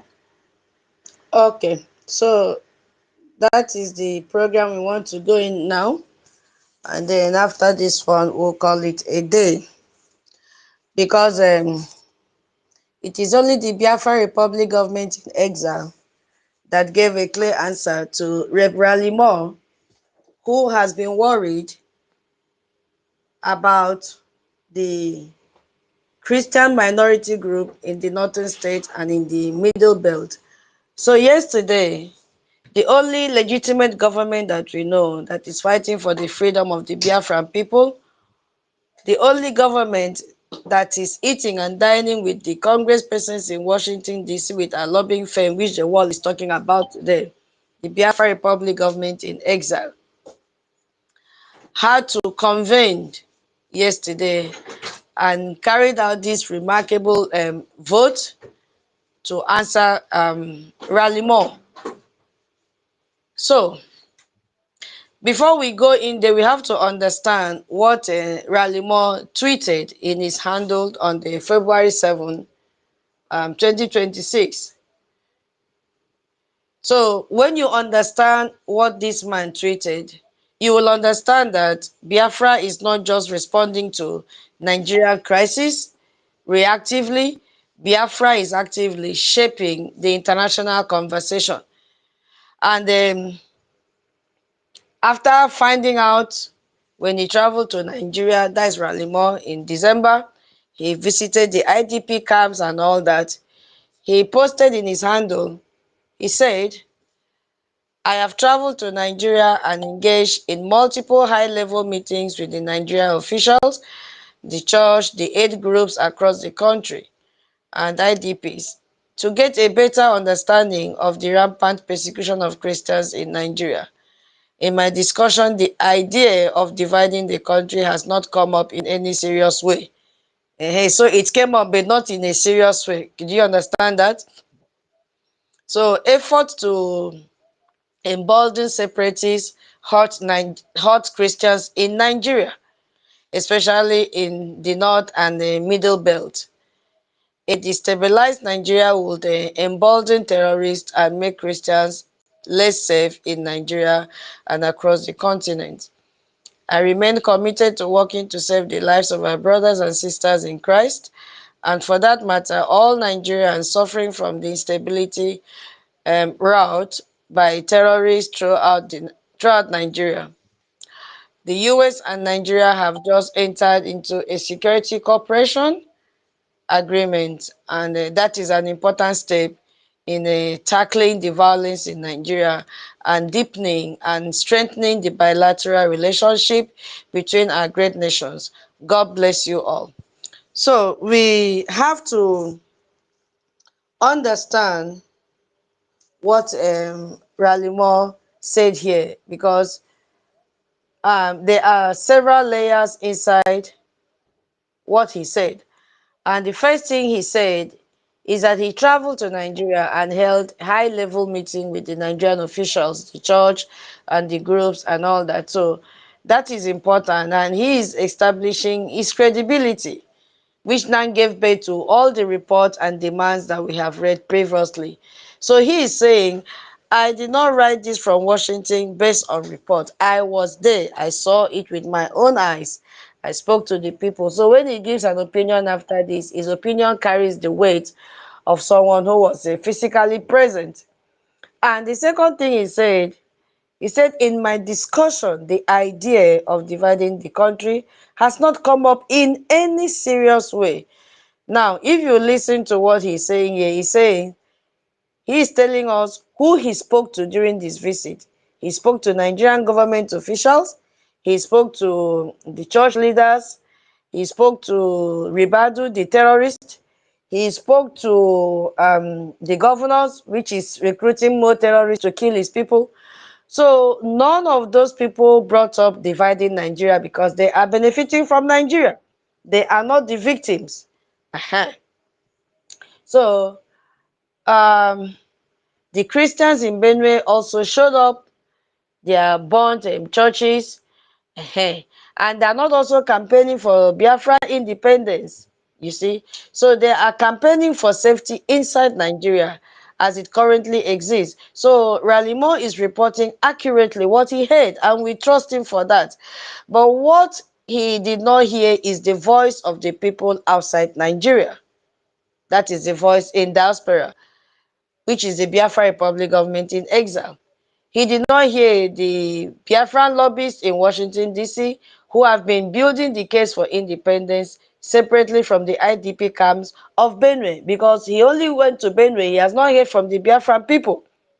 He did not visit the Biafra land. And you could see that the next thing he also said there was efforts to embolden separatist hot Christians in Nigeria, especially in the North and Middle Belt.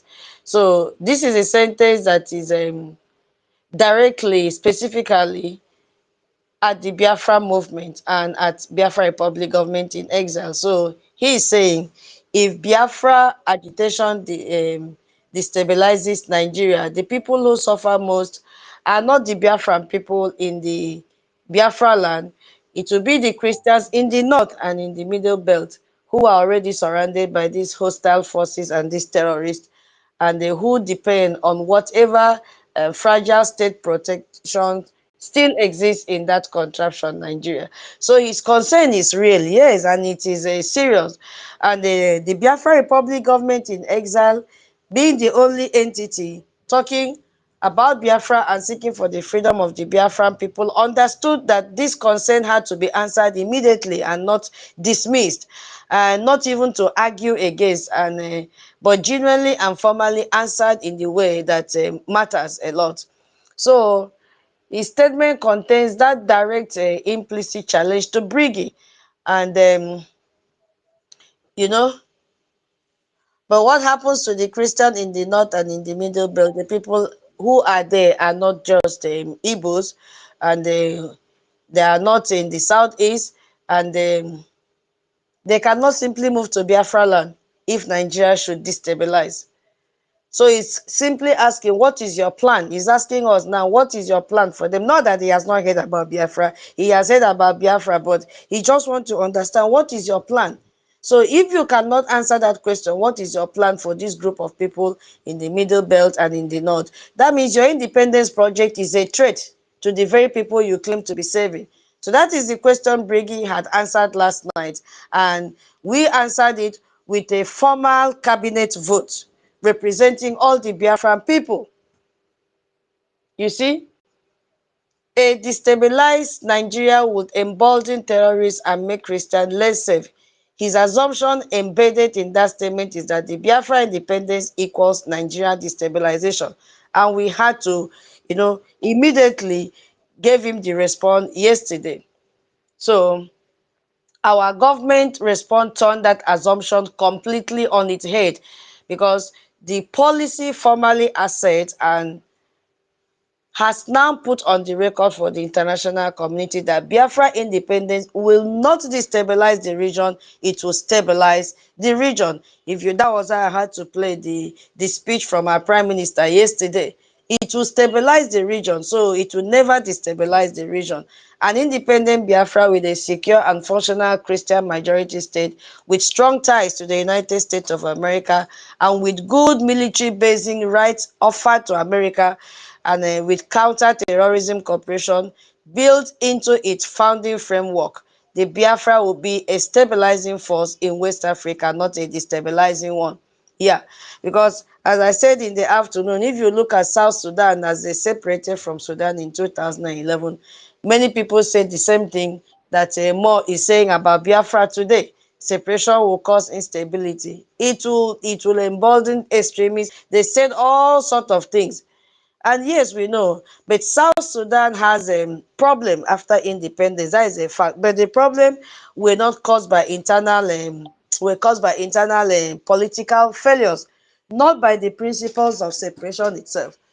So the reason South Africa fell was that it did not have what Biafra is now building. We are so blessed. We have a prepared governance framework that is working for us, that even when our leaders are in detention, the movement still goes on. We are not taking instruction from our leaders in the prison. We have moved on because our freedom is not in the hand of any individual.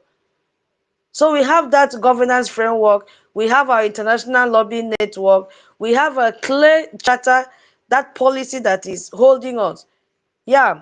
And we have an alliance with the world's most powerful country, which is the United States. So Briggy is essentially saying to Rally Mall and to the international community, which we did last night, that we have learned our lesson from South Sudan. We are not going to be a failed state. No.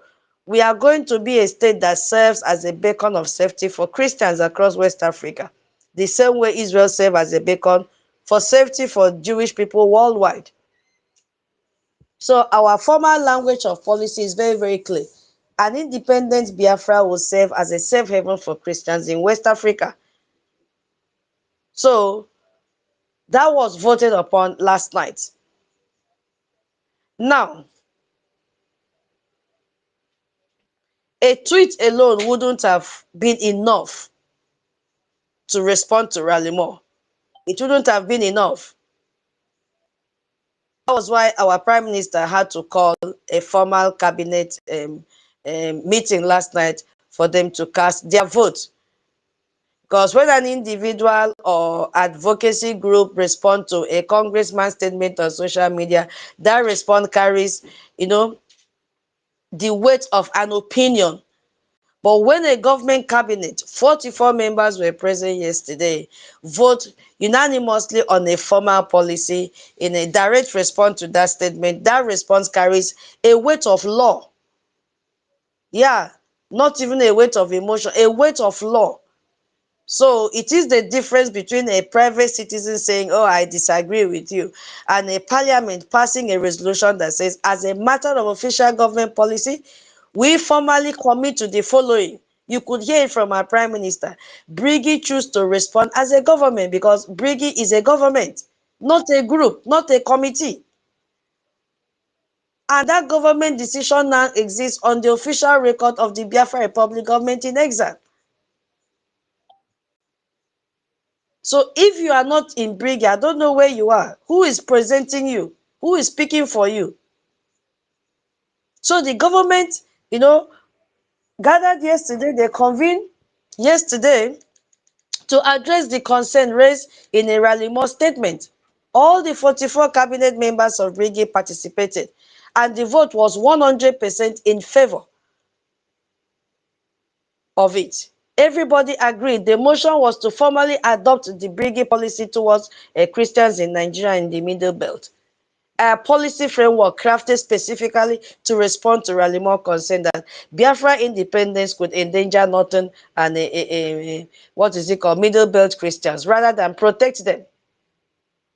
100% vote was given unanimously. So we are committed. Because when a government cabinet passes a vote, a resolution with 100% unanimous support, it tells the international community three things. This is not a divided or fractured a government passing something by a slim majority. No, this represents the consensus position of the entire government. And I just want to thank our government cabinet members that gathered to display this yesterday. And this policy will be pursued with a full collective commitment of every member of the executive. So for a government in exile seeking international recognition, a unanimous cabinet vote on a formal policy is the closest thing to a constitutional act it can perform. And I'm so proud of all of them. So it says that this is who we are and what we stand for officially. Thank you so much, His Excellency and your cabinet members. So the Biafra Republic government cabinet actually voted to do so many things, and just like two, but I'm going to just touch it briefly because it's almost 12 a.m. here. And we need to also understand why this policy is historically significant for us Biafrans. Now, our Prime Minister said yesterday, the first policy is automatic citizenship for Northern and Middle Belt Christians upon Biafra independence. So, the Briggy voted to grant this automatic citizenship to Christians from this region. They will follow our law and our guideline and all that. So, this is grounded in the proclamation already made by our Prime Minister Ogechukwu Nkere. And Ogechukwu Nkere now based his proclamation on what our detained leader, Mazi Nnamdi Kanu, had already said. So the cabinet, we had to vote to formalize what Onyendu said. Yes, Onyendu first of all said it. And even when our Prime Minister was there, he also extended that hand of fellowship to build their security firm for them. So it is not a new thing. Now, if you ask those that have gone to Rabu Fulani and Imam Madabu, who is now following the template of Onyendu? Is it those other groups? No. It is still the Biafra Republic government in exile that is following the template of our leader Onyendu, because this came up from his mouth initially. He was the first person to proclaim this, followed by our Prime Minister Simon Ekpa. But now we have actualized it. We have done what? Formalize it. And we have signed it into law. So this congressman concern was, if Biafra becomes independent and Nigeria destabilizes, what happens to the Christians still living in Kano? What happens to the Christians still living in Kaduna and Plateau and all those places? These are not Biafran people for most parts, even though we know these are Biafrans that migrated. They were born there, they have their families there, they've lived there, they've become indigenous of those communities. So they classified these people as thief Christians, as Berum Christians, as Hausa Christians, and the rest of them Zuru Christians, and dozens of other ethnic groups whose Christian faith has been, made them to be target of violence.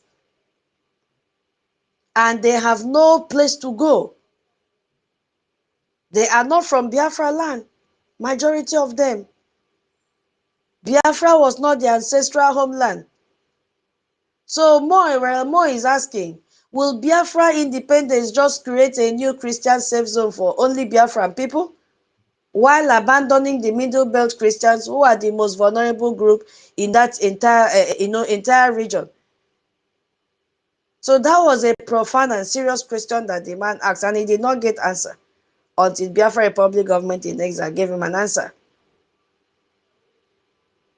So that's the policy one. No, every Christian from North and Middle Belt who is facing persecution will have automatic right to Biafra citizenship. Biafra will be their country as well, if they need it. And this is what Israel did. When Israel state was established in 1948, the founders encoded into its law something called the law of return. That was what they did, the law of return. And this law says that any Jewish person anywhere in the world, regardless of what country they are born in, regardless of what language they speak, so far as you are a Jew, regardless of, what they own and how much money they have, you will become an Israeli citizen. That was why Onyendu went there when they wanted to kill him in Nigeria. He went there and he had his safety space. So the law of return does not say prove your connection to this specific tribe. No. It does not say prove your grandparents were from this specific village. It says you are a Jewish. You are persecuted or at risk. Just like Onyendu, he was persecuted. He had to run to Israel. So, and Israel is your refuge. Come, we will receive you. So that is the model Briggy has now adopted for persecuted Christians in West Africa. An independent Biafra will be the equivalent of Israel for persecuted Christians, not just for Biafra people, but for every Christian across West Africa who has no safe place to go. So this policy directly and specifically answers Ralimo's consent. Because he said destabilizing Nigeria hurt Christians in the North and Middle Belt. Bringing and respond, we agree that those Christians need protection. We are not saying they should not, they should be abandoned inside Nigeria. We are saying if Nigeria fails them, as it has been failing them for 25 years, they have a home in Biafra land. They have citizenship. They have a country that they will take, that will take them. Biafra independence does not abandon nothing Christians. It creates a formal refuge for them. And when they need one. So he said if Nigeria break, yeah. People are requesting, and I've been trying to bring them on. They are not responding. Can you try from your end? Yeah, give me time. When I finish, I will do that. Give me time, please. When I finish, I will do that. And then from there, we end the space. It's 12 midnight here. Just give me some time. I hope you can hear me. Yeah. I hear you. Okay, thank you, my brother. So, Ralimos, if Nigeria breaks apart, what happens to them? Let them come to Biafra. That's what it means. They are covered. Let them come. So you cannot dismiss this. You cannot say Briggy didn't think about nothing Christians. They just voted unanimously for 44 votes to 0. So to make nothing Christian citizens of Biafra. You see? So as I said, this is not a new idea that is being invented to impress America. Our Onyendu had already proclaimed these principles years ago. And what the cabinet voted, was to take his proclamation into an official policy. So nobody should come and say Briggy should not have done it, like that mad woman in Georgia. Because she doesn't know what she's talking about. The same way a parliament turns a president's speech into law, it moved from a promise into a legal framework. Because promise can be forgotten, but the law will continue to be there. That is what Briggy did last night. And the second policy was that Briggy commits to supporting Christian communities in Nigeria Middle Belt through political, 1, humanitarian, 2, and lawful defensive cooperation. I love Briggy. If you are not in Briggy, you are missing a lot. So this second policy now commits Briggy to actively support these Christians where they are. So if you look at it, while policy 1 deals with a long term of citizenship, what happens to Christians after Biafra independence, policy 2 that our Prime Minister read yesterday deals with the present. It says, while we are working towards independence, and even before independence is achieved, Biafra as a government commits to actively help the Middle Belt Christian communities who are suffering right now. So this is a remarkable commitment from our government, because it is a government in exile extending this protective mandate beyond its own ethnic and territorial base to include communities that are not traditionally part of Biafra project. So kudos to our government. You see what is happening? Kudos to them. The first channel is political advocacy. That means that Briggy, which has a lobbying presence in Washington, which has testified before the Tom Lantos Human Rights Commission, which has met with the Speaker of the House and members of Foreign Affairs Committee, commit to using those relationships that we have built and that access to advocate specifically for these Middle Belt Christians, not just for Biafran independence. So when Biafra Republic government representative sit in the congressional office and speak about Christian persecution in Nigeria, they are now formally committed to raising the voice of the Tiv people of Benue, of the Berum people in Plateau. So not only a Biafran voice, so this has transformed Briggy from separatist lobby into a broad Christian advocacy government at the international level. We are always the best. Always the best. And the second one is humanitarian cooperation, working with international organizations, working with NGOs, faith-based institutions to provide humanitarian support to these displaced Christian communities. So in practical terms, this means that Briggy has built its international relationship and its resource base. Yes, that is what it means. So if you are not supporting the Biafra Republic government in exile, what are you waiting for? I don't know how to talk to you again. If you look at the third channel now, you can see that it is even more sensitive and most important, because the language must be understood precisely. Briggy commits to form strategic alliances to assist in community self-defense. That is what our government wants to do. Lawfully community self-defense to counter terrorists in accordance with international standards. I want to be very, very clear about what this means and what it does not mean. This is not Briggy saying, I will send armed fighters to Middle Belt. No. This is not a call for vigilante violence. No. Lawfully community self-defense according to international law. It means assisting communities to organize their own protection within the legal framework organized by international humanitarian law. That's what it means. Training and coordination, early warning signs, defensive capacity that meets international standard. Of course, we know that anything Briggy is doing, they always do it according to international standard.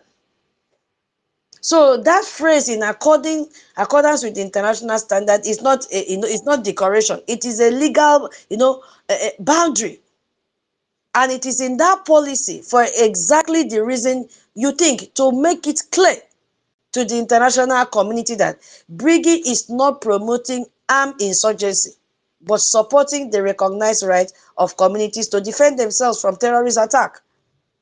That's what Briggy is saying. I hope you are still hearing me. So that is what our government did last night. And we are very proud of them. And I'm also proud of the think tank of the Biafra Republic government in exile. So Biafra, which is our Briggy, has achieved a lot. Because for decades, the accusation level against our government is that it is about Igbo ethnic nationality project. Oh, it is about Igbo self-determination. Oh, that once Biafra is achieved, everyone who is not Igbo will be left behind. No, our policy has changed that. The policy said no. Policy 2 formally and legally dismantled that accusation by committing that the Biafra Republic government is not going to do such a thing, that we have opened our arms. Our government is saying Briggy is not Igbo project. Biafra is a Christian refuge project. And our mandate is saying to every Christian in West Africa who is vulnerable, not just one who shares our language and our ancestry. No. So we have achieved a lot from the vote of last night. Excuse me. We have achieved a lot. Because on the surface, it looks like a response to social media. But underneath, it is one of the most strategically significant things Briggy has ever done. Yeah, because it has removed that objection. That single most powerful argument that opponents of Biafra used to use against us at the UN and anywhere they go, it has been removed. The argument goes, oh, if you withdraw borders to create a new state, you will always produce new minorities inside that new state who were not part of the group, and you will leave behind minorities. Well, we countered that last night. That's not who we are. We countered it. So we have removed that objection. Biafra independence might serve Igbo, but it might abandon that. We cancel it because we don't want. People are already killed in hundreds every day. And this man had visited the camp. You see, we countered that yesterday with a vote, a direct one for that matter. No one is going to be left behind. They will have their automatic citizenship. And we also use policy 2 to say, until they come, we will protect and continue to support them. Briggy is smart and very, very intelligent. Thank you so much, Biafra Republic government in exile. We love what you did yesterday. Kudos to all of you.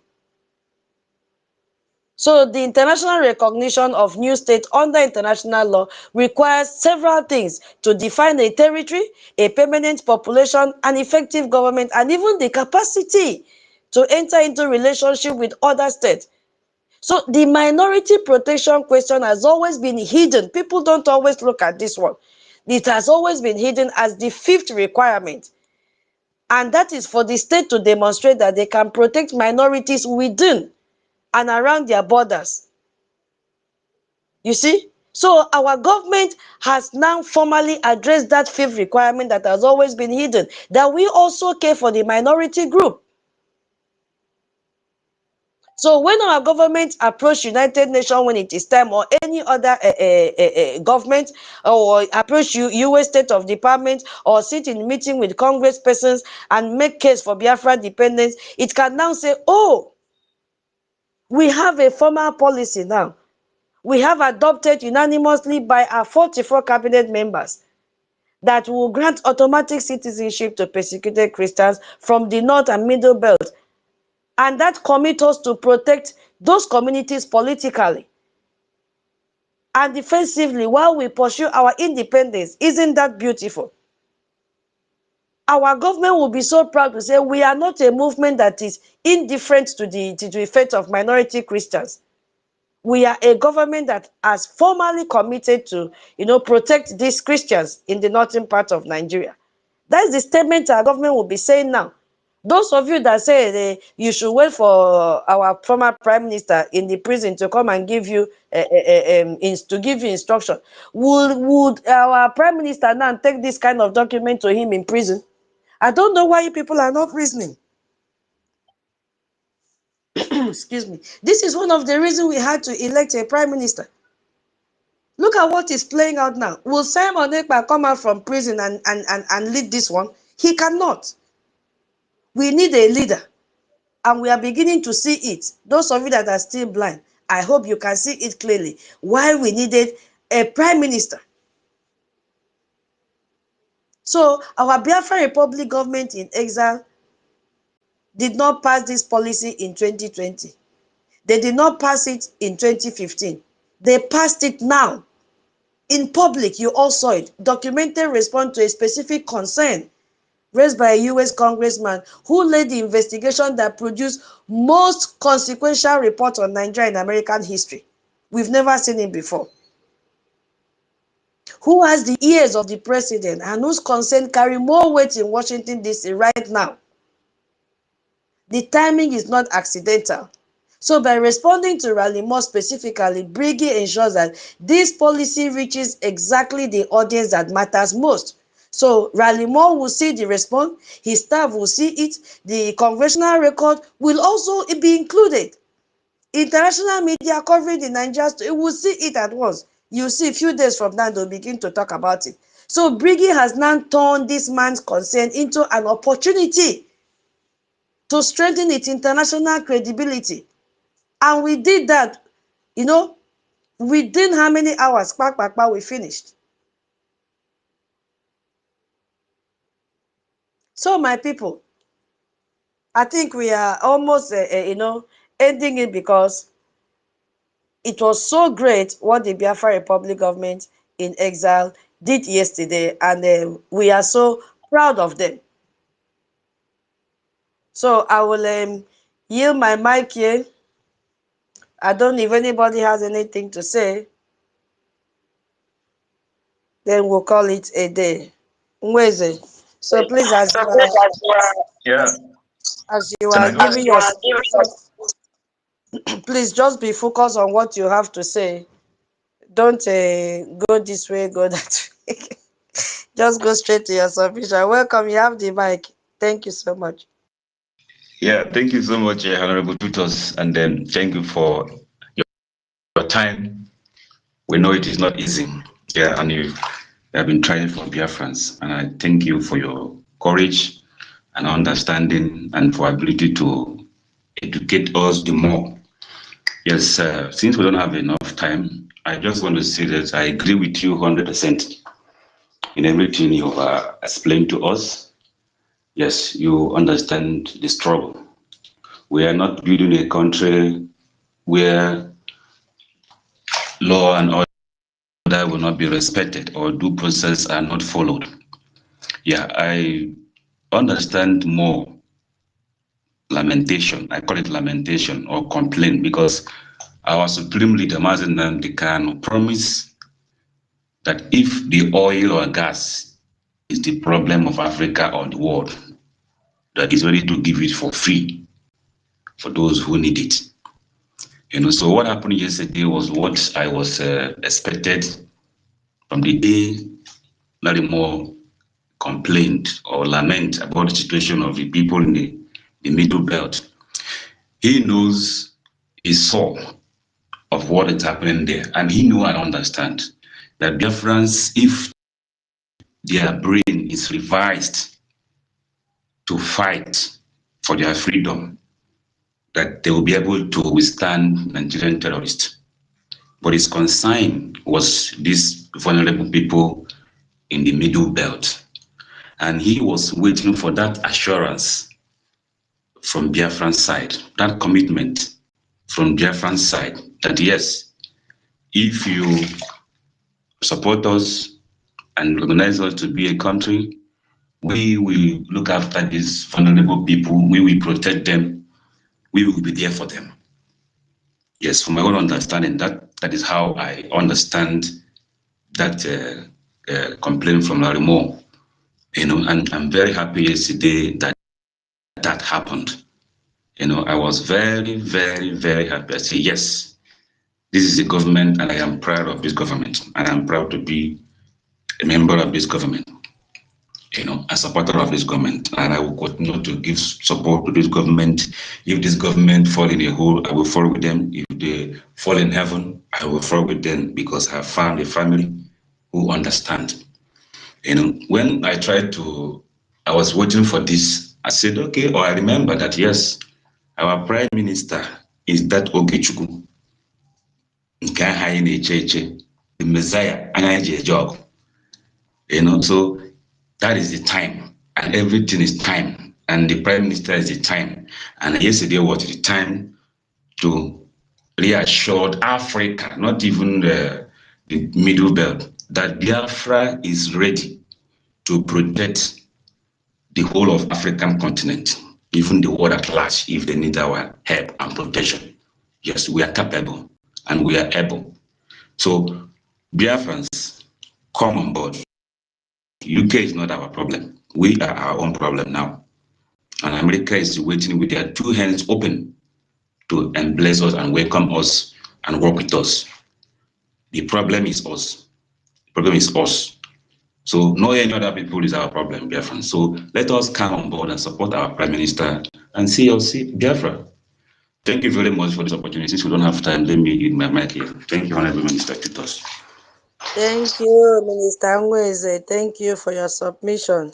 Holland, please permit me to give the mic to our original COS. He's in the house, please, so that after him you speak and then we call it a day. Our COS, welcome. You have the mic. Are you there, sir? Welcome. Yes, ma'am. Yes. Good afternoon from here. Welcome. I know it's very late where you are. Good morning from Yes, my dear. And I want to please extend a warm greeting to all our senior citizens who are here with us. Loved one in ICU and all the reps and admins who are here. You are all welcome to Briggy Space and thank you for being with us today. I want to please stand on the existing protocol. You know our sister is it's already night and it's today Friday. Today is Friday. Where is Radio Fury? Today is Friday. Today is Friday. Someone has entered Saturday already. I've entered Saturday already. Yeah, I've entered Saturday. You're running because Rage is not here. He would have held you accountable for your time. He's here. He's requesting for mine, but I will not give him. So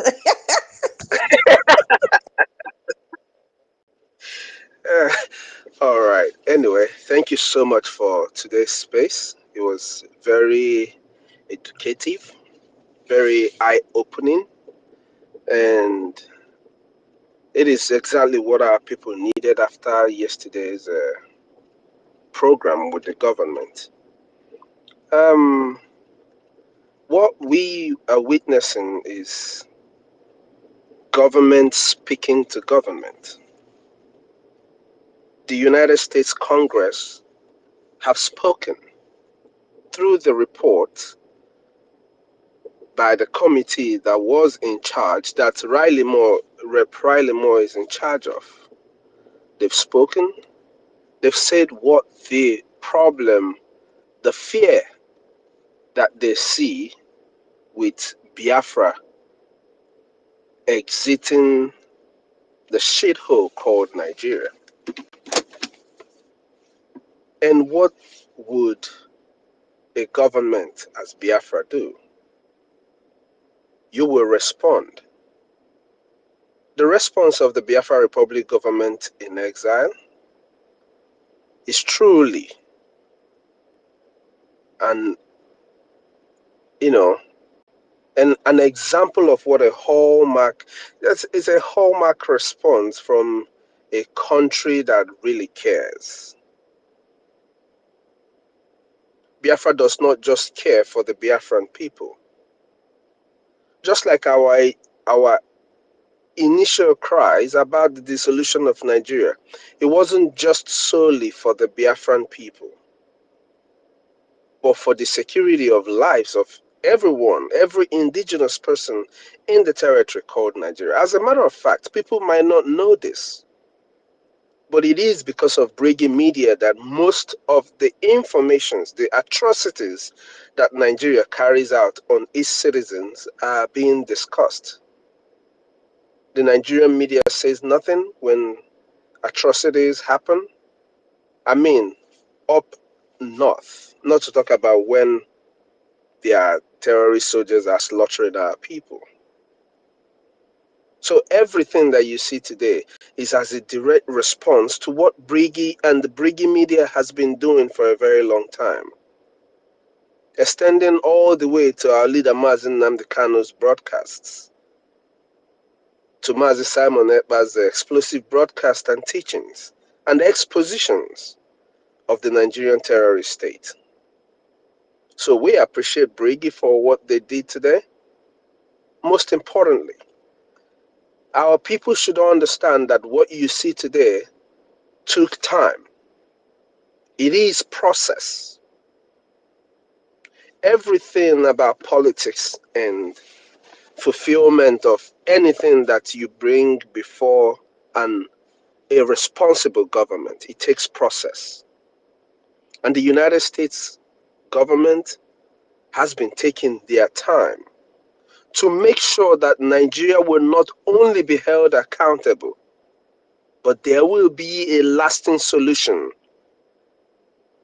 to the jihadism that is going on in the Sahel region. We want to make it very clear, as common citizens of Biafra,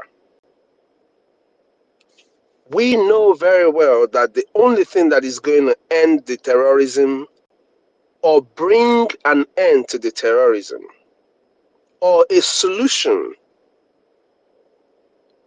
to the slaughter of Christians and indigenous people in the geographical location called Nigeria will be the dissolution of that country.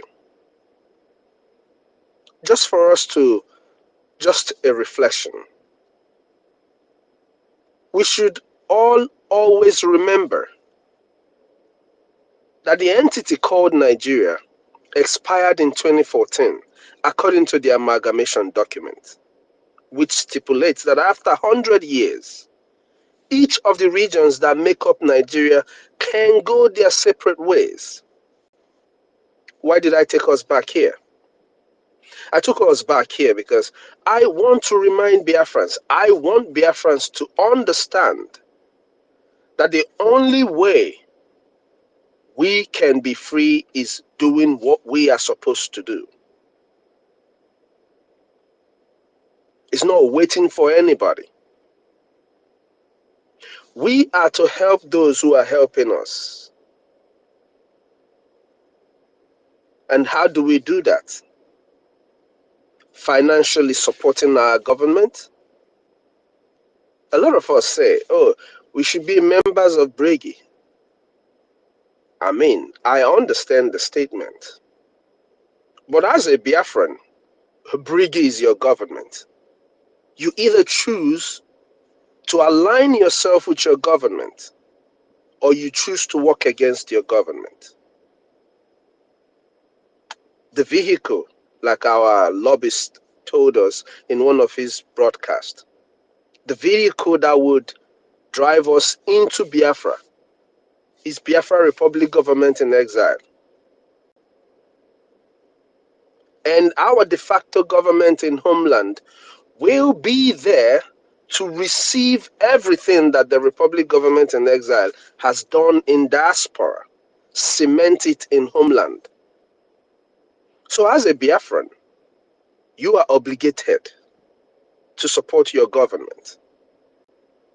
This is not a question of I am in this party or I am in that party. That time is yet to come. As it stands right now, we have a singular government with a singular purpose, which is to restore the full independent state of Biafra. That, as a Biafran, you are obligated to do. Support your government. In Igbo, they say, if the United States is standing up against the terrorism that is happening on our people, then you, as a Biafran, must play your part. It doesn't matter how little you think your input is. The fact that you recognize your government is an input. And if you can financially support your government, you should do it. It pays to do that. It pays to support your government. If you have the skills that you think your government needs, bring it on. Because this government is our government and we must build it together. I want people also to know this. This is from the earlier conversation when we talk about the terrorism in Nigeria, the financiers of terrorism in Nigeria. Every governor in Nigeria is a financier of terrorism. Especially these people in this APC and PDP, whatever, as the Canadian court has already prescribed them as terrorist organizations. If you are receiving security allowances or finances meant for security, and you divert it to buy cars and all the things that are not necessary, you are directly encouraging terrorism to continue in a state where you're supposed to protect the citizens. So they are all financiers of terrorism. One way or the other, they are. They pay the kidnappers ransom that is financing terrorism. So when the time comes, be rest assured, the sanction is not going to stop just on all the people that you think are running for presidency, like Kwankwaso is being in that list. All these governors, David Umahi, the creator and the founder of Ebubago with Muhammad Buhari, late Muhammad Buhari, the impostor, Dave Umahi, they funded Ebubago. All these people created different kinds of terrorist group that they used against our people. So these are funders of terrorism in our land. When the time comes, they will all pay for it. Don't forget, Brigi made a request from the United States. Part of it is to sanction all these political leaders, evil political leaders who have kept the people in perpetuity of suffering and poverty, agony, deaths through terrorism. That is part of what Brigi requested of the United States. And today we are seeing it playing out. But just like they took their time, the time is coming when Biafra going its separate way will not only be the conversation, but the only conversation that would make sense to any ears. You that is sitting on the fence, I want to ask you, how far is that fence holding you? You better jump down from the fence before it collapses on you. If it does really collapse on you, your punishment is not going to end with you, just to be honest with all of you. Your punishment will not end with you, because the land of Biafra will definitely speak and stand against you. Our job as Biafrans is to play our part in supporting our government, doing what we can to make sure that our leaders that are incarcerated are released.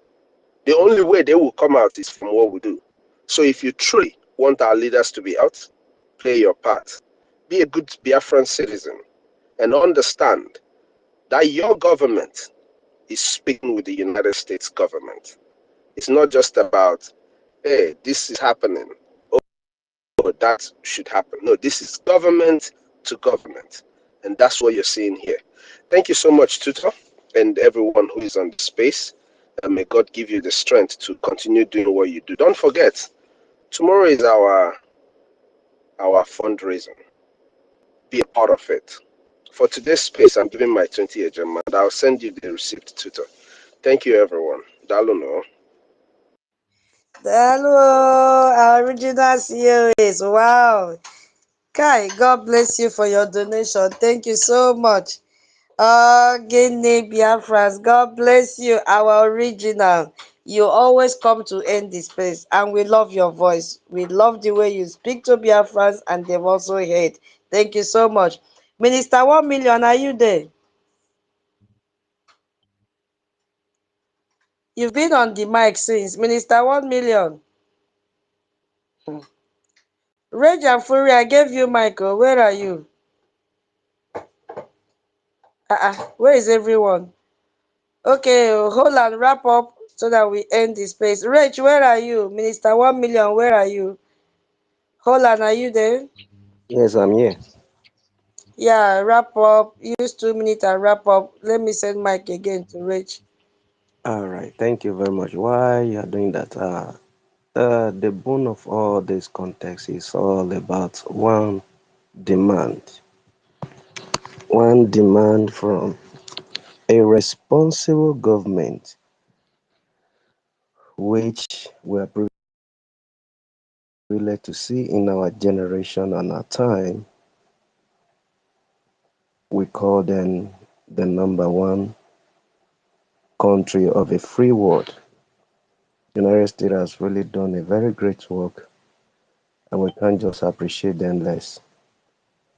They have actually demonstrated what a leader should look and should be, contrary to the expectation of the so-called shenanigans that never wants their act of sucking blood to end, right even within the ends of Nigeria across to the Sahel. Why the free world leader is looking forward to see how peace can be and how we can engage to see how life can be saved and the people enjoy the best of what God can actually make available for them, which they know that is the right thing to do. It's all about one particular point, one word. It's nothing. I simply ask of security demand. Rally more push is nothing but a humanitarian concern, and I would definitely remember one of the things that he said when he came and being an eye witness of what he came to investigate.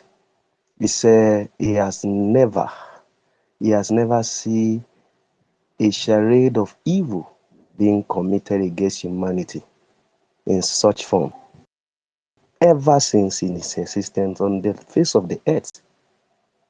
And you could see the tail end of how they end it up to tell us that no, the worst place to be on earth is Nigeria.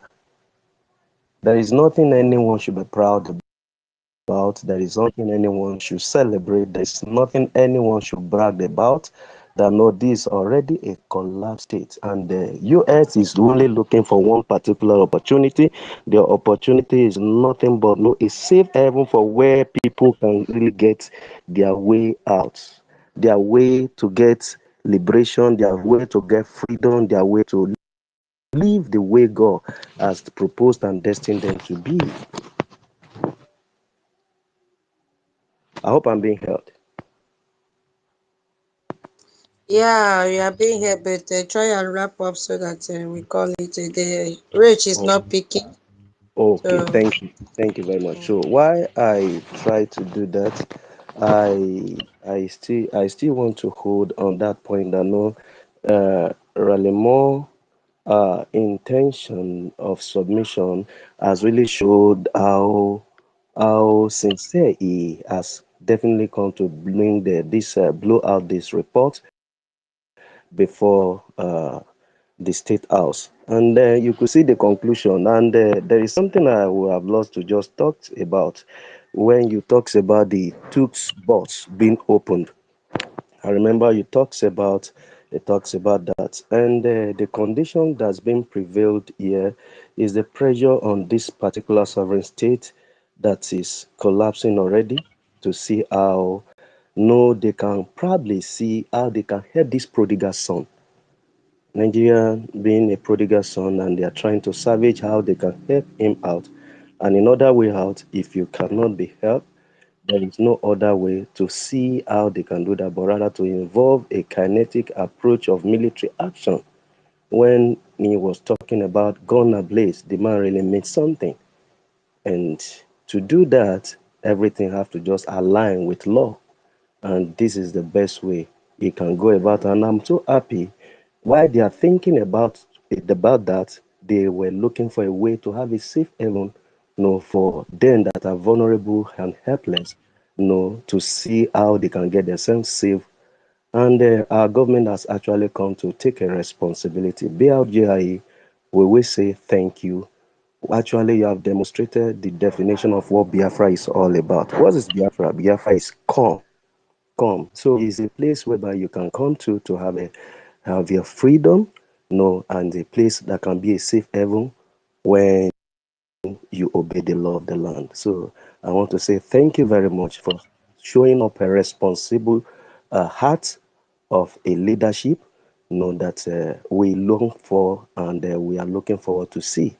And we want to hope and expect United States to do that which is needful while they are taking their time. I call upon every Biafran, please, this is the time to engage your government like never before. We are only fighting this very last battle, and then we have it finally. Thank you.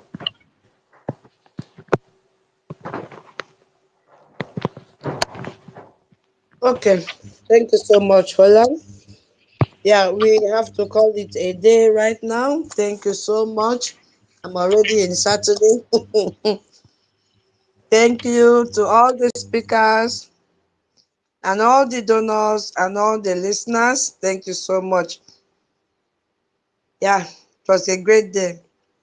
So my co-host Onyenye, can you give a closing remark and then we end the space if you are still there? Onyenye one. Okay, he has gone to sleep. So thank you so much, Biafrans. Tomorrow is our fundraising.